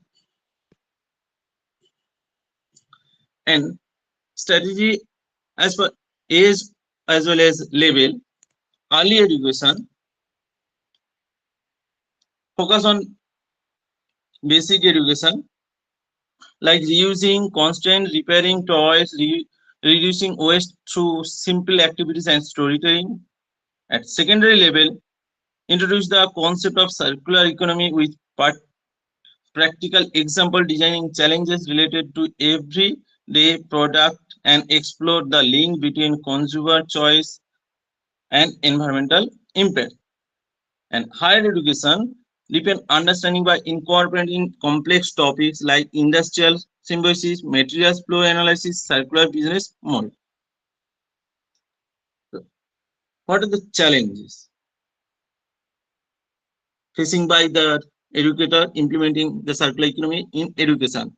Lack of knowledge by teacher, stakeholder, and curriculum development challenge may be faced by policymaker, educator, to change the development or resistance to change, and infrastructure limitation due to implementation the circular economy in education, and mostly needed updated according to circular economy teachers training program and capacity building program. And many times teachers and administrators may face the difficulty to cross disciplinary Please integration with conclude. circular.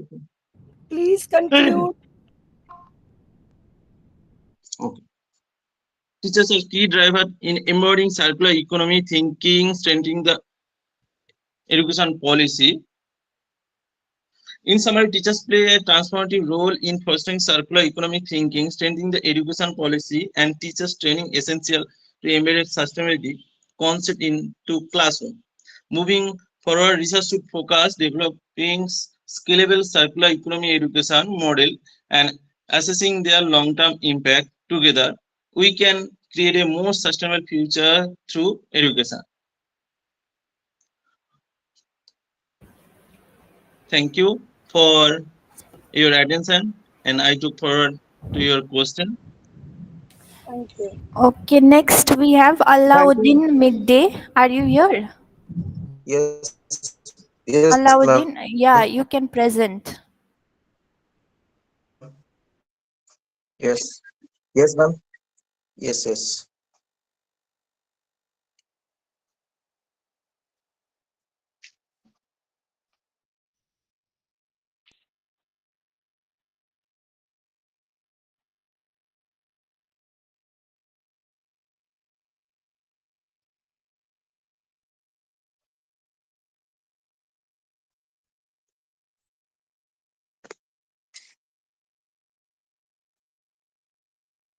Ma'am, are visible?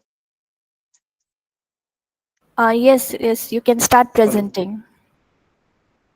Ma'am, are visible? Your voice is cracking. We can't hear you clearly. Visible, ma'am? It is visible. Hello? Yes, it is visible. Ma'am, are visible? Yes, yes, it is visible. Ma'am, visible? Oh my. Yes, it's visible. You can Okay, start. ma'am. Okay. Ecological security was tools for sustainable developments. Uh, the ecological security is a critical component and sustainable development ensuring the long-term validity of natural ecosystem where the balance in socio-economic growth, impact and rapid and industrialization, urbanization and population expansion, the ecological security has come the passive and global conscious. It the incurs the diversity and the convention of natural source and climate regulation and environmental governance. The perceive the sustainable development and initiative comprehensive approach, the integration ecological security into the policy and economic models and the community and engagement and investing. The contribution ecology security is a constraint of the sustainable development that and requires the multi-faceted approach and involving policy reform, the technical innovation and the behavioral change.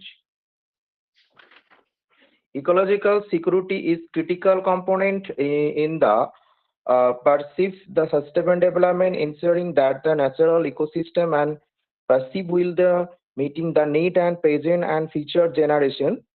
That and concept of ecological security revolves around the protection and management and sustainable use of the natural sources and maintaining the environmental sustainability and devolutions and the global changing as the climate change and biodiversity loss and the resource dependent and ecological security has become central concerns for the policy framework, environmental and committees and the world with. The historical background of the early awareness and the environmental issue and 20th century, the historical civilization, the relied on the natural sources and survival and but understanding and practice for the often the environmental degradation and reach the environmental movement and 20th century. 20th century make the turning point the ecological awareness and the industrialization, the urbanization and the environmental challenges and ecological security in 20th century, the climate change and biodiversity and resource deployment, the sustainable development goals. Theoretical frameworks is the environmental sustainable theory and socio-economical sustainable theory, sustainable development goal and framework, environmental justice theory. Objectives of the study, the analysis, the relationship between ecological security and sustainable development goals. These objectives aim to explore the how ecological security and contributes to achieving the global and sustainability and target and the support long-term environmental, social and economic stability. Second, to assess the impact on globalization and of the ecological security, this objective focus on the understanding the influence, the rapid and growth and urbanization and the economics and expression, the environmental degradation and the resource and depression. Third হচ্ছে to evaluate and policy framework and the strategy for the enhance and the ecological security. This objective the seek to examine the existing natural and international policy that and effectiveness and the potential of the improvement to sustainable environmental potential to identify challenge to progress recommendation for improve the ecological security. This objective aims to key obstacle and the achieving ecological stability and suggest and the measure and synthesize environmental governance and community participants. Methodology, this research is described study this necessary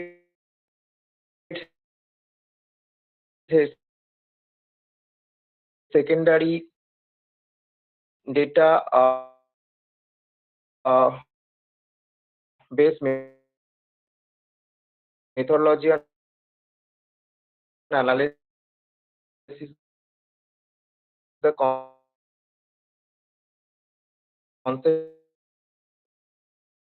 of ecological security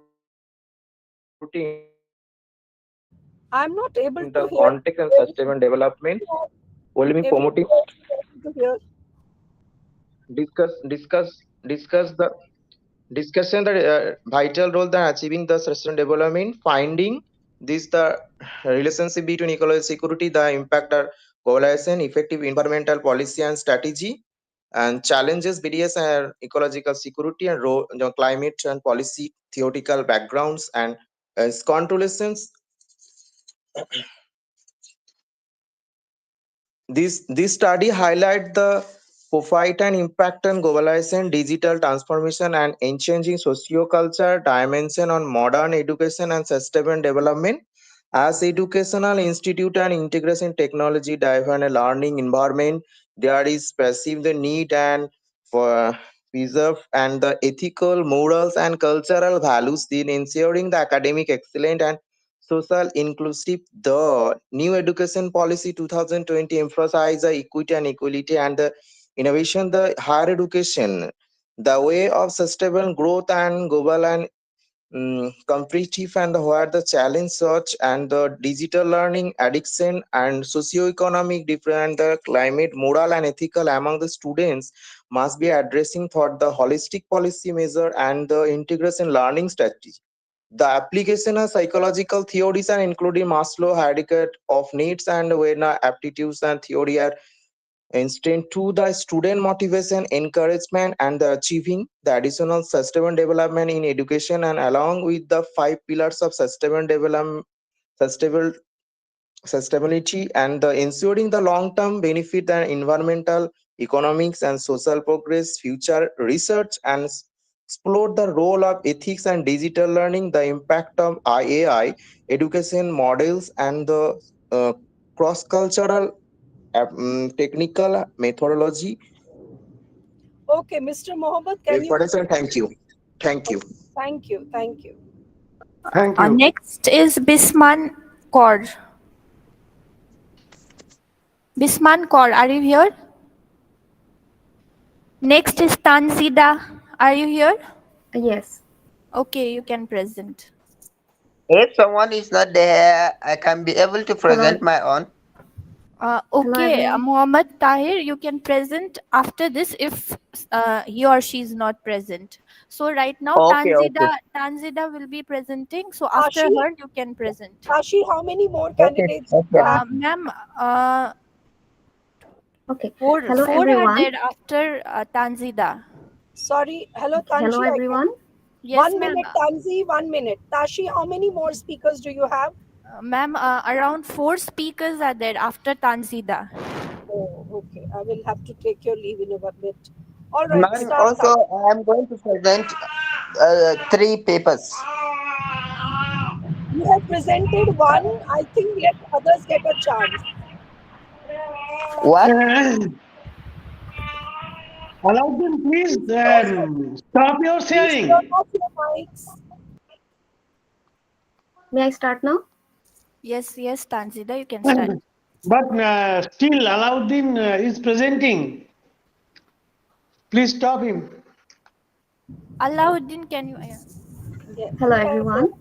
I hope all of you are doing really well. I'm Tanzida Shahnaz Mufti, a graduate student at Government Teachers Training College, Sylhet, Bangladesh. I'm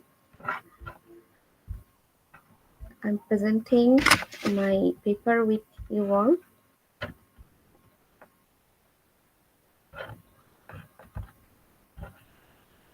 Is it visible? Yes, it is. Okay. I'm feeling very much delighted as I got the chance to present my paper with you all. The title of my paper is PACS as an Influencer in Teaching English to Special Children. PACS is a picture exchange communication system that uses pictures to communicate. This is the Sorry, sir. overview. This is the overview of my research. Please Let's move come on. straight to your please come straight to your objectives, bit about your methodology and your findings. Okay.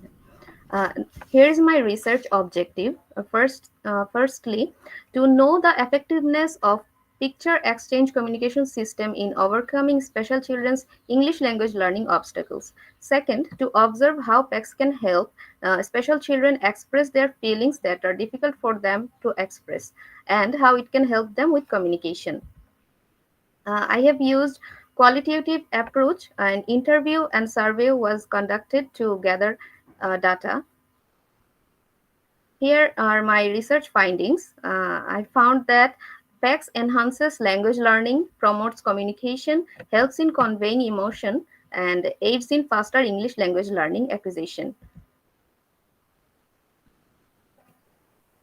And in conclusion, my research has found that the PACS has significantly improved the learning of special children as it helped them learn faster and learn efficiently. PACS helped them learn more faster and effectively. It also allowed them to be independent in their daily life, and it improved their skills and it improved their communication.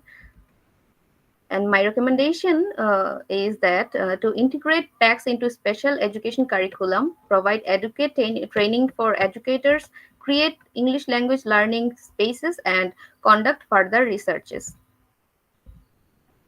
Thank you everyone for listening to me. Thank you. I have a question, Tanzida. Yes, yes. How you measure the improvement? Improvement was measured using interview and surveys. We have interviewed 14 teachers, and we have conducted a survey of 10 parents of special children, as we are not allowed to contact the special children in person because they don't get along with strangers. So we had to take the teachers interview and the opinions of the parents. This is the way we gathered information, and all of them agreed that in PACS, PACS was taught to them in English. It helped them learn faster, and they were able to learn and they were able to use language. We always think that special children are not able to learn many things, but it is not the truth.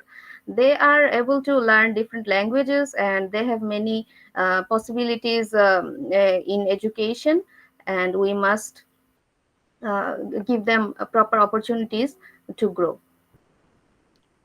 Actually, this type of research should be experimental or quasi-experimental type research. But how it is measured through observation or by taking interview, this is an interesting fact. Thank you. Thank you to you. Next, I think Muhammad Tahir wanted to present. Okay, since he is not here, Bishwajit Mohanta, are you here? Vishwajita Mohanta. Yes. Yeah, so you can start presenting. Okay.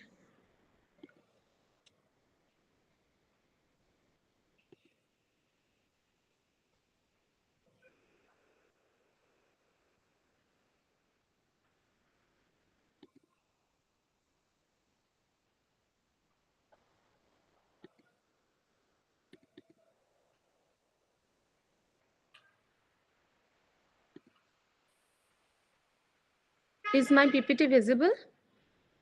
Yes, you can start presenting. Okay.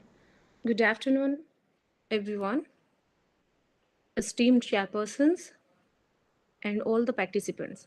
I am Vishwajita Mohanty, Assistant Professor, Department of Education, Dinabandhu Mahavidyalaya, and also Research Scholar of Jadavpur University. The paper I am going to present is Digitalization of Higher Education, Challenges and Opportunities. As we know, higher education plays a significant role in development, prosperity of a nation, and particularly integrating of digitalization like AI tools, big data analytics, and many digital devices or tools that can change the total metamorphosis of higher education and that can reflect our total educational system in our Please country. move to the objectives of your research. Okay. So my objectives are analyze the challenges and opportunities in the digitalization of higher education and and what is the role of a pedagogue in this process. So this is a qualitative study and included secondary data from different journals and newspapers. So digitalization initiatives that our government of India has taken for particularly higher education, that is Swayam Prabha, National Digital Library of India, then EPG Parsala, etc., and particularly Gangotri, etc. That is, Indian government has applied, that implemented in higher education. But if there are several opportunities, but it comes with certain challenges that is associated, that is digital divide, that means limited access to digital tools in a country like India, where the geographical barriers is there. Still we are internet the lack of internet connectivity and lack of accessibility of digital tools is there. And cyber security risks in every higher institutions, they are the data, they are storing the data of masses like student records and all the data that can be at a risk, that there are certain risks that can be.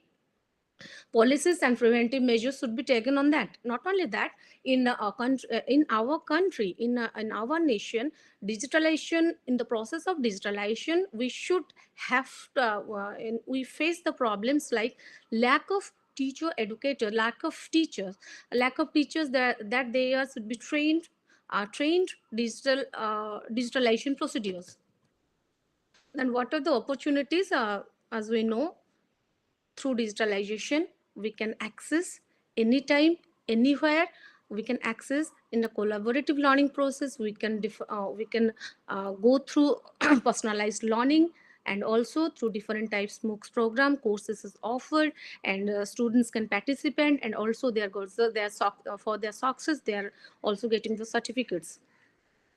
So in this condition, as the teacher is the facilitator of learning, what is the role of a pedagogue in digitalization? What the most important thing I want to like to discuss, that is a role of a teacher, that should be the ethical responsibilities. That means when the students are going to use the online tools, they should have the knowledge what to use and what to not use. Not only that, they should be think about plagiarism in higher education, and it is the role of the teacher. They should aware the students how to integrate online tools and how to implement these tools in their learning. So what I find in this study, that is digitalization in higher education provides vast opportunities but comes with certain challenges, and teachers plays the crucial role in ensuring ethical and effective digital learning. Government initiatives like SOYAM and NDLI are like your Shodh Ganga and Shodh Gangotri are the bridging the digital divide, and our NEP 2020 that emphasizes blending learning, that is a gift. And particularly after COVID, we most of the pedagogues are accustomed with the system. And this is my conclusion, I think, completed, and this is the references. Thank you. Thank you, Biswajita. I want to know just one question, that's are the facts that are, but how we can implement, but what is the real implication of these? This should be incorporated in our study. Okay. Can you, sir, please clear the question again? We have to do much more about that, and that should be done. That are the determinants. That's are known to us. Yes. It is known to everyone also. But how we can make, but how we can contribute in this field? That is the question. Okay, so we have to think about the real or some contribution. How we have to make some contribution in that field. Otherwise, this type of statements which are made by you and also by other scholars also in this field, but this type of statements only not sufficient. So we have to do something to improve the digitalization of the higher education. Okay, that's my comments on your presentation. Yes, sir. Yes, sir. Thank you. Sir, can we start the next presentation? Yes, please. Okay, next we have Shahid Anwar.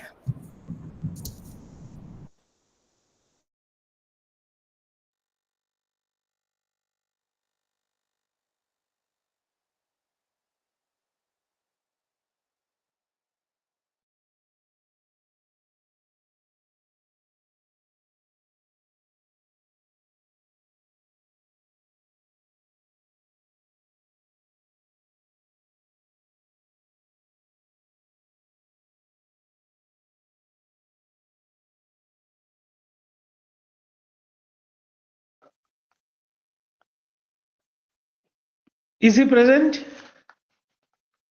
Yes, sir, he's here, so he's going to present.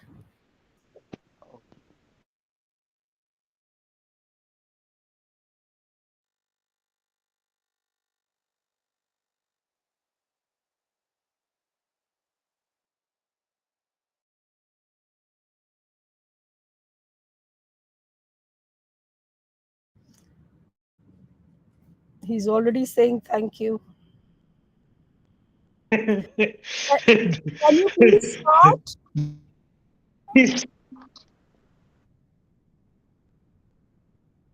Hello, can you please start? Tashi, please check what's wrong. Yes, ma'am. Yes, ma'am.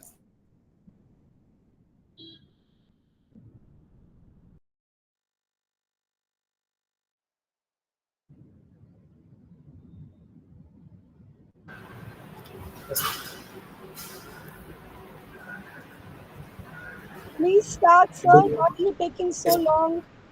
Yes, ma'am. There is a technical error. Please wait.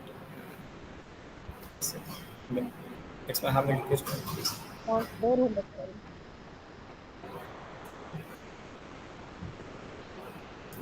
A very good afternoon to all of you present here, respected professors, chairpersons, and research scholars, and also the audience. You in this conference, I am going to share a very interesting research experience, which is Next slide. We can't hear you. You be louder and keep it very brief.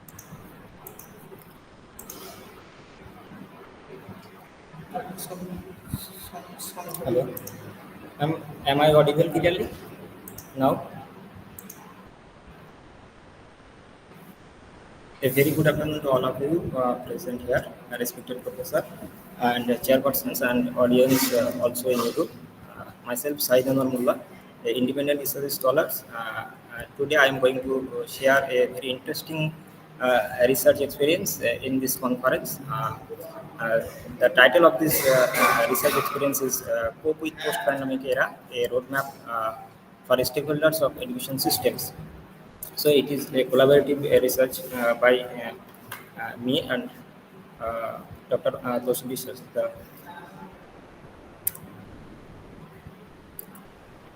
The introduction is that in December 2019, one city of China, first COVID-19 was identified, and later the researcher and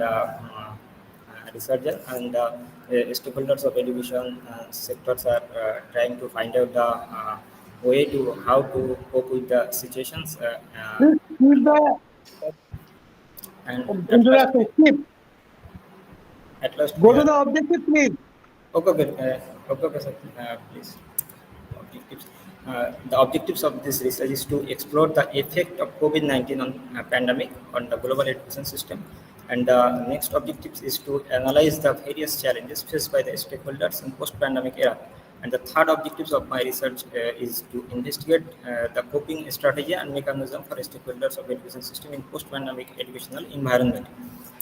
In this research, my question was that how global education system is affected by the COVID-19 and what are the challenges being faced by stakeholders in post-pandemic era. And the next research question was that what strategies should be followed by the stakeholders to cope with post-pandemic educational systems.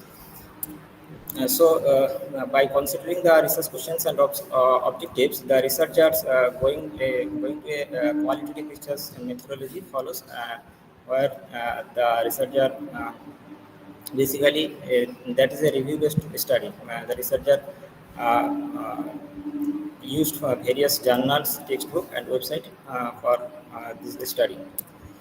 And in discussions, the researcher accordingly the objectives, the findings and discussion are presented by three separate part. Which one is impact of COVID-19 on global education system, and another one is the challenges faced by stakeholders in post-pandemic era, and the next one part is the coping mechanism and strategies for overcoming the challenges. The impact of COVID-19 pandemic in education is the learning gaps, where the in during the pandemic the students were most of the time at home, so they are discontinuing the learning. So there is a learning gap among the students or learners, and that dropout is also increased. And developing countries like India and Bangladesh or Bhutan, Nepal, and Sri Lanka, which are mostly developing, there are so many children who are going to school not only for education but for food and nutrition also. So while the education system is shut down, the most of the learners are discontinuing their food, and its impact on health also. And the COVID-19 another impact is that we move to blended and hybrid learning. And while we move to blended and hybrid learning, there is a digital divide among the learners like me. Yesterday I was at home, but the lack of internet data, I was discontinued from this conference. And right now I am in university for a lack of laptop also. So this digital divide leads us to an inequality, and during pandemic, so many learners from developing countries are working as child labor also, and this blended mode of hybrid learning changes to the pedagogy of teaching, and the impact also on teachers. The next part is that the challenges, the various challenges what are occurring the post-pandemic era is the low rate of attendance. If we see in our school that there are children's lack of attendance, they are not interested to coming at schools, and lack of digital literacy also. Like me, we are also lack how to operate the digital device, and school children also are same as, and lack of adjustment with the previous conceptual learning. And the next one is the decrease the span of attentions, where students who are at home, they are decrease their attentions right now because they are Can we demotivated. conclude now? Mr. Noskar, can we conclude? Yes, yes, ma'am. The mental health issue and problem related to students' engagement and motivations also, and the another challenge is equitable and inclusive educations. We are unable to manage a equitable and inclusive education in classroom because of the inequalities and digital divide among the learners. And assessment and evaluation is also very challenging because if we use the blended learning mode or hybrid learning mode, there is a very challenge how to assess the students. So the researcher try to find out the coping mechanism and strategies for overcoming these challenges. The first one is to bridge the learning gap, give the opportunity to the learners to remedial classes and one-to-one tutoring. Please conclude. Please conclude. Yes, yes, ma'am. Digital literacy. Okay. Lastly, the researcher concluded that the COVID-19 significantly affect the whole education systems, and on the other hand, pandemic teaches how to cope up and deal and to adjust with the immediate unfavorable conditions and educational challenges. The researcher propose some coping mechanism strategy. If we as the educators, as the stakeholders, follows the those coping mechanism and strategy, the education system will be more innovative and effective by integrating the virtual literacy, technology, and flexible learning environment among the learners and educators also. And so, the thank you all of you for hearing me. If you have any questions regarding this topic, you can ask. I will Thank try. you. Thank you. Okay. Thank you. Thank you. Tashi, how many more candidates? Ma'am, Muhammad Tahir, is he here? Okay, I will have to take your leave. He already presented once, if I'm not mistaken, right? No, ma'am, he was waiting for his turn, but Oh, oh, suddenly he left the meeting. okay, okay, okay, okay. So anyway, I will have to My, take your leave yes, now. ma'am. Yeah. Ma'am, can I deliver my vote of thanks? It's Yes, just yes, but a I bit. just want to say a few words to Yes, all ma'am. the presenters that they have made a good attempt in sharing their research work or their observations, their abstract, conceptual papers. So when it comes to research, some of the papers definitely need some more refinement, but I think just to come on a platform like this and present what they want to share is a good beginning. So I want to congratulate.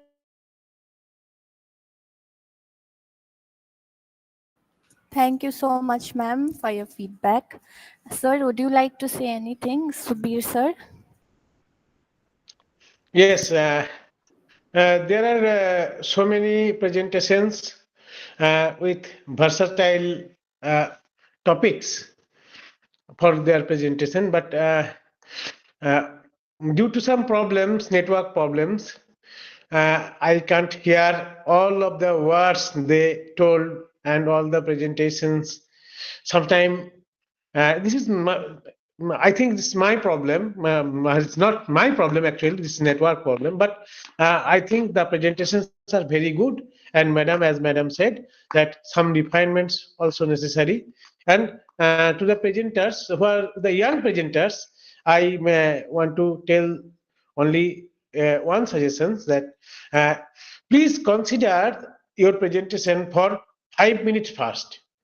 And next, uh, you have to plan it for 10 minutes only, because in everywhere where there are so many presenters are there, you have to plan your presentation in brief so that you can complete in 5 minutes. Okay, thank you. Sorry, I lost my connection. Yes, ma'am. Sorry, Okay, as we come to the end of this remarkable international conference on Global Summit on Social Innovation, Education and Sustainability, firstly, I'd like to thank our esteemed chairpersons, Professor Sujata Bhan and Dr. Subir Sen for your time and effort. And to our esteemed paper presenters, we want to extend a special thank you.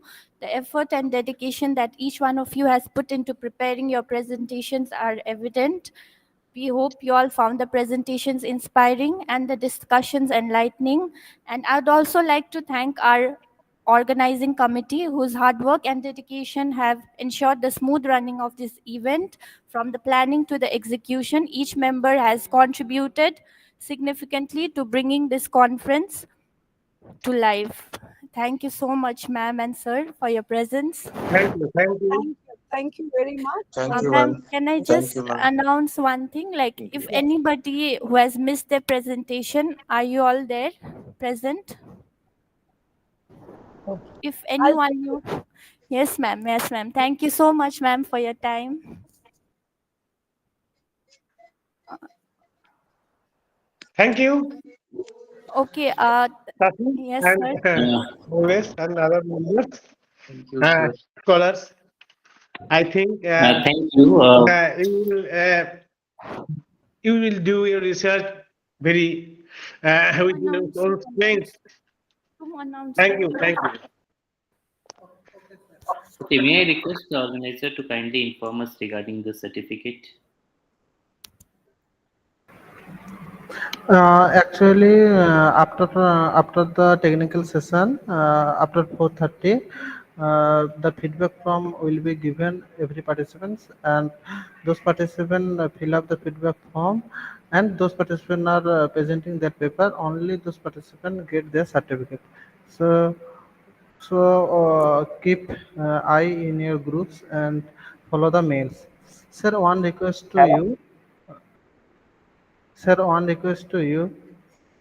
Sir, who is the best paper presenter? Can you say? Hello, sir. Uh, Actually, some network problems are there, so I cannot uh, watch the every slide of every presentation. That's why, if we can consider this matter after some time, taking some time, it will be better. Okay, okay, sir. So you identify the best paper presenter, and after that, we you just send the name and name. Sir. That will be better. Yes. Okay, sir. Hello, sir. Mohammed Tahir, we tried calling your name 2-3 times. So you were not present. So would you like to present now? Why? Yeah, And sir. and we asked our organizing committee. They have told that you can present only one paper. Okay. So any one paper you'd like to present, sir is present. So, sir, Subir, sir, Yes, can you? yes, yes, please. Can he present, sir? Yes, yes, he can present. Please Yes, sir. continue. Thank you so much, sir. Tahir, please continue your presentation. Okay. Can I be able to share the PPT? Please share your PPT. Okay, okay, Present. okay. Okay.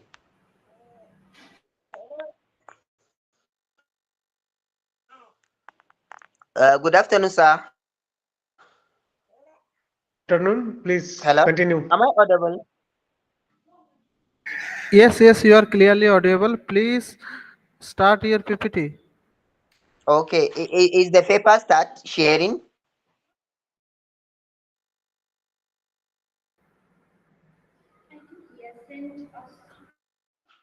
The presentation.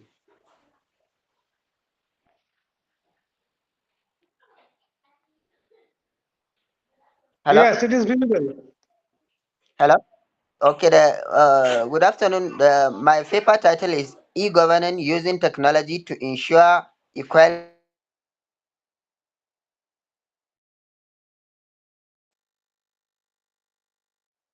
E-governing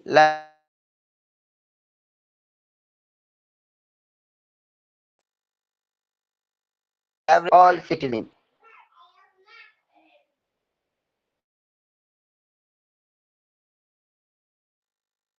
This presentation will cover the key aspects of e-governing, focusing equalities.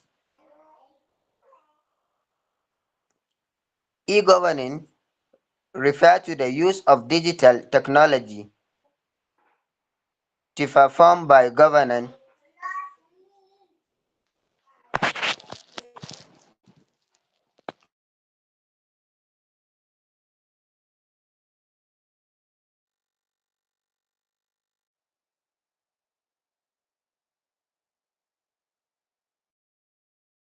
service information and facilities interacting with the citizen. The concept of encompassing various forms of digital communication and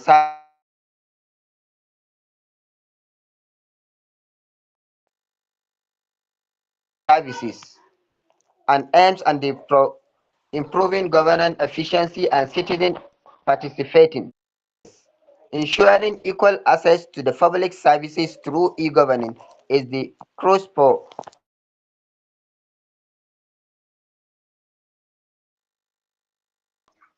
in governance. It helps bridge the digital divides, allowing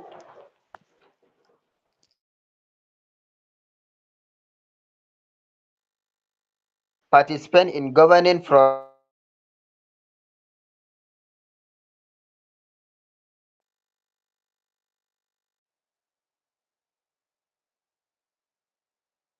e-governance significantly enhance public services delivery by improving accessibility, efficiency, and responsibility. It allows for fast processing for requests, reduce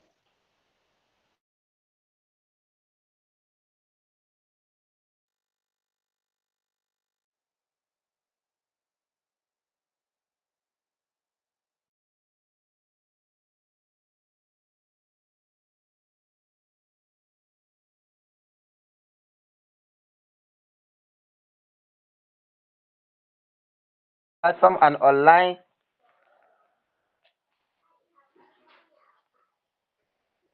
digital platform and online portals essential for e-governance, offering citizens user-friendly services. Therefore, platform can include government website and mobile application for facilitating application information retrieve and communicate between the public and government authority. By integrating services accessible platform, citizens can experience a simplified process for accessing essential services such as healthcare, permits, and license.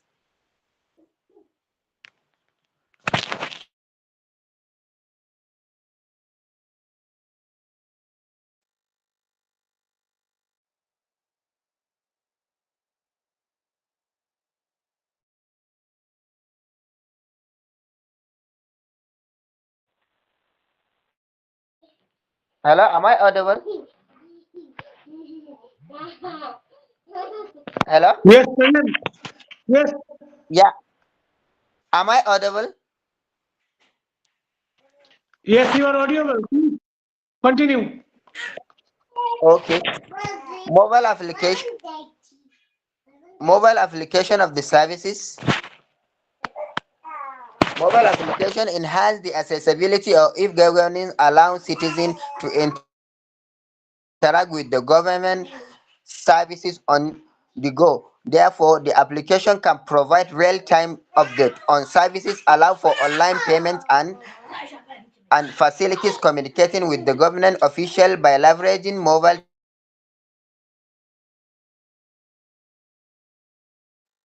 tech.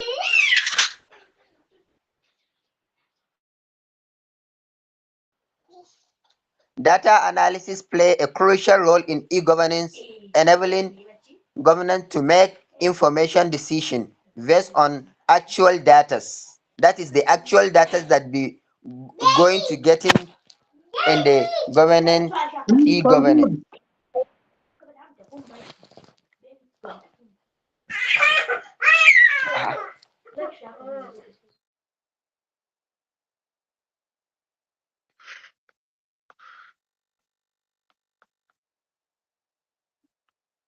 Okay, thank you. Hello? Hello? The e-government represent a transformative shift in how public services I am are. requesting you to conclude, please. Hello? Hello, Mohammed sir is telling you to conclude. Okay. The integration of the technology through the digital platform, mobile application, and data analysis enhance the efficiency, responsiveness, and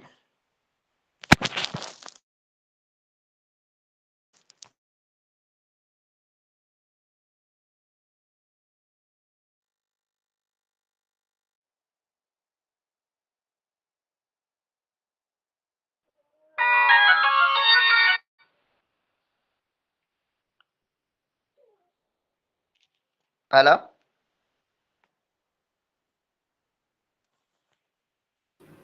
Ye- yes, Mohammed. Are you done with Yeah. your presentation? Yeah. Okay, thank you. Dr. Chan. Sir, he has finished Thank his you. presentation. Okay, thank you. Thank you so much, sir, for your time. So much welcome. Thank you. May I leave? Yes, sir. Okay. Thank you. Thank you, sir. Thank you, Thank you, sir. everyone. Thank you, Thank you, everyone. everyone. Thank you, all the participants. Okay.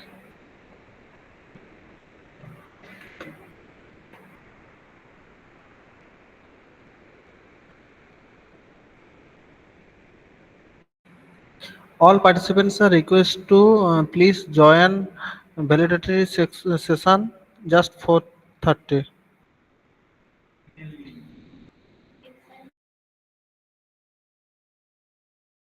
Thank you, sir. Thank you, ma'am.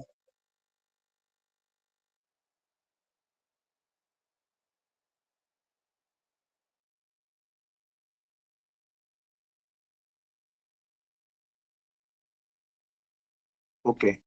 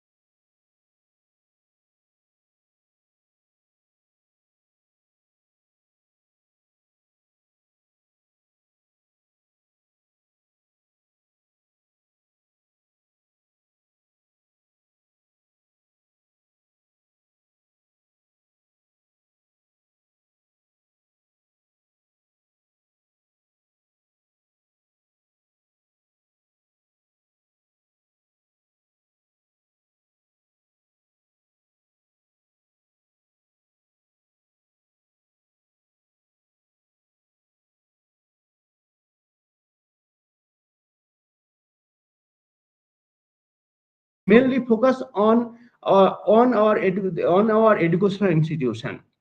Tribal education is mainly based on indigenous people or based on tribal philosopher beliefs, ritual traditions, and future visions. Also highlights the diversity and flexibility of individuals and groups. Thank you, sir.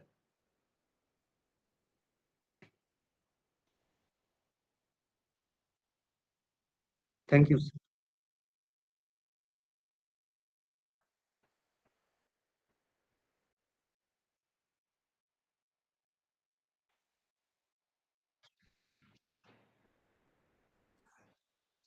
Yes, sir. Good afternoon.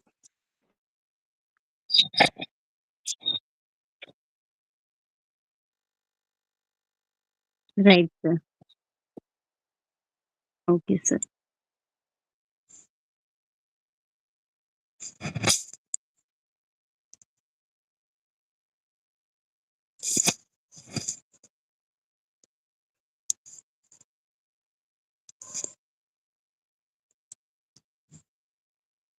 Is my screen visible?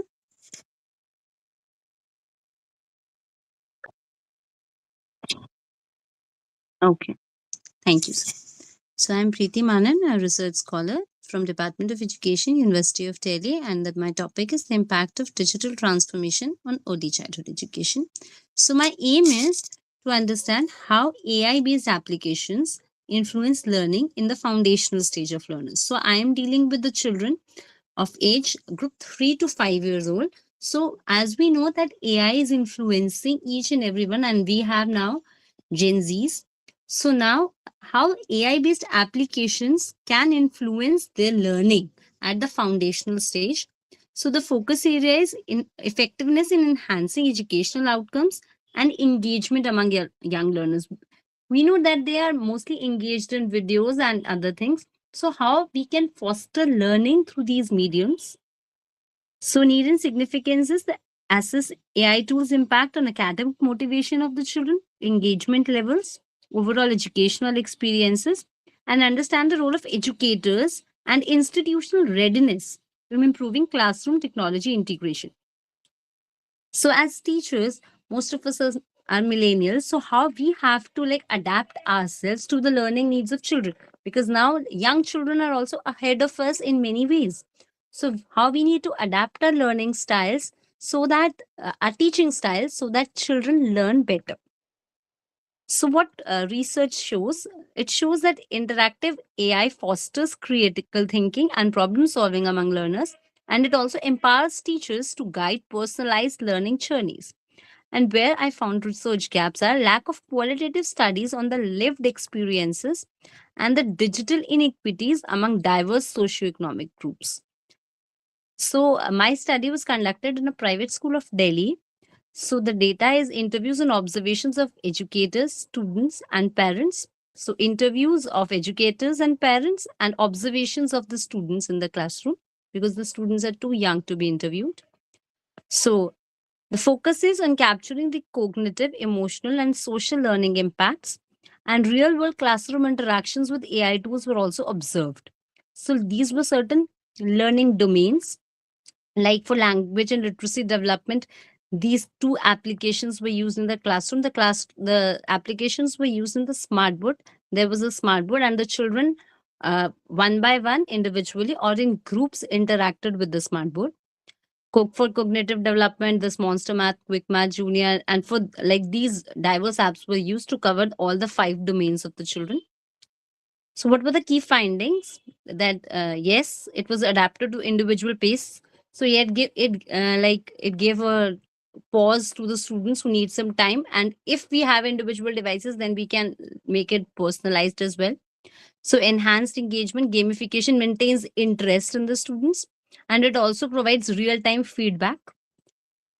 So the digital impact divide persists. Yes, there, because if we give the students the tasks to perform at home through AI, then this that digital divide still persists.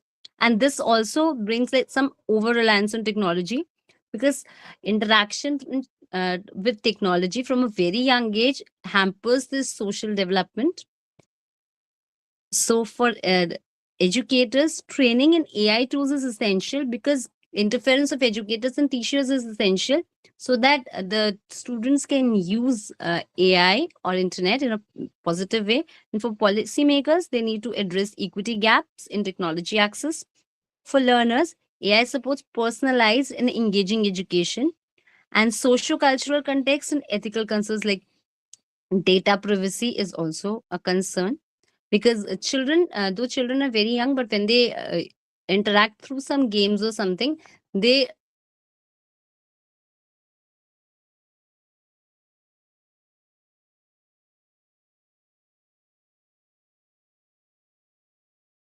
Arguments in the great derangement is that indigenous cultures have long practiced sustainability through deeply ingrained ethical frameworks that modern societies have disregarded. The first is holistic view, the interconnectedness between humans and nature. Unlike Western scientific approach, which often isolates environmental issue into specialized disciplines, indigenous knowledge system views nature holistically. So these systems recognize the interconnectedness of land, air, water, and all other living beings. For example, many indigenous communities practice seasonal migration and rotational farming to prevent overuse of natural resource. Traditional fishing and hunting practices often include sacred taboos and rituals to maintain ecological balance. The concept of kinship with nature, found in various indigenous traditions, recognizes that humans are not separate from the environment but they are a part of it. They are part of the larger ecological family. Ghosh critiques modern sustainability efforts for being largely ethnocratic, focusing on policies and scientific solutions while ignoring these long standing wisdom traditions. He suggests that a truly sustainable future must incorporate indigenous ways of thinking about the environment. Next are sustainable practices. So, these are long term practices that we must include to maintain our resource. So many indigenous belief systems consider nature sacred, embedding environmental ethics into religious and spiritual practices. In contrast, modern industrial societies have desacralized nature, reducing it to an economic commodity. Finally, we must be respectful towards the nature, and it is our sole ethical policy as a human being. So, one of the central questions from the great derangement arises is, can we reclaim this lost reverence for nature? Can we reclaim the lost respect for the nature? So, Ghosh here suggests that environmental activism needs to embrace cultural narratives, myths, and spiritual traditions that honor the land rather than treating it as a mere resource. So, what does Amitav Ghosh suggest as the way forward? He does not provide a single solution, but rather a shift in mindset, one that bridges modern sustainability efforts with cultural and ethical perspectives. So, expanding the narrative of climate change, climate discussion must go beyond science and policy and include literature, history, and indigenous storytelling. Writers, artists, and scholars should engage with traditional knowledge system and integrate them into contemporary narratives. Sustainability should not only focus on human survival but recognize the agency and rights of non human beings. Indigenous philosophies such as animism and deep ecology offer alternative ways of relating to the natural world, ultimately decolonizing the environmental thought. So, climate solutions should not be dictated solely by the Western institutions. Indigenous communities must be active participants in shaping sustainable policies. Acknowledging and respecting indigenous land rights is crucial to protecting the environment.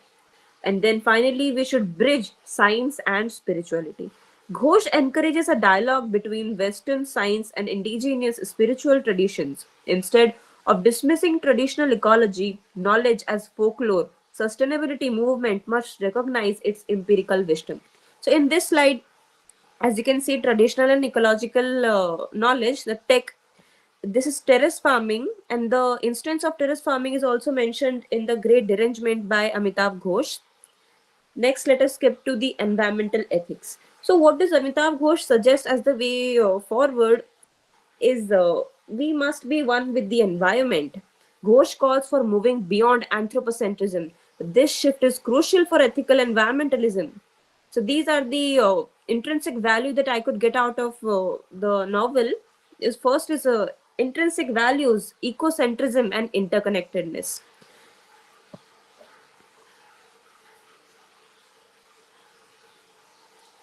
So, given the limited time, I would like to conclude. And to conclude, the great derangement challenges us to see climate change not as an isolated crisis but as a symptom of a broader cultural failure.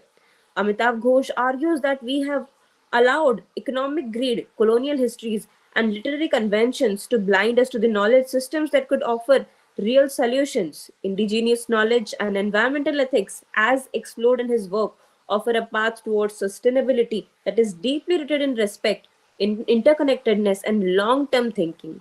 But for this to happen, we must first recognize the limitations of modern sustainability discourse and create space for alternative worldviews. Perhaps the true question is not whether we can solve this climate crisis, but whether we are willing to reimagine our relationship with this planet. Can we move beyond the great derangement towards a world that values wisdom alongside technology, ethics alongside policy, storytelling alongside science? The answer to that will shape our future. Thank you. Thank you, Garika, for your nice presentation on cultural perspective of sustainability, Amitav Ghosh agreement. Thank you. Thank you, sir. And next, Sukhdev Das, Dr. Yes, Sukhdev sir. Das. Present, sir. Om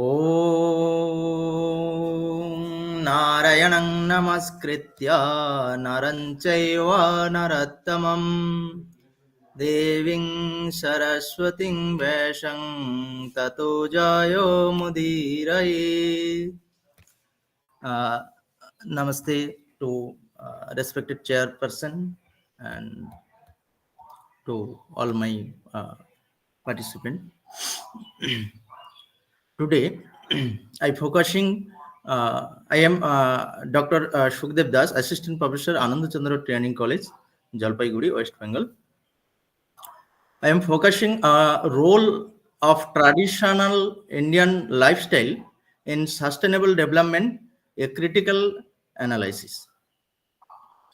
This presentation explore the relevance of traditional Indian lifestyle practices in promoting sustainable development, highlighting their core principles and showcasing their applicability in today's world. So, aims and objectives of my paper: to analyze the principles of traditional Indian lifestyle and their relevance to modern sustainability practices, to explore how ancient Indian wisdom, including Vedic and Dharmic traditions, promoted ecological balance and sustainable living, to critically evaluate their compatibility of traditional Indian practices with contemporary global sustainability goals. Next, fourth is to examine the concepts of ahimsa, means non-violence, sattvic living, and minimalism, and promoting environmental conservation, to study traditional Indian agricultural practices, water conservation techniques, and their impact on sustainable resources management. Next, to highlight the role of Ayurveda, yoga, and holistic health systems in fostering sustainable well-being. 1 minute. To purpose is to integrate traditional Indian lifestyle principles into modern sustainable development policies. Next, core principles and traditional Indian lifestyle: harmony with nature, minimalism, self-reliance. Traditional Indian lifestyle emphasize living in harmony with nature, Please change your slide. Your Huh? slide is not changing. Slide it not changing, sir. Yeah. 1 minute. Yeah. Okay. Now, okay. Thank you, sir. 1 minute. Traditional sustainable practices in agriculture. Next, previous slide, sir. Okay. Core principles of traditional Indian lifestyle: organic farming, core diversifications, water conservation, etc. Traditional Indian agriculture relate on organic method using nature fertilizers like cow dung and compost to maintain soil fertility.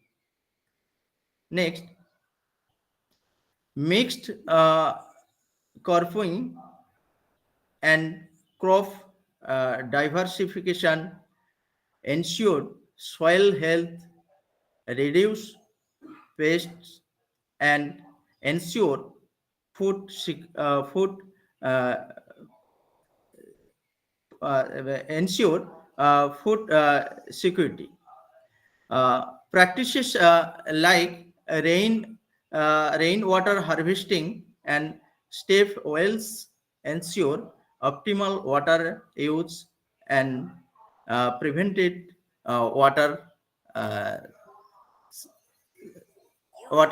uh, security. Next, sustainable practices in agriculture, organic farming, same are always.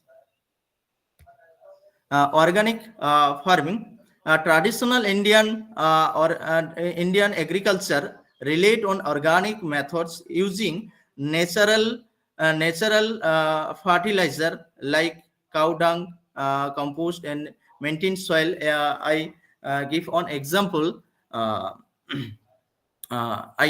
We know Acharya Devabrata. He is a governor of Gujarat at present. He invent a natural farming system that benefited approximate 90 lakhs farmer. This is the sustainable development, one of the example of sustainable development. Next one. Water management, ancient wisdom, stave oils, water storage tanks, then drinking water from copper vessels, etc. This organism structure ensure optimal water use, prevented wastage, and maintain groundwater level. Then water storage tanks also kinds water use of collecting and storing rainwater, uh, providing a reliable source of water for communities.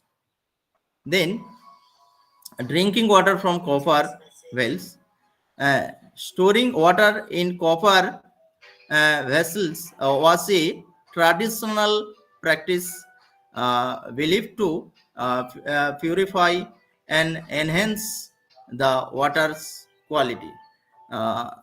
In Sastra, Tamram Bhasma Bhavir Nityang Jalang Tamra Kritang Shubham iti uchati. Means copper wells always purify in our drinking water, so we keep our traditional culture. Next also, traditional Indian housing and architecture, eco-friendly materials, natural ventilation, integration with nature.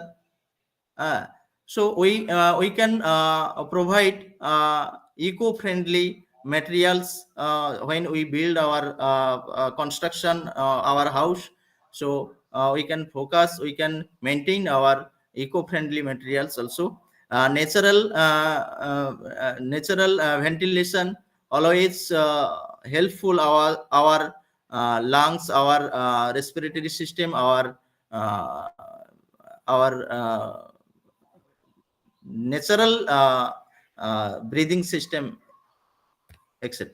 Then food habits, a sustainable approach regional and local food also accept our daily routine.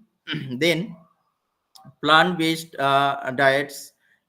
Next, mineral waters also we can drink always.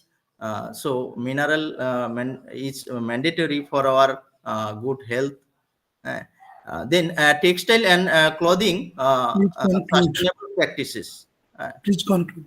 Okay, thank you, sir. I go to conclude. Modern appreciation, integrating traditional and technology, sustainable consumption, water management, energy conservation, biodiversity conservation, etc. Always keep our sustainable development.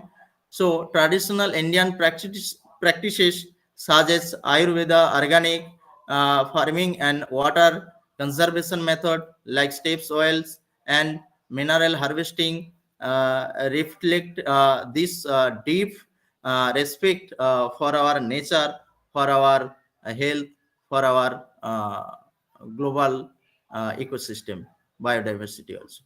So some references there. So thank you everyone. Thank you so much, sir. Thank you, Dr. Das, for your beautiful chanting and presentation. Due to shortage of so much, time, sir. we go to next paper presenter, Samrat Bisai. Samrat Bisai. Yes, sir. I am in. Yeah. Present here. Just a minute, sir. Give me a little time to share my uh, topic. Yeah.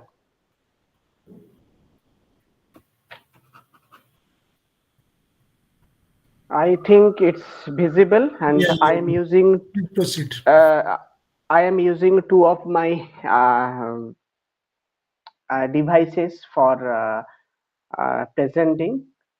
Okay, so so this is the presentation, title of my presentation, this. Just a minute. Let me make it a full screen. F6. Sorry. Sorry, sir. There was.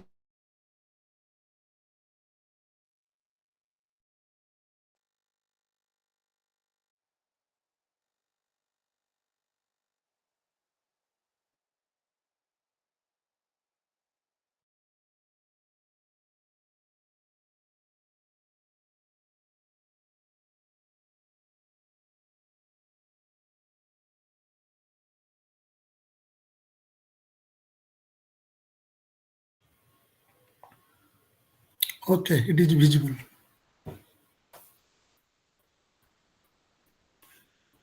Unmute yourself. Unmute. Okay. Sorry, sir.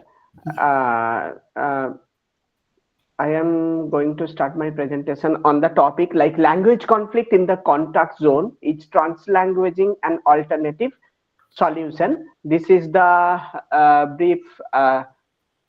This is the present topic of my presentation. So this is the brief outline of my presentation, and let me just introduce the topic.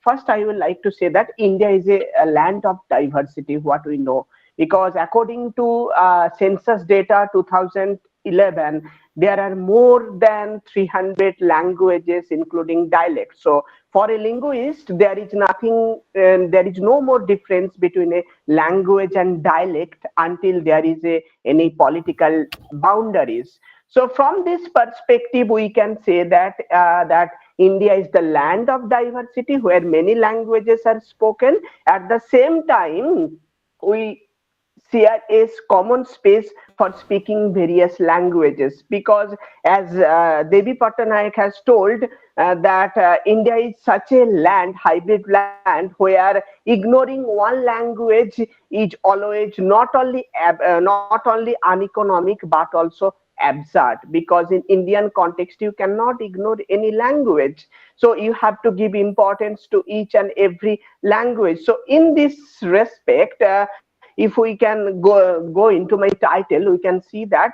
But what happens most of the time here, we will find a conflict between languages, and this conflict generally happens in the contact zone. So let me first introduce the term, like what is translanguaging. Translanguaging, as it can be said, like an important educational practice to construct understanding, to make sense of the world and of the academic material, to mediate with others, and to acquire other ways of languaging. So in a short, if we can say that translanguaging is a technique to move freely within, between, and among languages. So most of the time what happens, we must focus on the competencies on the language, and as a result what happens, we just compromise on the key concept, like concept note of that language. So what happens, as a result, most of the time we cannot express our emotion in that scenario. We use translanguaging. So what is contact zone? As I told, that contact zone is a space where different culture, often with unequal power dynamics, interact, clash, and grapple with each other. So contact zone is a place where various linguistic and cultural encounter happens, and power is negotiated, and struggle occurs between them. So one can find here divergence, heterogeneity, and confluence of ideas. So what happens in a contact zone, many people come with their cultural resources, with their language resources, as well as with their different thought process. So it becomes a confluence. What that confluence? Confluence of ideas, confluence of culture, confluence of emotion. So what we can do, this confluence of emotion, culture, and all these things, we cannot segregate in our education system. We have to take into account, because if we want to give priority to someone's culture, definitely others' culture will be negotiated. So this is truly a great problem for us. So why translanguaging in the contact zone? Why I have chosen this research topic? The main idea behind choosing this research topic is that what happens most of the time in contact zone, language is sensitive, and as language is sensitive, we can see that language is a sensitive issue. So we try to speak in several languages at that time, and dominant languages are prioritized most of the time, and rather as a result what happens, as a result we just dominant languages are prioritized most of the time. As a result, minority languages are ignored. As a result, what happens when we are not giving them chance to come into contact with the mainstream languages, they are being lost most of the time. So according to Atlas scientific count or Atlas survey, we can find that in every 10 minutes one language is dying. And specifically in India, India and Africa, where we can find this contact zone or hybrid space where many languages are interacting with each other. But when we are neglecting some languages for a longer time, it's going to be extinct. So when we are so my first here question is, what happens if a language is dying? So when a language is dying, with it many culture is also dying. So it's again a great problem for us. So that's the issue. This is the brief literature review. I won't take too much time for it, but I will say that traditional language boundary students, when students are given the freedom to translanguage in the classroom, they are given, we just giving them freedom to think, freedom to imagine, freedom to develop their ideas. You can also see when we speak in our mother tongue, we can speak our heart. So this is one of the greatest thing we can see. So next, another thing is that it gives them the opportunity to exchange ideas. Like when we are speaking in our mother tongue, and we are more comfortable in our we are more comfortable in our speaking our heart. So this is generally a great issue for us. This is the PPT visible? Yes, yes, yes. Yes, visible. Okay, so it gives them the opportunity to exchange ideas. It brings their creativity, criticality in the classroom, and at the same time, heterogeneity gives the multilingual learners. When multilingual learners are encouraged heterogeneity, what we can freely mix into the classroom. So this is one of the great issues in the modern century, we can say.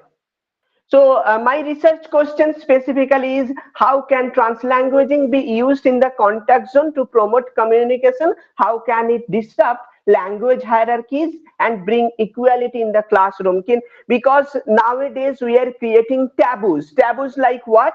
Now, the person who are speaking English, they are not knowledgeable person. Most of the time we create that myth. So what happens, my research is trying to question that myth, and trying to say that every language is equal. So I have adopted the methodology. So the methodology which I have used for my presentation is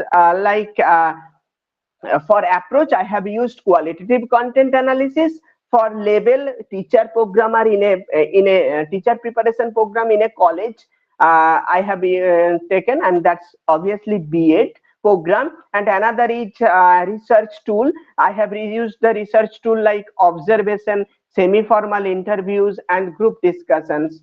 So uh, um, next, so what I found out that when students are given the chance, like in a classroom, I have seen the students from various linguistic background come to the single classroom, and they come to the classroom, they share their ideas, and if we are not creating any boundaries for them, though, no, you cannot speak in that language, or like you are going to speak in that language. So if we are not creating this kind of boundaries, they feel free to communicate their ideas. And most of the time what happens, non-native, I have specifically seen in a classroom where a non-native speaker, because we can see in English in India, we use Hindi as a lingua franca. So most of the time what happens, the people from Hindi Balai, you can say, the region of Hindi speaking area, Hindi Balai. So from that, they think that Hindi is the national language. And for us, it's not, because we always argue that, and that India, in a country like India, there cannot be any national language, because India is a country where it is a home for diverse languages and cultures. So we cannot have any language here. So this is really a great issue for us. This is really a great issue for us, and we have to take care of it. So next, another thing, like the people who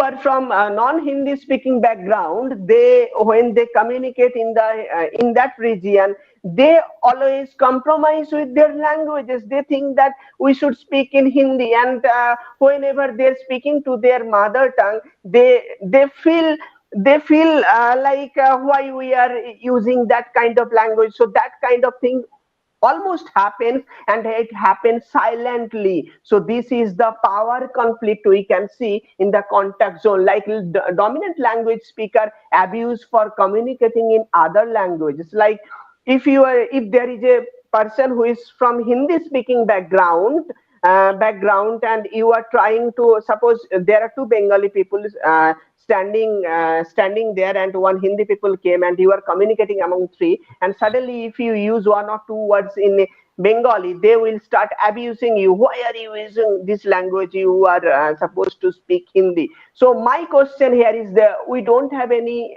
intention to hurt anyone's language, but at the same time, they also have to understand that what I say, it's our sorry.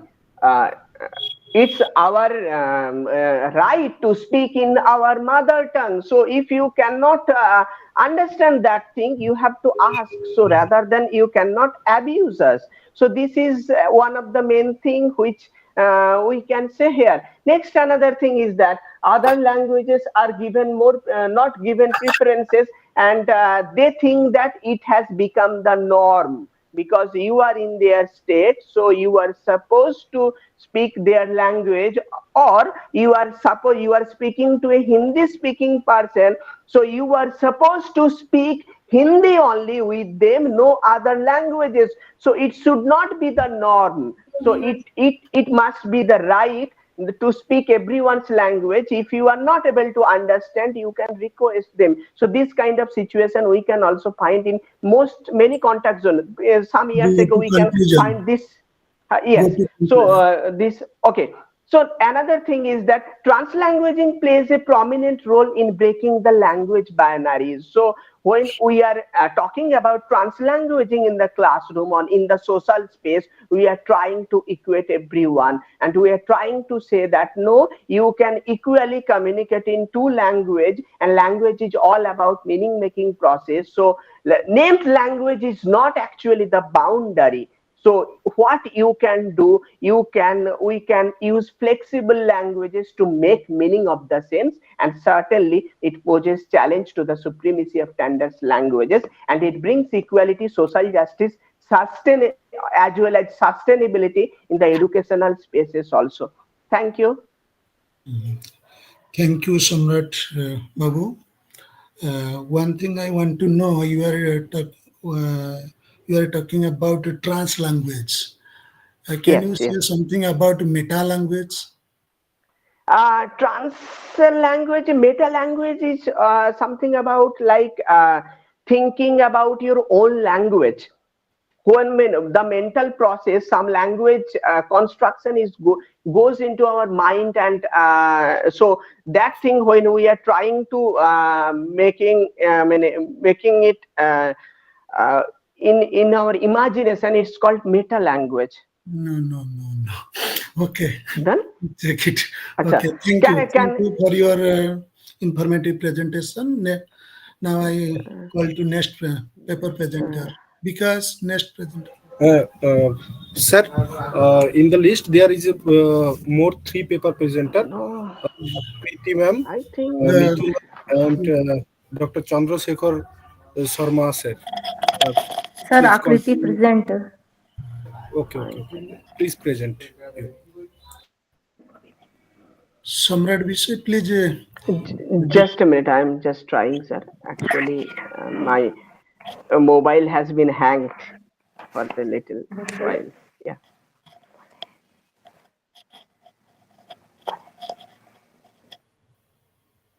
Hello, sir. Yeah. Sir, may PPT present? Yeah. Visual my PPT? Yeah. Good morning. I am Akriti Priya, IGNOU student. Today my topic is equity and inclusion in education. Raising the achievement of all the students while narrowing the gap between the highest and lowest performing students and eliminating the racial predictability and disappropriability of which student groups occupy the highest and lowest achievement categories.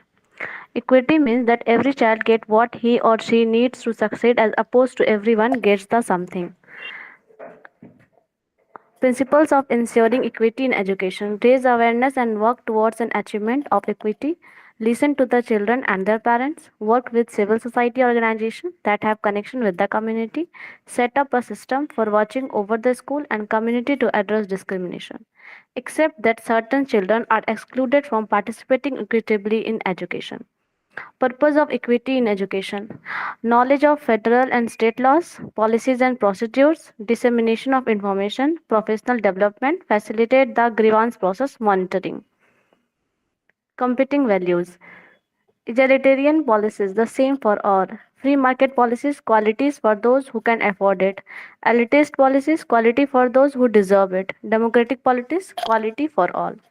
Steps for equity in education: working with parents, local and relevant curriculum, data collection, monitoring and evaluation, the role of teachers.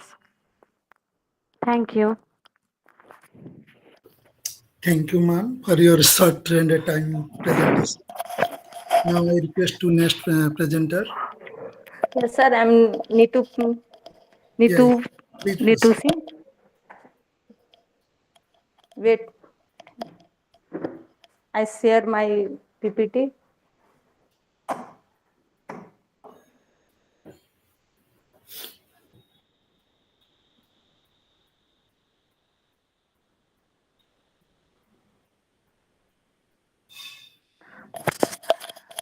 I'm Neetu. I'm Good afternoon, sir. I'm Neetu Kumari Singh. Today my topic is the digital transformation of education. Digitalizations, the conversion of a text, pictures or a sound into a digital form that can proceed by a computer. Digital technology, one of the elements that collectively form a system of numeration 0 and 1. Digital means electronics, a circuit or a device that represent a magnitudes in discrete units or a physical quantity. Computer works on 0 and 1 digit, so computer is the example of digital technology. Tool of digitalizations: computer, internet, smartphone, scanner and digital camera and projector printers. Means of digitalizations: online admission, online exam, web-based sharing, digital material PPT, learning management system and groups on social network and digital publication. Digitalization in education: first of all, research, extension, administration, learning, teaching and evaluation.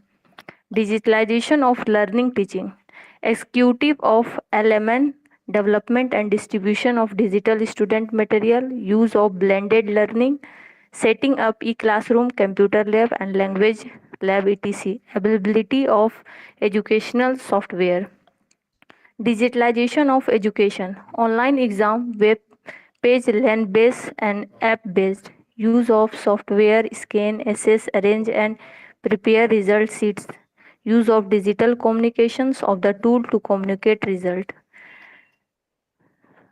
Digitalization of research: use of digital tools in the process of research, making use of statistical software in the data interpretation, making available a soft copy of research documents, communicating a research by using a digital like blogs, websites, social networking, etc. Digitalization of extension: preparing digital resource useful to the communicating on social issue, documentary, mobile video, photo slide, abhiyan, welfare scheme, etc. Making a social useful post on a social networking and spreading, taking a help from a local community to prepare a welfare digital resource. Advantage of digitalizations: time saving, transparency 24 into 7, minimizing human error. Last, conclude the session. Education is heavily personalized service, so productive gains through technology are limited, especially in the teaching and learning process. Impact of technology on educational delivery remains sub-optimized. Overestimate of digital skill among a teacher and student. Hardware focused policy and implemented strategy, resistance of teacher and students, lack of understanding of pedagogy and instructional design, low quality of education software and courseware. Thank you, sir. Thank you, Neetu Kumari Singh, for your Yes. good presentation. Thank you, Next, sir. because Sir, one paper presenter also, Dr. Chandra Shekhar Sharma is here.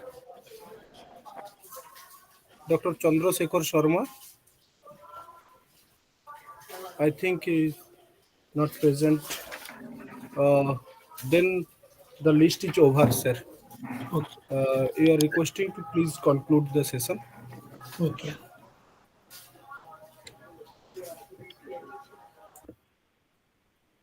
Now we are the last part of the technical session. In this technical session, there were a variety of themes of papers presented by the presenters. They all are presented their papers in a magnificent and lucid manner. Thank you, all presenters. I extend my thanks to Professor Sunita Madam in absentia. I express my thanks to Bikas and Abdul for smooth conduct of this technical session. I also extend my thanks to Bhaskar, Sharif, and other scholars in Jadavpur University. I also express my thanks to the organizing committee, especially Nita Holdar Madam, for organizing such a magnificent conference on social innovation, education, and sustainability, which is the need of our. Here in this conference, there are three pillars such as social innovation, education, and sustainability. Social innovation, education, and sustainability are closely related. Education is a key instrument for promoting social innovation, which can then be used to accomplish sustainable development goals by addressing social and environmental problems through innovative solutions and community involvement. In other words, we can say that education enables people to recognize and apply novel strategies to build a more sustainable future. Dr. APJ Abdul Kalam rightly quoted that within quotes, learning gives creativity, creativity leads to thinking, thinking leads to knowledge, and knowledge makes you great. I hope from this technical session, we will enrich and explain a lot. Thank you all. Over to Bikas. Thank you, sir. Now it is the time of vote of thanks in this session. Now I am requesting our my co-scholar, Mr. Abdul Momin, to deliver the vote of thanks. Thank you, sir, and thank you, everyone. Now we are reached end of the session, and it's time to vote of thanks. So it is my privilege to extend a heartfelt vote of thanks at the conclusion of this insightful technical session. First and foremost, we express our sincere gratitude to all paper presenters for their invaluable insight and thought-provoking discussion. Your expertise has truly enriched our understanding of the subject. And a special thanks to our session chairperson for incapably guiding the discussion, ensuring and encouraging the engaging exchange of knowledge. We also extend our participation to the organizer and technical team for their effort in making this session smooth and effective. Lastly, a big thank you to all the participants for your active engagement, questions, and enthusiasm. Your presence made this session a success. Looking forward to more meaningful discussion in the future. Thank you. Hope see you again. Thank you, everyone. One announcement for all of paper presenter. Please, all I request, please go to the main link, main conference link for the valedictory session. All are requested, please join in valedictory session in the Microsoft team link. Thank you all. With sir, with your permission, we can leave this session. Okay. Okay. Thank you. Thank you all. Thank you. Sir, thank you, sir. Thank you. Thank you.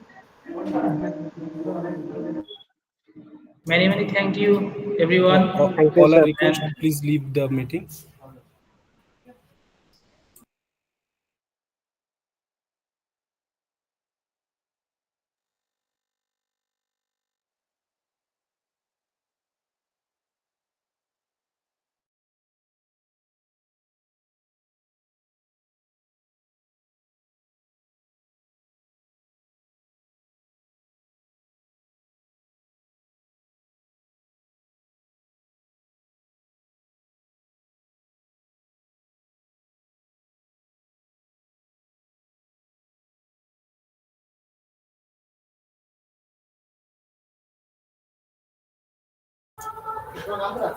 Sarigda, Panam Sarigda.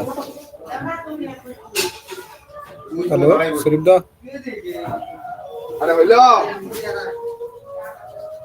কত দূর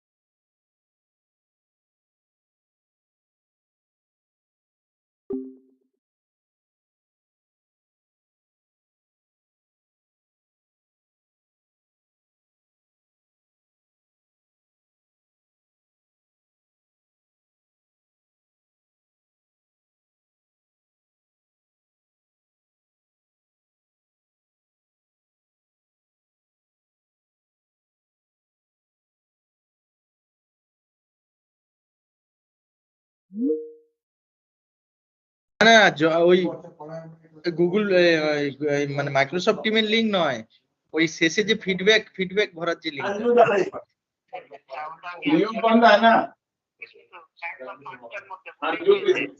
হ্যাঁ, তা ওইটা দিলে আমাকে হোয়াটসঅ্যাপে এবং সঙ্গে সঙ্গে একটু কল করবেন, বুঝলেন? বা আমি যদি পাই আমার নজরে পড়ে, কারণ আমি আরেকটা প্রোগ্রামে ওদিকে ব্যস্ত আছি। ওই আরেকটা ওই শর্ট টার্ম কোর্স ছিল, আজকে তার শেষ। ওই টেস্ট हमने ले अभी पता चलता कलम चली हो गया। না, ওটা দেখাবো না, ওটা এমনি করছি জাস্ট। बहुत अच्छा। अच्छा, হ্যাঁ, আপনাকে পাঠাবো। कितना महीना हो गया? হ্যাঁ, না, আছে প্রচুর আছে, ফ্রি অফ কস্ট আছে। আমি পাঠাবো তাহলে। হ্যাঁ, আমার মোটামুটি একটা পেপারের এটা ভাবো, পেপারের একটা আমাকে একটু হেল্প করবেন, বুঝলেন? আপনাকে রিকোয়েস্ট থাকলো। হ্যাঁ, যেখানে হলেই হবে, আপনি ওটা কথা বলে একটু ব্যবস্থা করবেন, বুঝলেন? হ্যাঁ, ঠিক না, খুব সুন্দর। আমি অনেকটাই এনরিচ হলাম, অনেকটা জানলাম, অনেক কিছু ইনফরমেশন। ভালো লাগলো, কারণ আমার তো ল্যাঙ্গুয়েজ, আমার তো ভালো লাগবে। হ্যাঁ, ঠিক আছে, তাহলে ভালো থাকেন। অনেকদিন পরে সম্পর্ক হলো, অনেকদিন। হ্যাঁ, অবশ্যই ঠিক। वहाँ पे उसको हेड करता है president of vice president of India, ताकि सब लोग करता है, हेड करता है। या फिर तो आपका एमपी तो इलेक्शन करके होता है, एमपी का इलेक्शन होता है, वोटिंग के माध्यम से एमपी बनता है।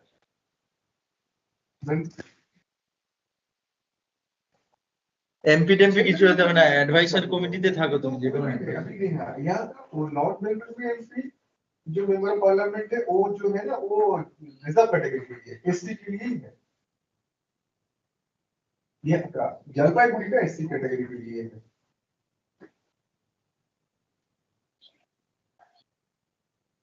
वही है, वही नहीं, इस टाइप का तो वही करके रख रहे हैं लोग। सब कुछ जो है ना, वेस्ट बंगाल वो सब अच्छा जगह पे सब रेगुलर करेंगे। इधर का जो भी है जनरल इस साइड का है, इसलिए पॉपुलेशन नेशनल जा रहा है, तो इसीलिए ये रिजर्व है। नेशनल बनेगा, एससी बनेगा, एससी बनेगा।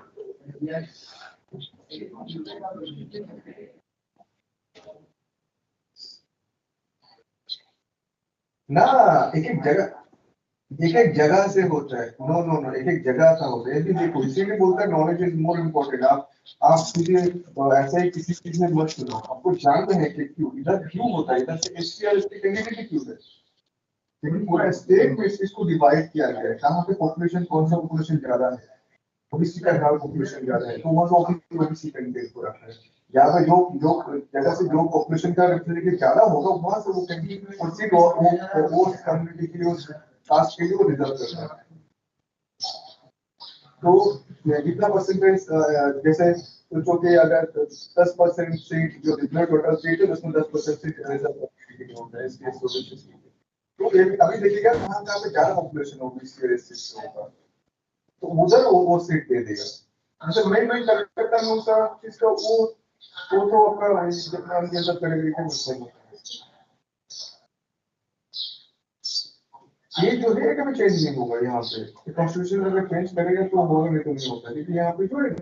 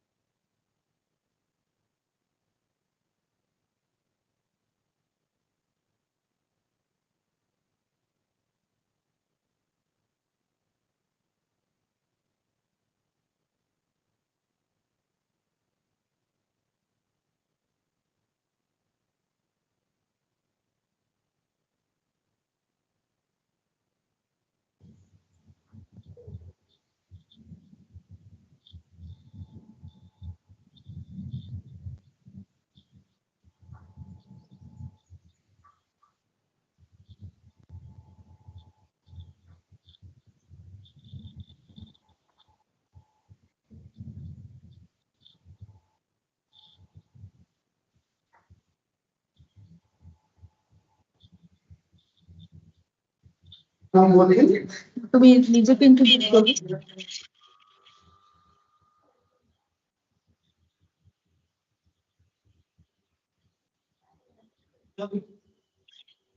Very good afternoon, everyone. Am I audible? Audible, sir. Participants, please mute yourself. Participants, please mute yourself. Am I audible to all? Yes, sir. Yes, sir. You are audible. A very good afternoon to everyone. Now we have reached at the end of our two-day global summit on social innovation, education, and sustainability. It is the last session of this 2 days global summit. So now I request our convener, madam, to introduce our honorable Pro Vice Chancellor, sir, to all the audience, and then sir will share a few words with us. Please come forward, Mita Auladar, madam, and introduce our honorable Vice Chancellor, sir. Thank you.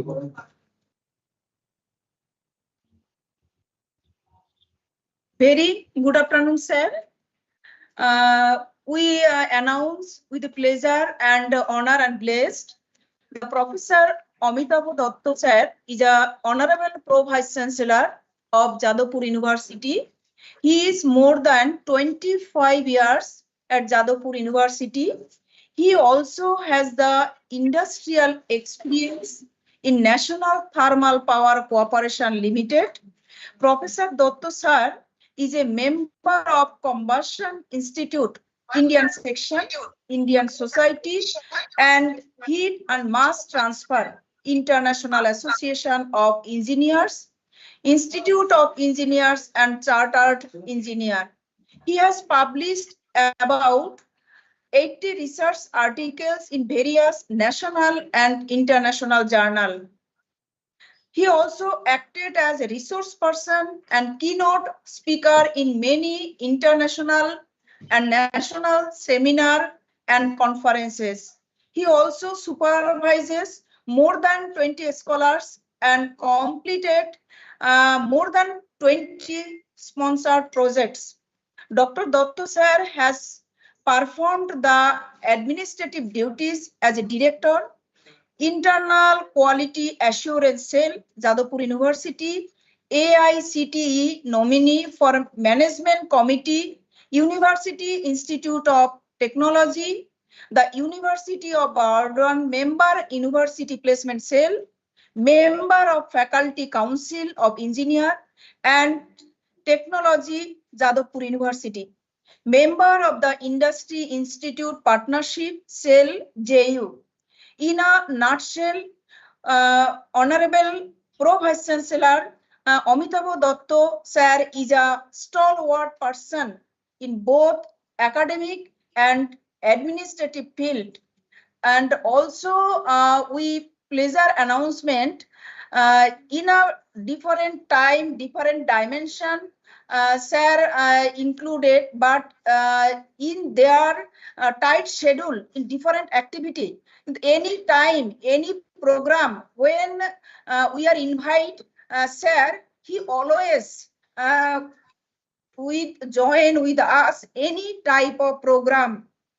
So we are proud on behalf of the international conference on the global summit on education and sustainability, also with the present innovation in education sector. So over to you, sir, and we are exciting and waiting for your valuable speech.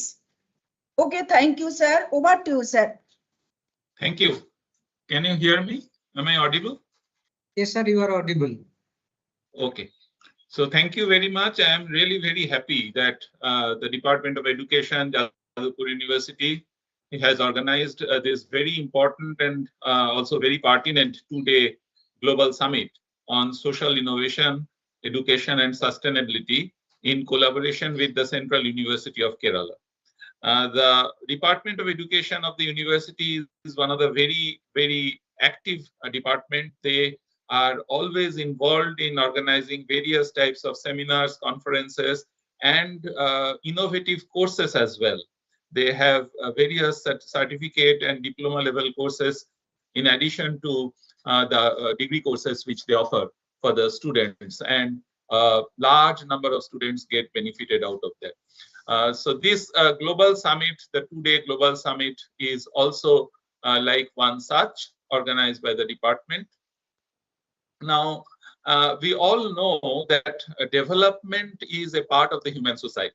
We cannot think anything out of a development, outside development. So it is a part of the society, and in the present context, when we talk about development, we always talk about sustainable development.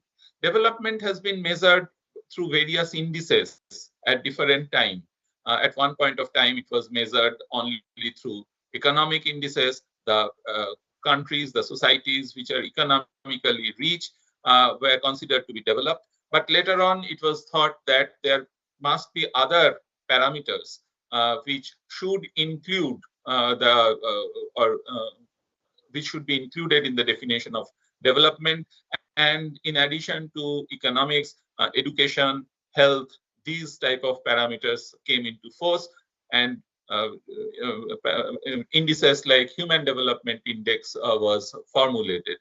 But presently, at the present time, whenever we talk about development, we always talk about sustainable development, development in a way so that the future generations' scope remains preserved.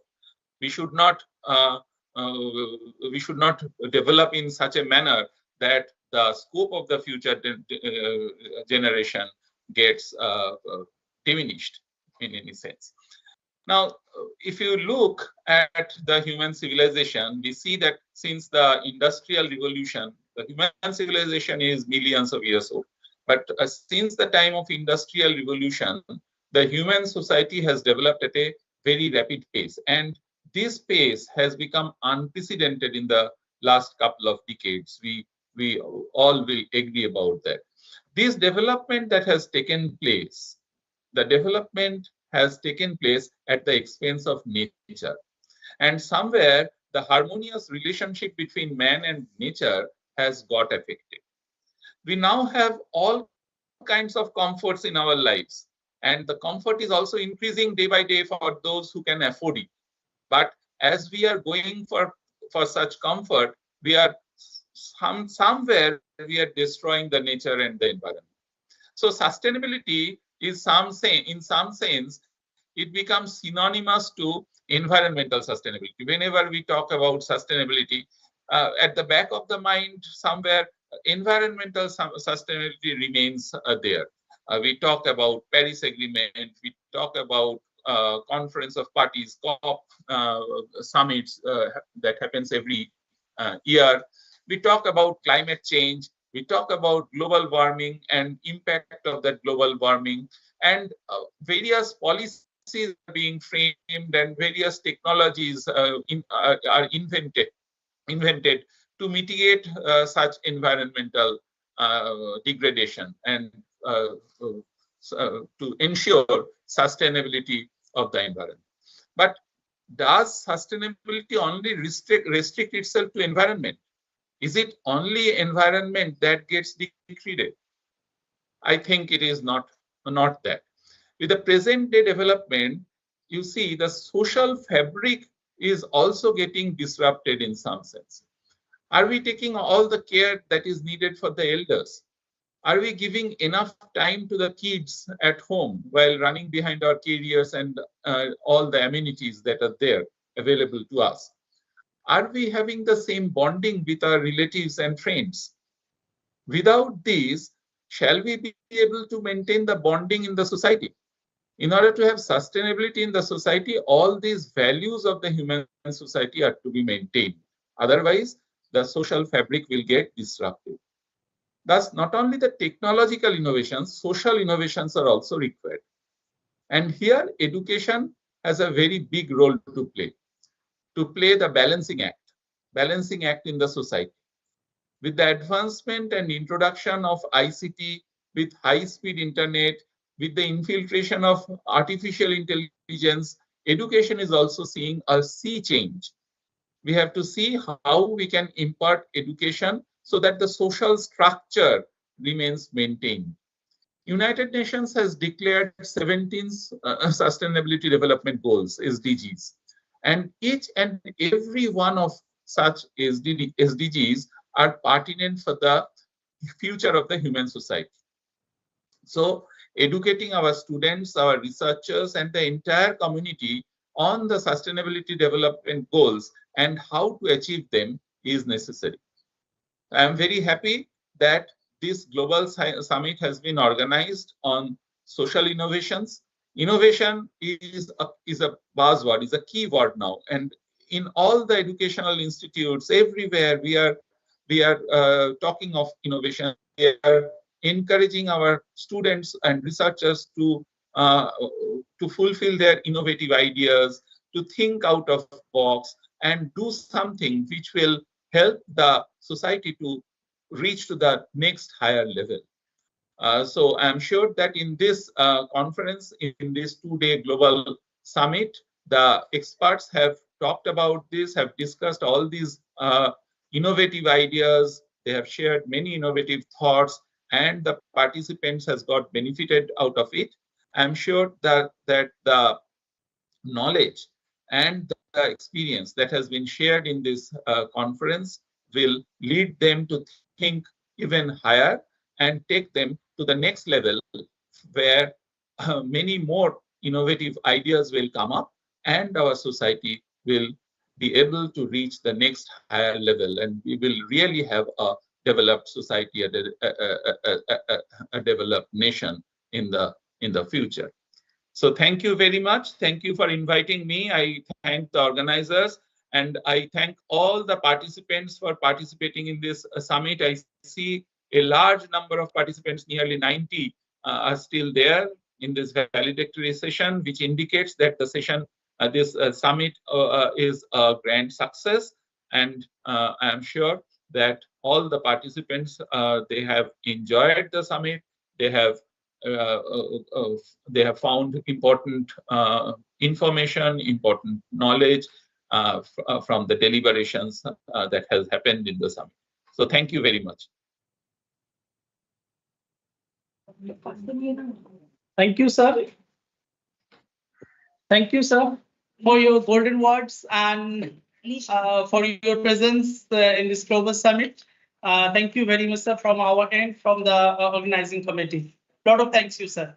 So now I'm requesting Mr. Sarif Khan, Assistant Professor of Department, Jadavpur University, Department of Education, Jadavpur University, for declaration of 12 best paper, 12 parallel technical session, which our experts, which is selected by our experts. So I'm requesting and I'm requesting Mr. Sarif Khan for declaring this the 12 best selected paper. Thank you, Dr. Tausif Biswas. I'm very much fortunate to declare the name of the best paper presenters. Before that, I want to share that in this 2-day global summit, there are more than 200 papers are presented in 12 technical sessions in 2 days, yesterday and today. In each session, we have selected best paper from each sub-theme, based on each sub-theme. So that means there are 12 best papers, and the best paper presenters are in technical session 1. The best paper presenter is Sangrita Sinha. That was presented yesterday on 12th February 2025. The technical session 2. Technical session 2. In technical session will 2. You also mention the name of the institute from where? Thank you, sir. Institute to যারা best paper award হয়েছে list নিয়ে okay sir just a minute sir list ওই লিস্টের মধ্যে নাম ধরলো yes sir 1 minute sir thank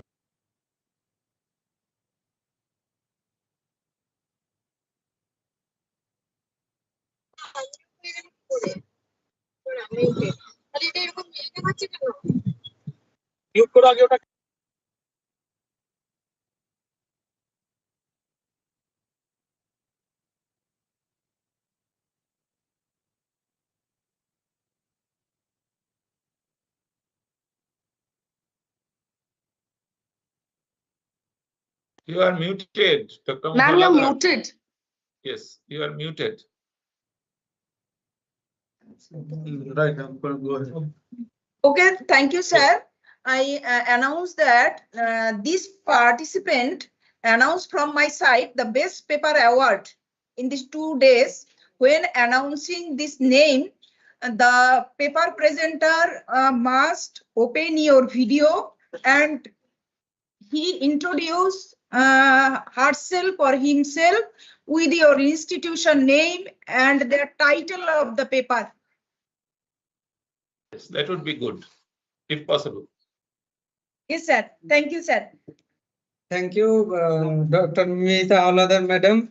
Once again, I am announcing their names, the name of the best paper presenters. In the technical session 1, the best paper presenter is Sangeeta Sinha. Sangeeta Sinha, are you there? Kindly. Yes, yes. Please tell us your name, your organization name, from where you are pursuing or you are belongs to, and please tell your the name of your paper, the title of your paper. Yes, sir. Yes, sir. Good evening, everyone. Good evening, sir. Good evening, ma'am. Good evening, all my respected judges as well. I'm Sangeeta Sinha. I am doing my PhD. I'm a PhD scholar, research scholar from Jadavpur University. My paper was on digital footprint on educations. Is it sustainable or not? Okay. Very Thank nice. you. Thank you, Sangeeta. Thank We are you. proud. Thank you, ma'am. We are proud of you. Thank you, ma'am. Thank you so much. I wish I can continue the same. Yes, yes. Thank you, ma'am. In the Thank you, sir. technical session 2, the best paper presenter is Mayank Patel. Mayank Patel. বলছি কি ওই যে technical সেশনে স্যারদের নাম ছিল না In technical session 2, the best presenter is Mayank Patel. Are you there? Yes, sir. Sir, yes, sir. Yes, sir. Hello, hello. Am I audible, Yes, sir? yes. Yes, you are audible. So, please good introduce afternoon, yourself and tell us the title of your paper. yes, sir. Yes, sir. Good afternoon, everyone, and respected dignitaries, Vice Chancellor and ma'am. I am very, very thankful to all of you to organize a wonderful session, and I want to also thank you, ma'am, that she have organized this kinds of conference. I am from Department of Education from University of Lucknow, and the topic of my research paper was judicious adoption of effective computing sorry, sir. The topic of my research paper is the exploring the role of artificial intelligence in reinventing pedagogical approaches under the auspices of social innovation. So this was my topic of my research, and I had explored this kinds of workshop. So thank you, ma'am. Okay, congratulations. Thank you, sir. Congratulations to you, Mayank. Now, I'm declaring the name of the best paper presenter of technical session 3 is Bharti Shokin. Session chairing by the. Am I audible, sir? Yes, yes, you are audible. I'm Dr. Bharti Shoki. Yes, sir. Okay. Yes, sir. Sir, I am PhD from Jawaharlal Nehru University, New Delhi, and currently I am teaching at Rajasthan Agriculture Research Institute, Durgapura. This is affiliated to Shri Karan Narendra Agriculture University, Jobner. And before this, I was with IIT Delhi, Department of Humanities and Social Sciences. Thank you so much, sir. Congratulations. Thank you so much, sir. Thank you. Congratulations, Bharti.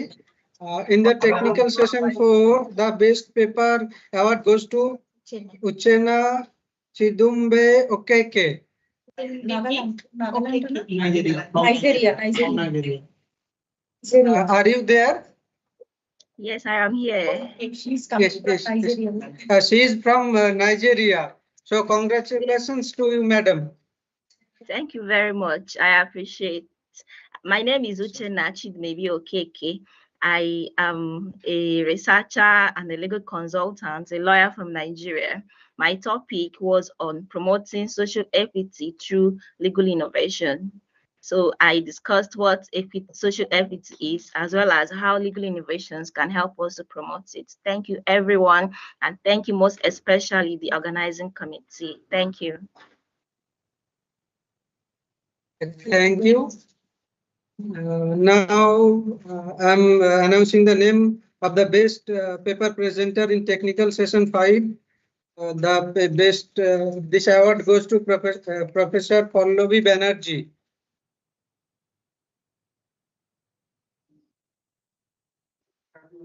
Professor Pallavi Banerjee, are you there? Yes. Thank you so much. Thank you so much for this. Hello? Yes. Am I audible? Yes, you are audible. Am I audible? Okay, Yes, okay. you are audible. Kindly unmute your video and introduce yourself. Okay, right now I am right now I am outside. I am on my way to. Okay then. Okay, thank you. So Please myself introduce. Myself is Pallavi Banerjee. I work in as an assistant professor in Rajendra Academy for Teachers Education from Durgapur, West Bengal, and my paper is on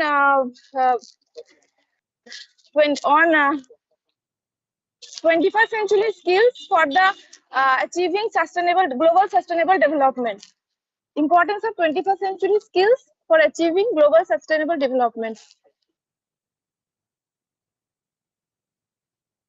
Congratulations to you and thank you very much for presenting your research findings with in our 2-day global summit. Okay, thank you so much for this honor. Thank you. Now I am declaring the name of the best paper presenter in technical session 6.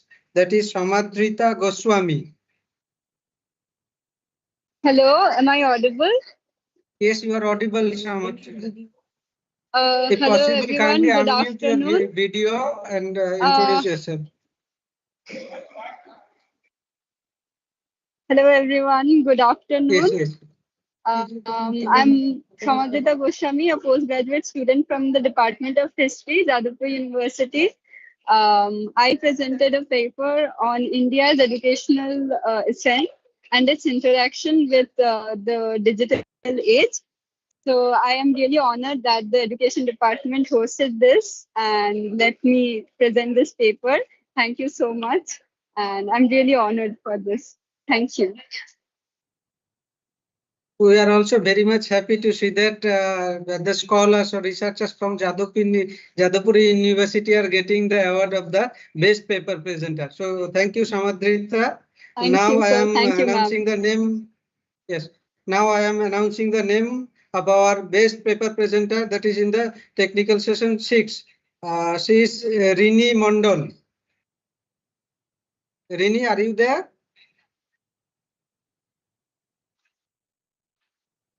Hello. Yes. Rini? Yes, sir. Yes, if possible, kindly unmute your video and introduce yourself. Actually, there is some problem happening with my video. I'm not able to open my video. Okay, just Thank introduce you. yourself. So I have presented paper systematic literature review of artificial intelligence role in English language achievement. And thank you Jadavpur University and the organizing member of the conference for giving me this platform to present my views. Thank you so much.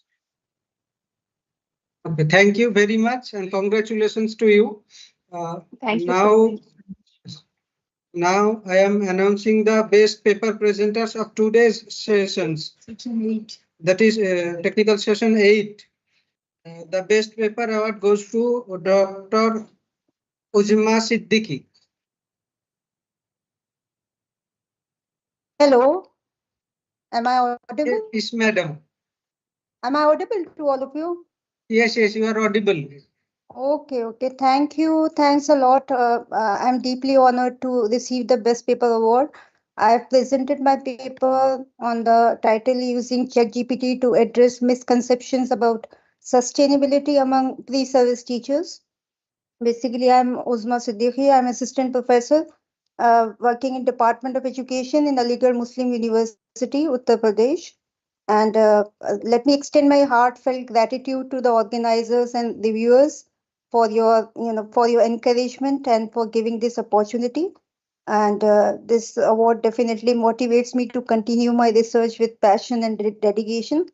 So I think this recognition means a great deal to me, and I sincerely appreciate the opportunity to contribute to the academic discourse. Thank you. Thanks a lot. Congratulations to you, Dr. Uzma, for your paper. Thank you, sir. Thank you, sir. And now I am announcing the name of the best paper presenter in technical session 9. The award goes to Dr. Ishan Chakraborty.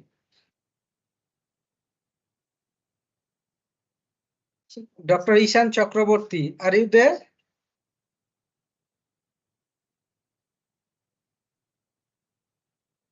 Once again, I am calling his name. The best paper presenter in technical session 9 goes to Dr. Ishan Chakraborty.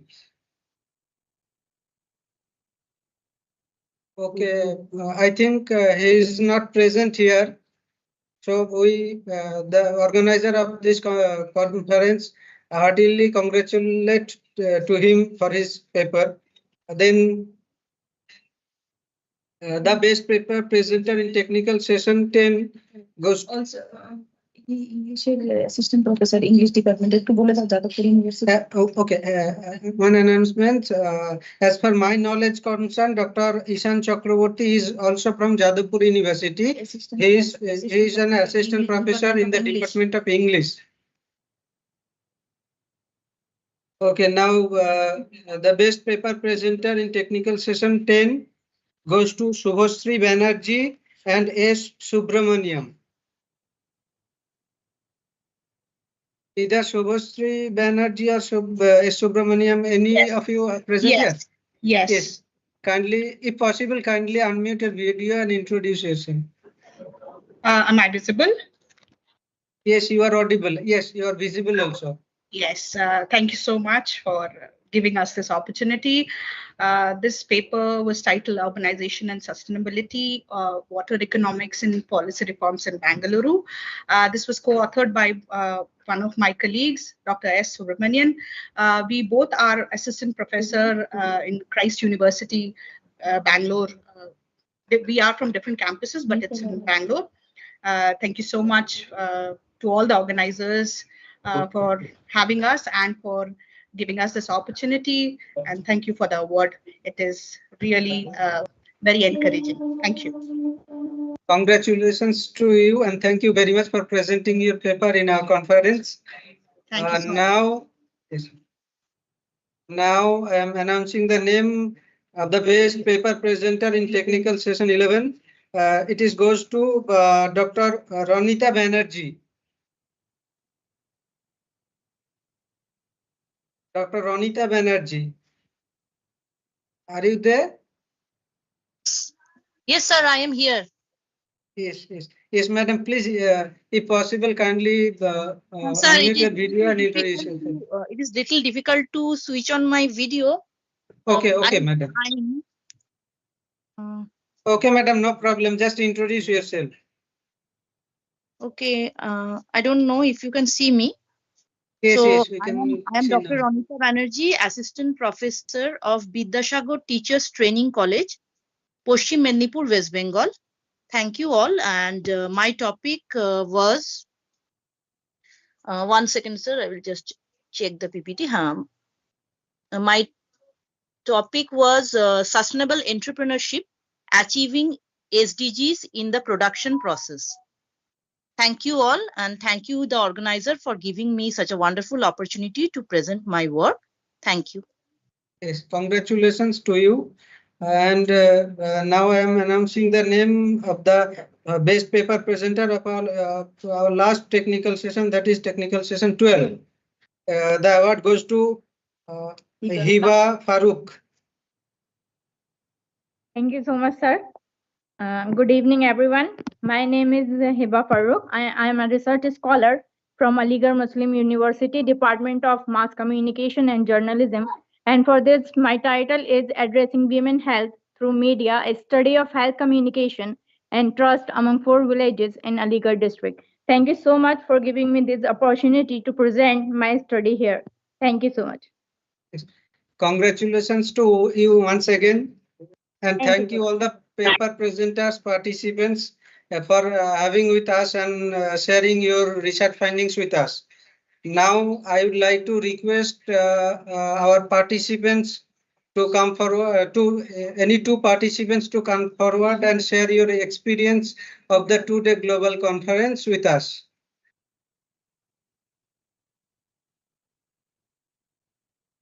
Anyone from the party, any 2 from the participants, kindly come forward and give us our feedback that so that we can improve ourselves for future programs.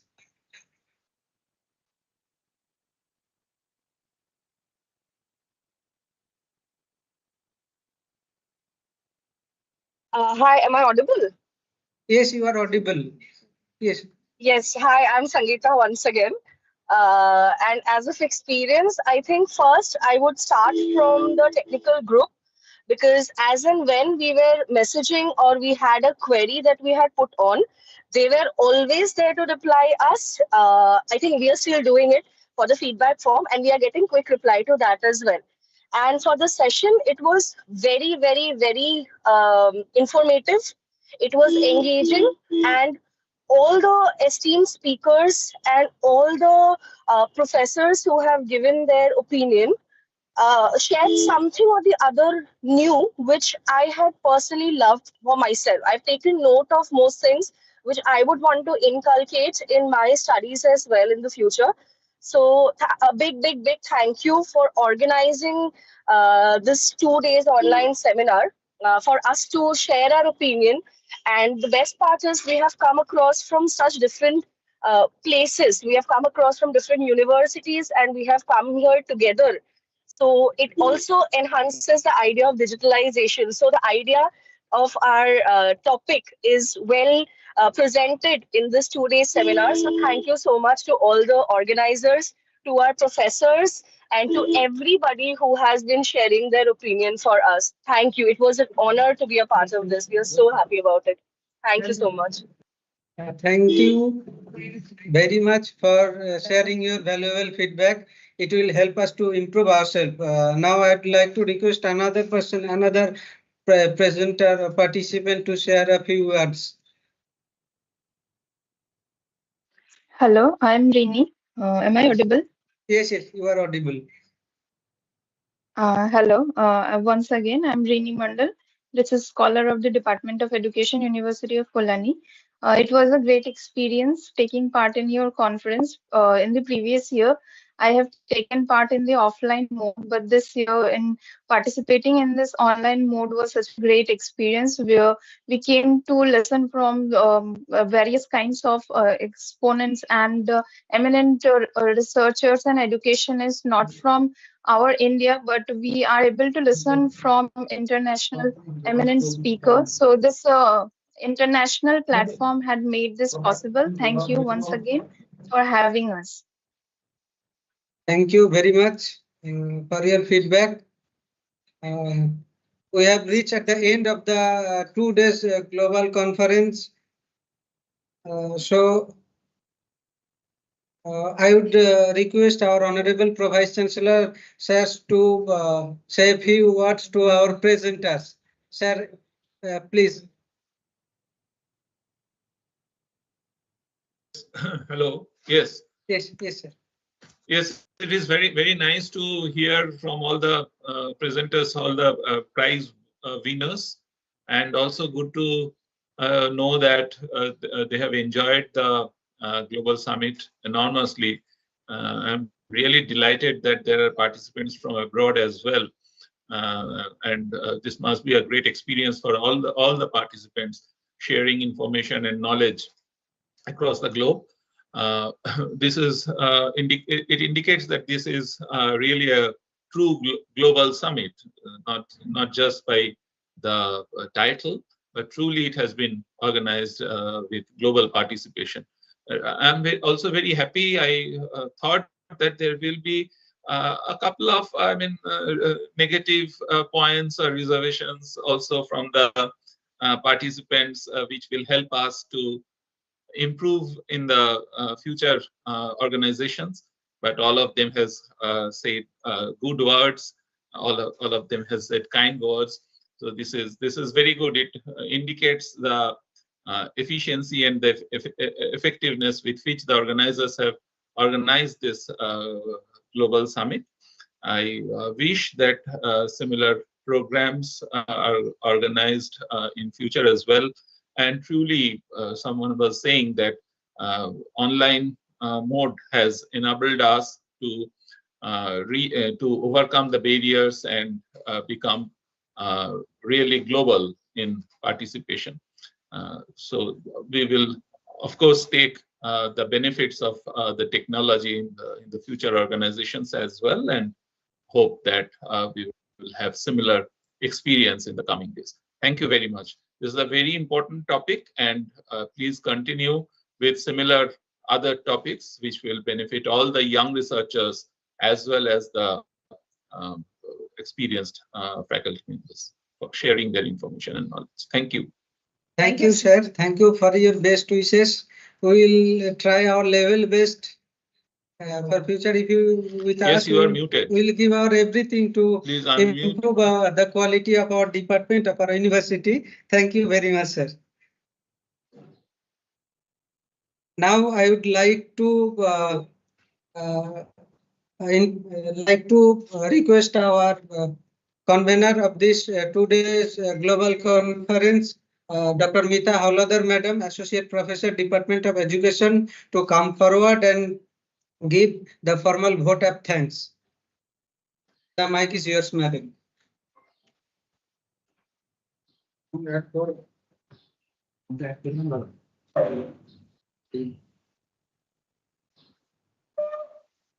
Very good afternoon to all. So,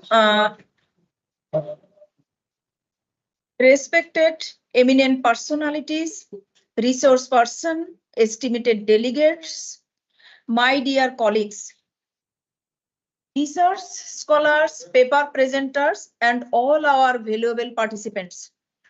As we come close to this two-day online conference on behalf of the conference organized by the Department of Education, Jadavpur University, in collaboration with the Department of Education, Central University of Kerala.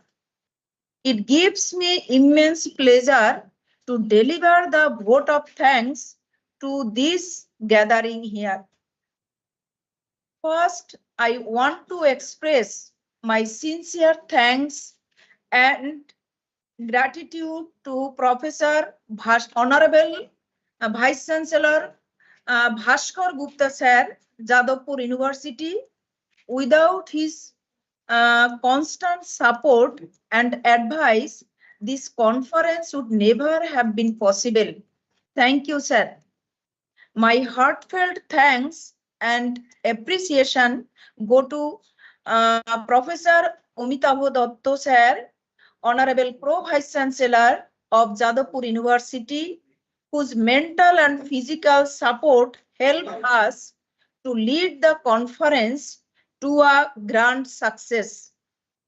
I take immense pleasure in extending my sincere thanks to Dr. Indrajit Banerjee, Registrar, Jadavpur University. Without his support, this conference would never have been possible. Thank you, sir. Next, our sincere Gratitude goes to Professor Prakash Bishwas, HOD, Department of Education, Jadavpur University. Without his constant support, this conference have not been possible. I would like to extend a very special thanks to Professor Amrut G. Kumar, Dean, School of Education, Central University of Kerala. Without his heartfelt dedication and support, this conference would never have been possible. Thank you so much, sir. Then I want to express my sincere gratitude to the eminent resource person of this conference. Thanks go to Professor Russell Sheffield, Science Education, Curtin University, Perth, Australia.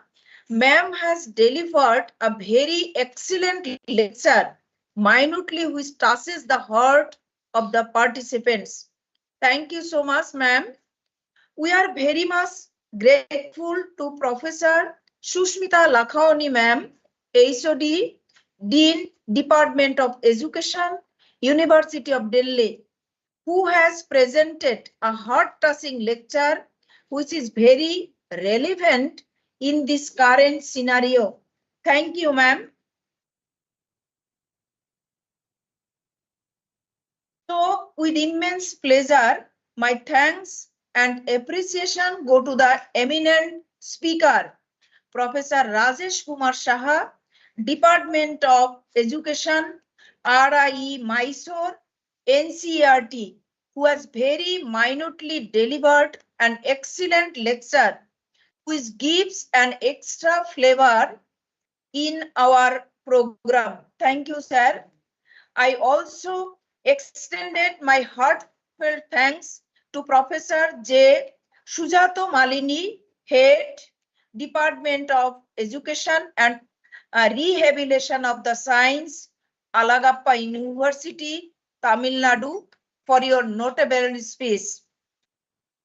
Thanks goes to Professor Golam M. Madbor, Dean and Professor, School of Social Work, Monmouth University, USA, for accepting our invitation and presenting a valuable speech at this conference. Thank you, sir. I also want to express my sincere thanks to the eminent speaker with a great personality, Professor Jayanta Kumar Mete, Department of Education, University of Pollani, to have an opportunity to listen his wonderful speech in this conference. Thank you, sir. I also express my gratitude and thanks to Professor Robindra Kumar Pradhan, Department of Humanities and Social Sciences, IIT Kharagpur, for delivering wonderful lecture which is very relevant to this perspective. So thank you, sir. My sincere thanks and appreciation go to Professor Muktipada Sinha, Department of Education, Jadavpur University, whose constant support and advice make this conference a grand success. Thank you, sir. Our special thanks goes to our keynote speaker, Dr. Amarendra P. Behera, sir, Joint Director, Central Institute of Educational Technology, NCERT. Without his important lecture, main purpose would never have been fulfilled. Thank you, sir. I want to express my heartfelt thanks and gratitude to the chairperson of the total 12 technical session. And I express my thanks one by one. Professor Sudeshna Lahiri, Department of Education, University of Calcutta.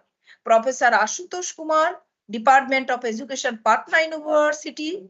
Professor Sridipa Sinha, Department of Education, University of Calcutta. Professor Jayanti Das, Madam, Department of Education, University of Calcutta. Professor Debabrata Devnath, Sir, Department of Education, University of Gaurbanga.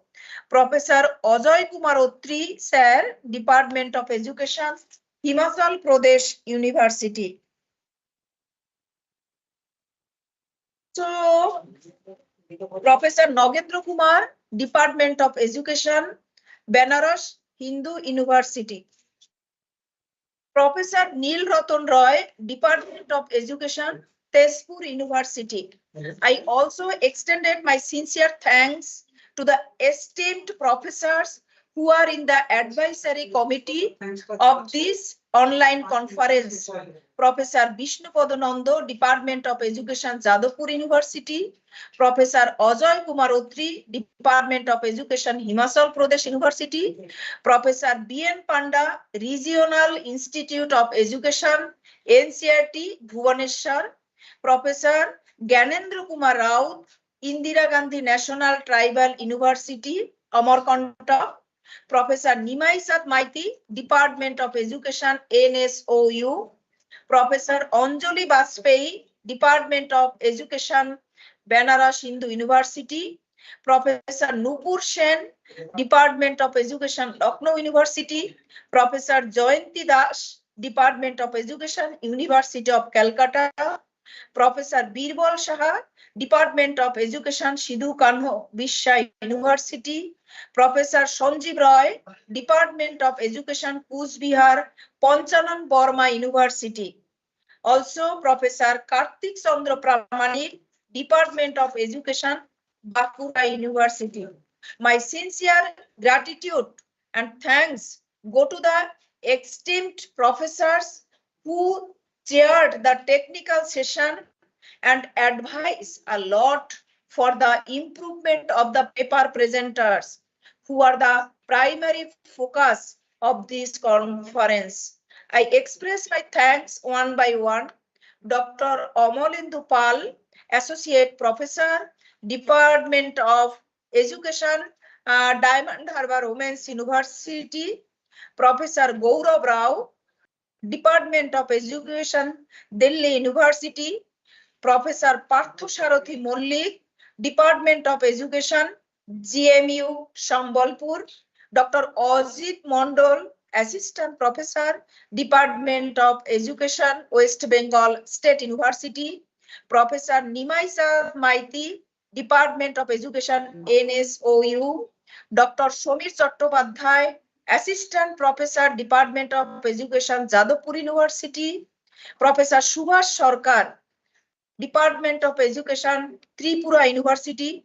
Professor Ujjwal Kumar Haldar, Department of Education, Uttarbanga University. Dr. Rajiv Shah, Assistant Professor, Department of Education, Baba Saheb Ambedkar University. Professor Tarini Haldar, Department of Education, Kollani University.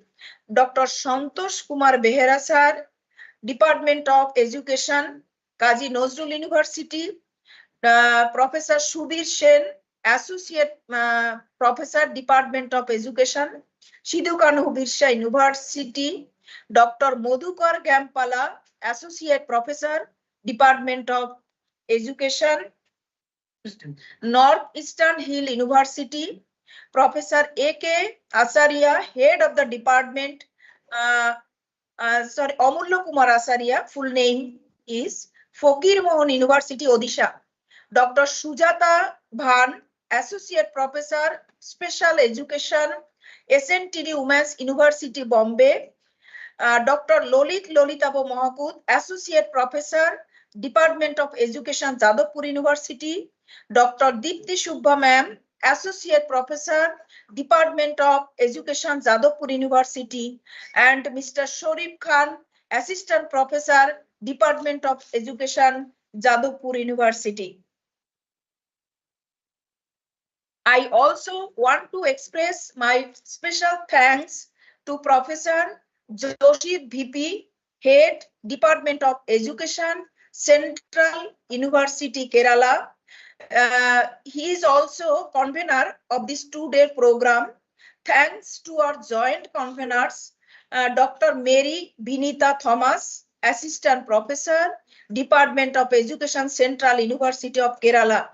Dr. Tausif Biswas, Assistant Professor, Department of Education, Jadavpur University, and Dr. Monikanto Paria, Assistant Professor, Department of Education, Jadavpur University. Besides this, I also want to express my heartfelt thanks to my dear colleague, come brother, Dr. Lolitabo Mohakut, Associate Professor, Department of Education, Jadavpur University. He has acted the important role of event coordinator of this conference. Without his heartfelt effort, we are not in this position. Our conference would never has been possible. Thank you, sir. Then I also express my sincere thanks to Mr. Sorif Khan, Assistant Professor, Department of Education, Jadavpur University, for his important role of ICT coordinator of this conference. And all other things, he helped in any aspects, in any issue, in all time, from morning to night. My heartfelt thanks goes to Mr. Sonjeev Purkait for his important role in technical support, Jadavpur University. Above all, my sincere thanks to all my dear colleagues, Department of Education, ex-team participants, other departmental staffs, research scholars, students, technical team members, and others who are involved directly and indirectly in this conference. Thank you all. And I also want to express my sincere thanks to Bansari Kole, Chiranjit Mondol, Suparna Ghosh, Scholars, Department of Education, and Subhash Kumar Samanto, Bhaskar Mondol, and lots of scholars who are assist in this program. It is not possible their name at a time. All scholars who is my thanks, and without this kind cooperation and their spontaneous labor, this program not success.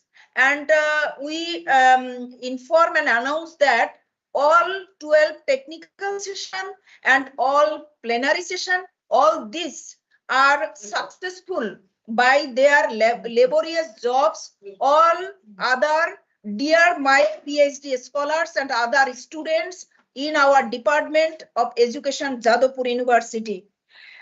And very thanks on the basis of the last, my special thanks to my dear and tireless efforts of our office staffs and university staffs who are supported this program directly and indirectly, not only for 2 days, from the when starting and thinking to organize this program, they all are silently support and encourage and the done on your activity on behalf of your necessity and for the successful of their programs. And lastly, I tell you the this program highly successful and enlightening and knowledgeable with all participants, paper presenters, and all individuals who are registered and unregistered outside the program. It is the my cordially thanks for your great participation, cooperation, and without their participation, cooperation, this program is not successful. So we hope in future and present and today, thanks to all of you for your great moving from this platform to further in future this on our their career and the NDC, the knowledge on your respective research field and their respective area. So thank you all for your making the conference. And I also announce that the participants is included until to the professor, to associate professor, assistant professor, PhD scholars, and even the multi-dimensional teachers in multi-level issues are participants in our program from the all over India and abroad. We are feel highly proud, all colleagues, on behalf of the organizing of this international conference. So we achieving our hope. We in future we proceed in any type of academic program with us with a great success, and the give a platform for both of us participants and also with the academicians, and these are road mapping system for the successful academic activity and any kinds of the education related program and success proceeding in our common pathway. And we also feel that we all are the belonging a same family. That is a educational platform is there open for the sharing of our knowledge. So lastly, thank you all for making the conference a grand success. So so we are waiting for a without there is a our country there is no completed completed without any cultural issues and cultural thing. So we are waiting and exciting all of you from a pleasantful song by the Urmi Shaha, and she is a research scholar, Department of Education, Jadavpur University.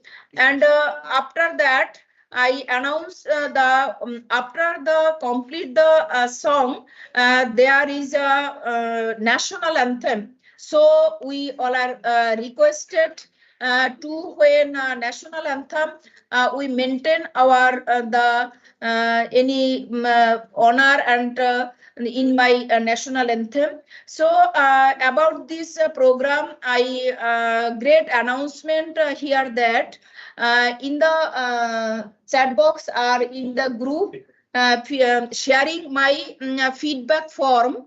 All participants fill up the feedback forms. Those participants fill up these forms. Only those participants get the certificate within a due time, as early as possible. There is no audit about the certificate and the best paper award certificate. We all certificate and appreciation send your respective mail. There is no audit, there is no felt tension. All participate is send your respective mail ID. Okay, thank you. Okay, so we hearing.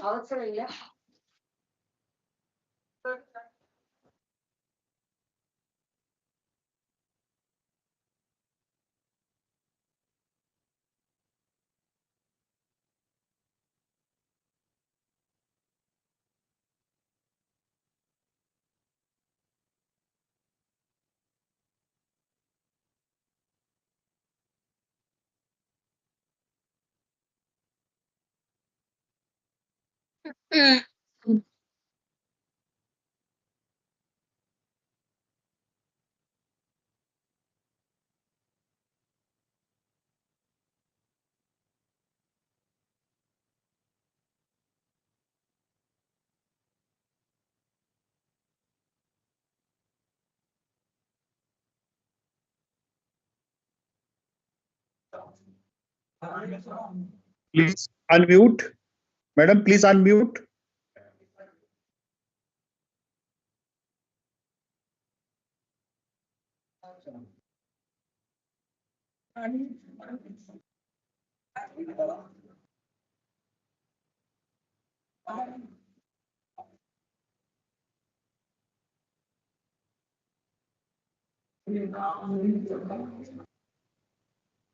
আনমিউটিং তো করা আছে। Audible কে নিয়ে একটু জিজ্ঞেস করো participant আছে Audible Dear participant, is it audible to all of you? No, শোনা sir. No, যাচ্ছে it's না not. কিচ্ছু শোনা যাচ্ছে না No, sir.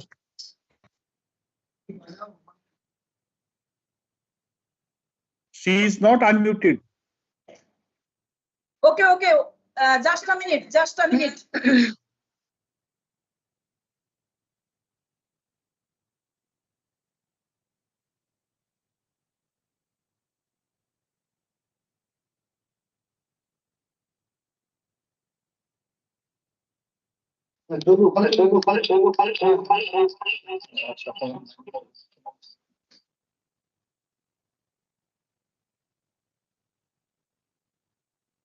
মেলাতে কানে মোবাইল সাথে মানে এসব মিউট করে দিই।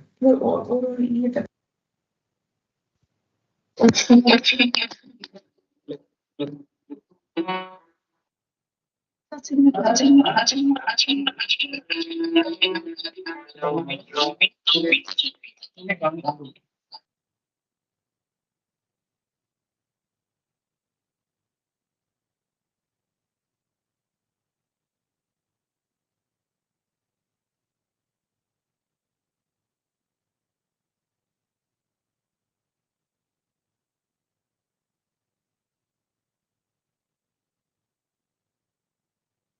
শুনতে পাচ্ছি তুমি participant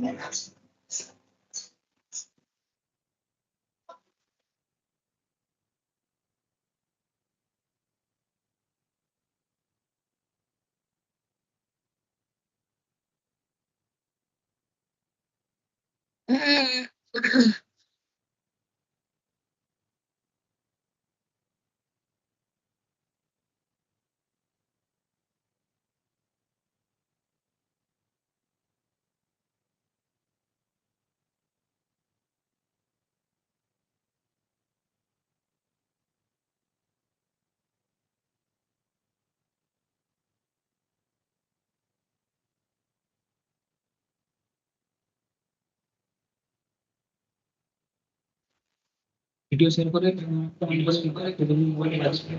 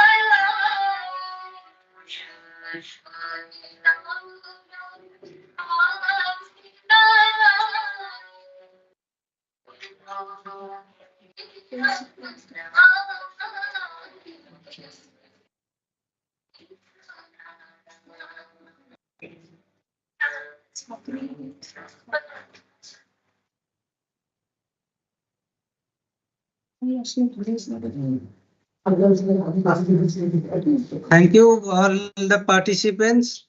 We will close our today's program with our national anthem. So I would like to request all to stand up to show respect to our national anthem.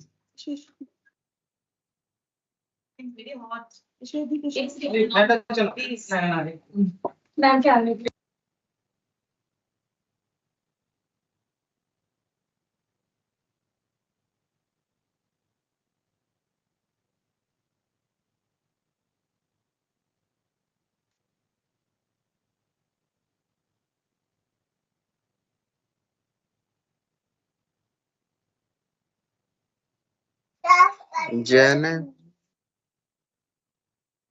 Please, all participants, please stand up and sing with us our national anthem. So start in three. I will count three. Start with us. 1, 2, 3.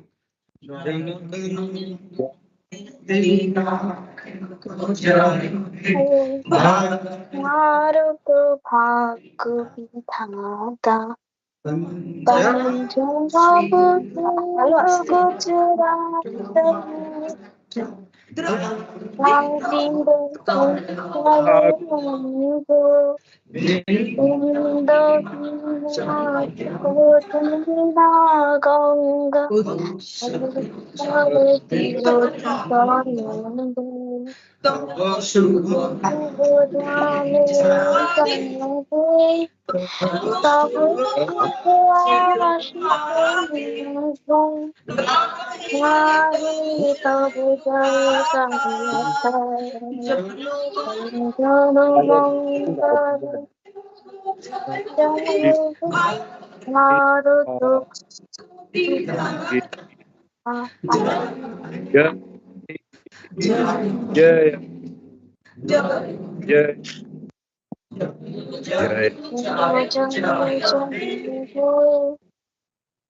Thank you, everyone.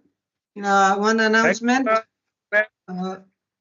The feedback form has already been shared in the chat box. You will get it in the WhatsApp or via mail also, and the link will be activated for a few hours. So we are requesting half an hour, and we are requesting all the participants to positively fill that feedback form. And while filling the feedback form, currently ensure that you have typed your name or in organization name rightly, because whatever you will enter there, that will be printed on your certificate. So thank you all. Okay, sir. Okay, sir. Sir, kindly inform about the publication of the papers. We'll inform via mail, or we'll inform you all about publications via mail. Okay, sir. Thank you. Okay, thank you. Thank you, everyone.